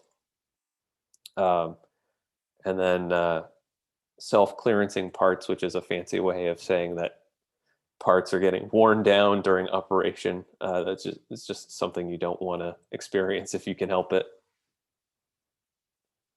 And then Esther, I don't know if you want to explain a couple of those photos there, but I know that you've got some experience with what's going on in these images. Horror stories. Yeah. One thing you hear, another platitude of Formula SAE is that you don't want to put your rod ends in bending. But I wanted to just show a picture of what that might mean. One really common way that people put a bearing in bending, or like an A-arm in bending, is by putting your like push rod pickup too far inboard of your upright. So you want, I mean, ultimately, like the ideal case would be to run that node straight to the bottom node of the upright or the lower ball joint of the upright, and then it's not putting a moment on the A-arm at all. But in order to do that, you need a really tall tab usually to package with, like, if you've got a really like short, squatty upright like we do here. So, you know, we'll mind that distance there, and then think about what you need to do to that tube to make it big enough to support bending, not just axial loads. And then, yeah, this horror story from the upright. This is one of my colleagues at work now, who was the suspension lead for these uprights, had done kind of a maybe less intelligent way to use two bolts. So you see this, I did a really awful paint drawing of what was going on here, but got a load going into a clevis. The clevis is tall enough that that load is acting at a moment arm away from those two bolts. So you're basically going to kind of toggle that clevis about that bolt axis. And then depending on whether those bolts are placed on, you know, either the center of the axis on the, or kind of in front of or behind the axis, means they're either in tension or in compression. If they're in compression, maybe a little bit, and it's kind of removing some joint load as it flexes around, you could just shear those bolts off, which in this case, we didn't do that, but we sheared the upright in that location, kind of right at where those two bolt holes had created a stress concentration from being holes. So yeah, that's just to say, think really hard about kind of where you're using fasteners, and if that's like the appropriate application for that type of fastener, or that like maybe configuration of fastener. The solution that we ended up going with here is you put a third bolt in, so that now you're not kind of bending around a single axis. You've now got 3 bolts, and those bolts are either in compression or tension, like a bolt should be. I think this bottom point here, before we hop off that slide, the point of you know, these what can go wrongs can contribute to issues in the car, ranging from, you know, complete mechanical failure to just sort of driver fatigue. And no matter what it is, it's going to make you slower ultimately. Whether it's a complete mechanical failure like the one here lost us several weeks of testing time as we re-welded upwards, or, you know, driver fatigue as you're steering through some friction pretty regularly. Yeah, I mean, if you think about it, like if you have a combination of compliance, stiction, slop, asymmetry, just a little bit of everything, you know, it's all additive. You know, every little bit moves you away from your ideal case, and is ultimately gonna make the car slower than it could be. And this is all in line with the, you know, one of our suspension goals, which is to make the car linear and predictable. There's nothing less linear and predictable than slop and friction. And mechanical failures. Right. So I'll take this one to start with. So obviously, when you're building a custom car, right? You're building this car from scratch. You want to you know, not have to also have a custom toolbox with custom tools, but where it makes sense, it might be worthwhile to make some modifications to some existing tools, or in some cases design your own tools if it's going to be a huge time saver. I think if you think about this sort of stuff strategically, you can come out ahead. You know, the most obvious things I can think about are modifying like Allen keys where you can't get one to fit, or if you have very tight clearances between parts, you can take a crescent wrench and like grind it down to make it thinner. There are probably some more extreme examples of this, but you know, unless you have a team of people that's dedicated to just doing custom tooling, you know, maybe try to limit the amount of this sort of effort. Torque paint, yeah, Esther, I think, you put this one in here, and I think there's actually you highlight that there's actually two uses of torque paint here, which is pretty interesting. Yeah, it's something we didn't do in school, but having seen it so much now in production cars, I'm like a big fan, and I think it should be used more in school. You put torque paint on a bolt, to mark that it's torqued, and that you do a torque check before you go out and take the car for a test day, and you want to like record which ones you've done. Torque paint's a great way to do that. I had an opportunity once to drive a car where the suspension designer had said that the bolts were torqued, but they weren't, and like the bolts were missing nuts. So it was only because they had been run down that they had stayed in at all. But yeah, so torque paint's great for that. The other thing torque paint's great for is telling you when a joint has either slipped in its with respect to its parent material, or unfastened itself at all. So you can see this picture in the lower right-hand corner here. The torque paint will be broken if your fastener has slipped at all. You can usually between, like, if you're on a suspension joint and you've got like a bolt head that's been put against either a washer or your clevis, you can just do the torque paint across the bolt head, the washer, and the clevis, and then you can see if anything's twisted there. Yeah. And then just a quick note on like service life of parts. If you're using Nylox or other type of lock nuts, I think the recommended number of times to use them is 1. They just don't do as good of a job holding parts together, and after they're unfastened and then refastened again. When I was on the team, we had the luxury of having a little bit of extra budget to put towards rod ends, and we made the conscious decision to swap all of them out right before endurance, just as a little bit of insurance. That's something that you can do if you guys want, not required, and obviously not all the teams run rod ends these days, but they do tend to be a weak point. And then with bearings, just check them. Check against how long you've been running the car. Wheel bearings are like a pretty easy thing to physically check and get a assessment of like whether they're developing some slop, or they're getting sort of like the word that comes to mind is chunky. Like they're not running smooth anymore. It's also pretty important, like once you've built the suspension and you're out driving, you got to know like what does each adjustment do, in relation to your initial design. If you need to adjust your toe, or you need to adjust, some other aspects of the handling, you should know how much to adjust it by. So that's sort of a link between your design stage and your sort of race engineering stage, so to speak. So it's pretty important to document that stuff early on, based on sort of the parts that you're going to be using.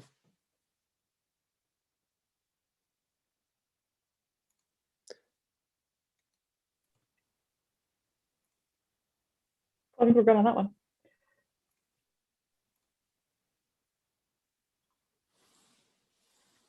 Validation, my favorite topic. So you've designed this car, and on paper it performs great. It is imperative that you check it as well. You may start driving and don't check first, which is okay. But once you start driving and finding issues with the car, you'll be motivated fairly quickly, I imagine, to start checking it as well. So in the case on the example on the right here, we had a car that handled really weird. So it would kind of oversteer going right and understeer going left. And it was a just goofy kind of thing. And we couldn't explain it. We'd gone through every different thing. And then we finally decided to check the kinematics.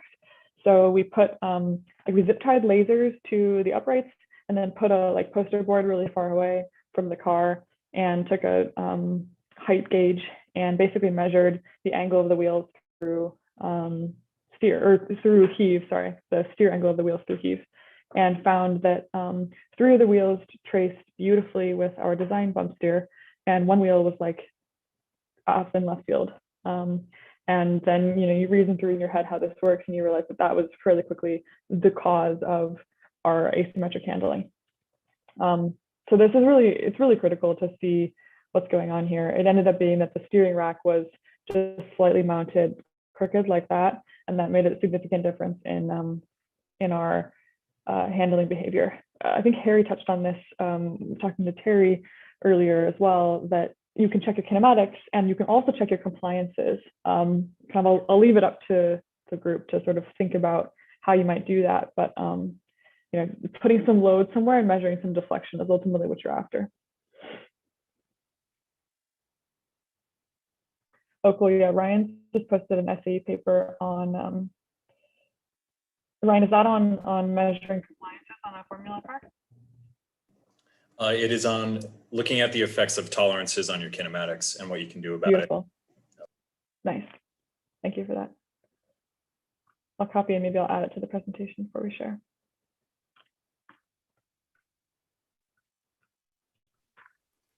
Great. Cool. Well, I think that's it for this presentation. I mean, we can open it up for questions. But yeah, that was a lot of material to go through.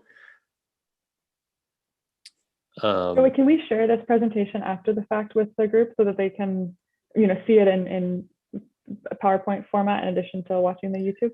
Yeah, we'll just have to figure out the correct way to distribute it. But Okay. absolutely, I think that's fine.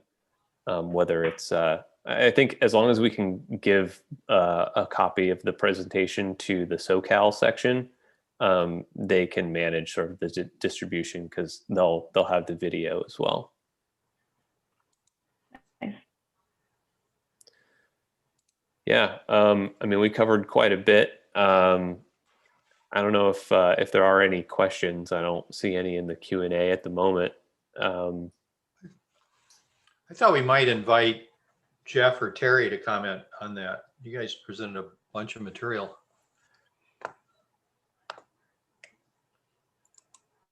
just don't know if they're both still with us or not.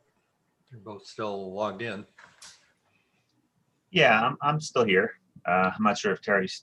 I was trying to unmute myself. Yep, there you go. Yep. Beauty before whatever I am, Terry. Why don't you talk first? So what's the question? What do you think? Any topics that you thought ought to be covered or counterpoint to any of the material?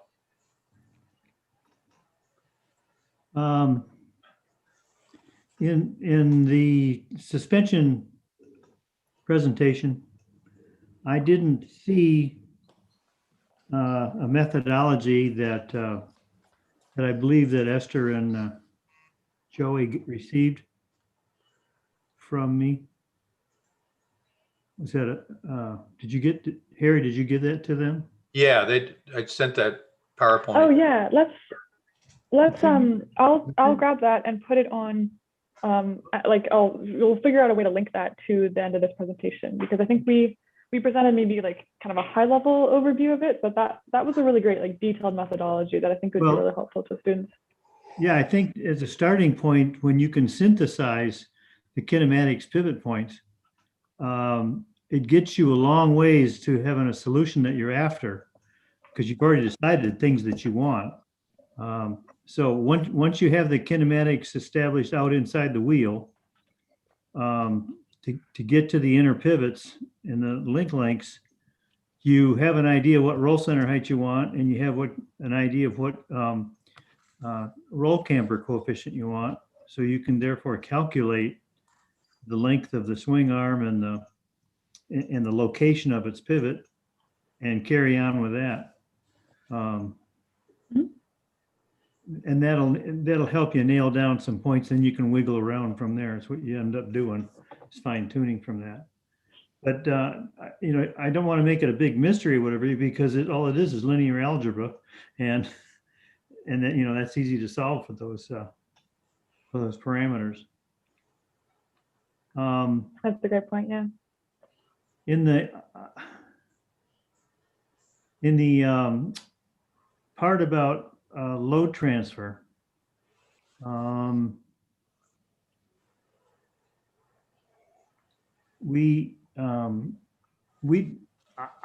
in my work, I never worried very much about roll stiffness distribution, but what you worry about is load transfer distribution.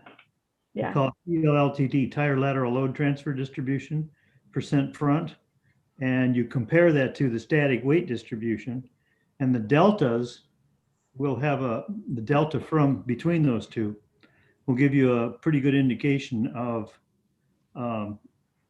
where the balance will be. In fact, you can pick a difference and then make that a design goal for your TLLTD and therefore your roll stiffness distribution.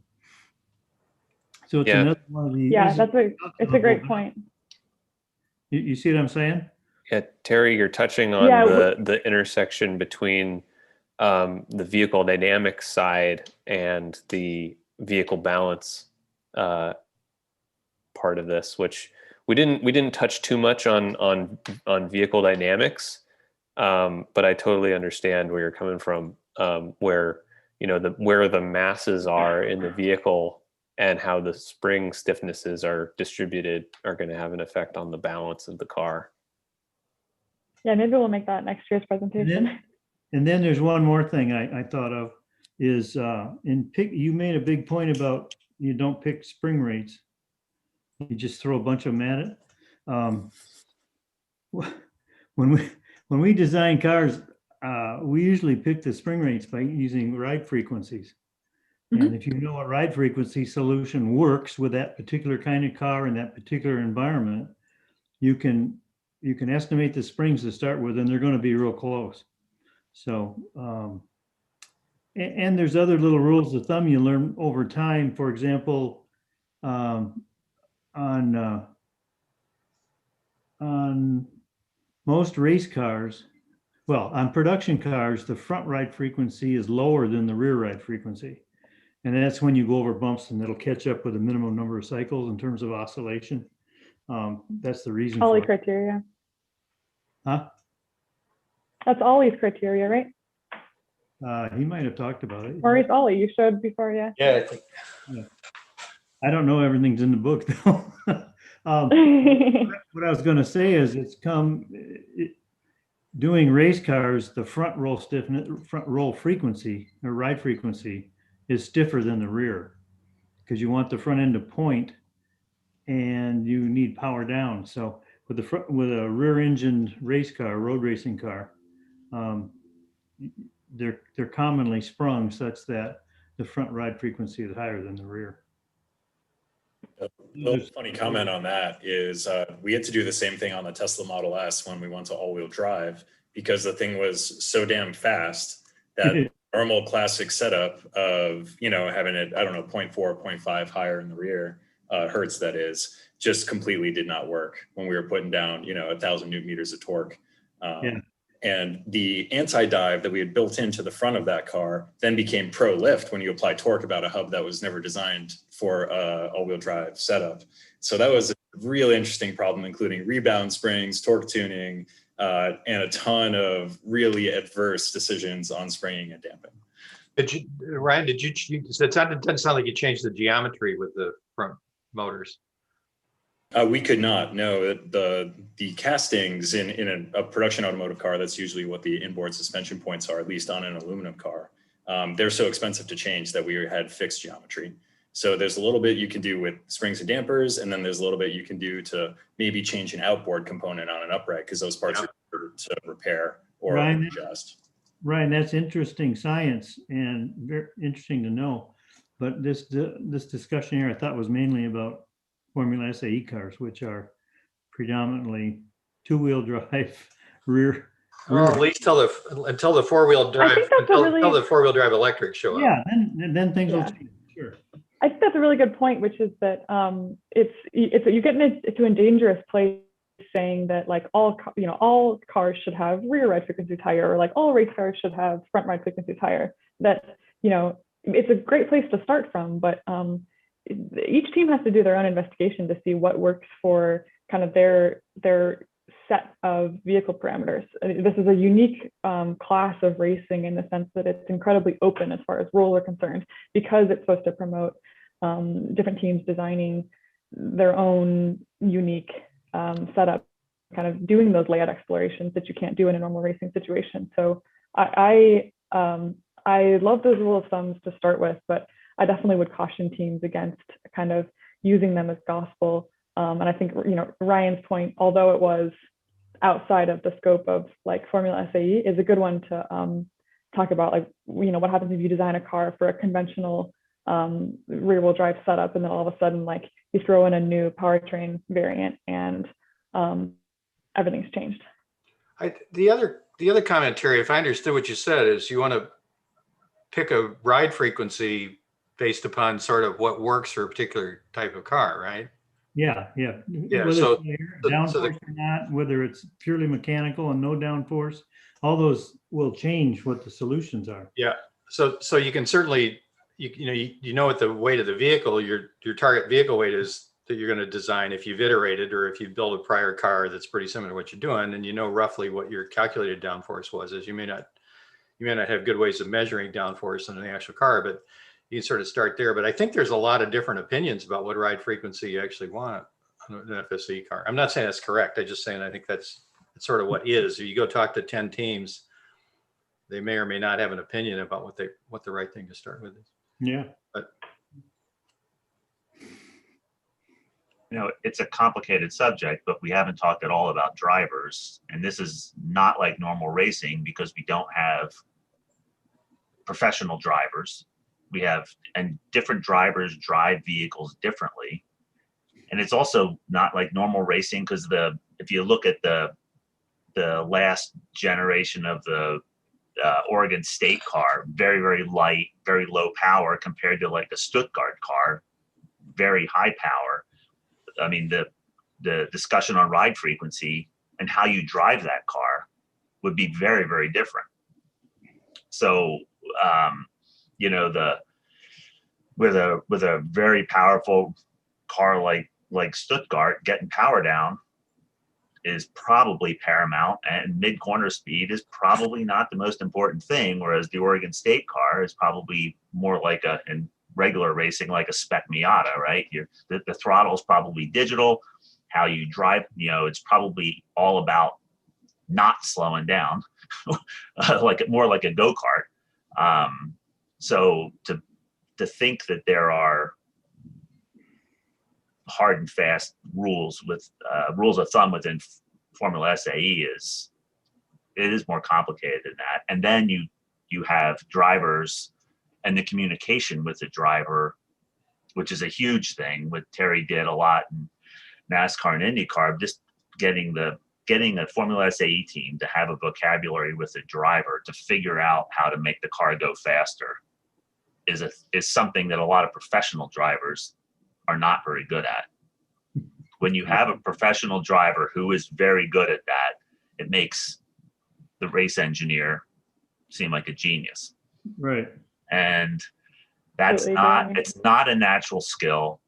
And knowing when to listen to the driver and when to listen to your MATLAB script is a very, very hard thing and you will make mistakes. How would you like to try to tune a race car for a driver that gets out of the car, walks over to the hauler and says, "Fix it," walks away? Right. That's what Dale Earnhardt used to do to Andy Petrie. Yeah. I mean, those of us in the auto industry, and now that we have driving simulators, are starting to find out how small changes can be that make a big difference. When we talk about grip, 1% change in grip is massive. We didn't really know that too well, both from a balance perspective and from a performance perspective. But even someone like me can feel 1%. And the pros. It's got to be very critical, because look at what happens on a NASCAR track, when they come in and do a pit stop and change tires and they do half a turn or a quarter turn on a jack screw, Yeah. or they change the track bar height a little bit. What you're saying, the changes and the driver can feel it. It's amazing, isn't it? Yeah, it's eye opening when you can put real numbers to it.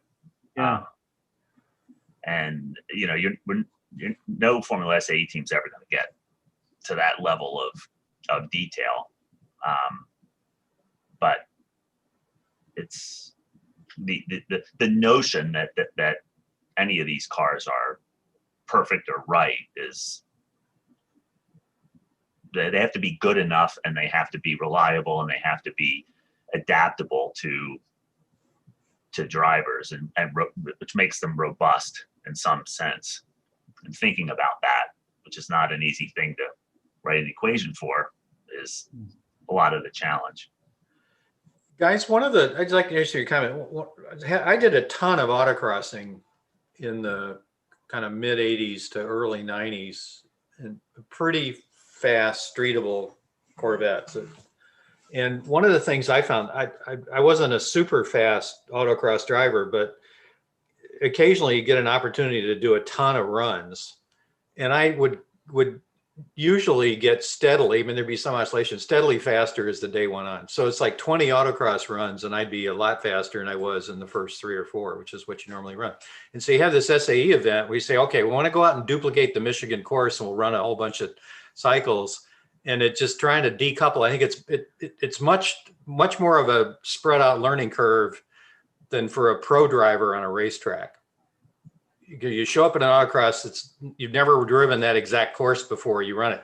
And so what I found kind of hard is, how do you decouple the driver getting faster when you're doing testing versus, you're making the car better? Because it gets to points like it's very hard to tell whether the driver is simply learning the course. And there's so many turns, and it's so reactive. It's a different intellectual exercise than trying to run an oval or a road circuit. I think it argues for simplifying the course during testing. Yeah, I think that's exactly. right. Yeah, we talked a lot about this in our data acquisition presentation last year, which is that it's so critical to choose your tests carefully, to be sort of discrete and simple tests that are easy to analyze, easy to be repeatable, and easy to correlate back to your models. Yeah, there's a public PhD thesis from a guy named Chris Patton, who I worked with at SpaceX. He was like the head vehicle dynamics guy at GFR for many, many years, where he goes through essentially how to do a correlation from Formula SAE lap times to a given track that the GFR team had developed that was basically an oval with like one back and forth slalom in it and a couple different radius corners. So that was their approach. Obviously, their results speak for themselves. That's not the only thing that made that team good or keeps it good today, but that's the type of thing that you can do if you're in the region of vehicle dynamics and FSE, between like tuning a slalom, tuning a skid pad, and trying to figure out how to make your car actually faster for the real dynamic events, autocross and endurance. Another thing I want to point out there, though, is that like the thermal conditions on your tire are completely different for those events, right?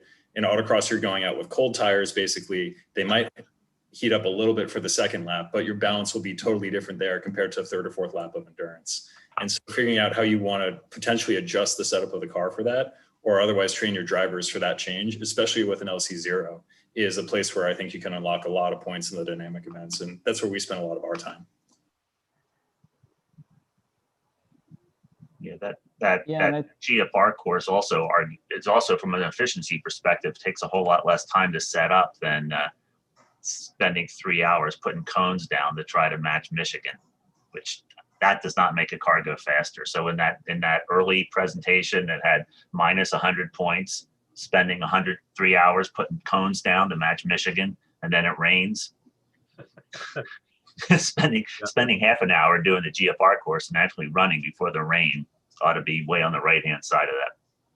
And at least where we have to test, often you have to sweep the line to. Yeah, I was going to say too, for another. Go ahead. Yeah, I was going to say to the difference that the driver makes. Ryan, I don't know if you want to tell that story about when Michael got in the car and figured out how to whack the rear was. I think we've covered it here, especially everything Esther went through, which is, I think, super key stuff for people building their first independent suspension about roll steer sensitivities or just toe changes in jounce and how much that's affected by manufacturing. So yeah, we found that out the hard way and then fixed the car later. If you follow the advice, might send you up to be faster right out of the box.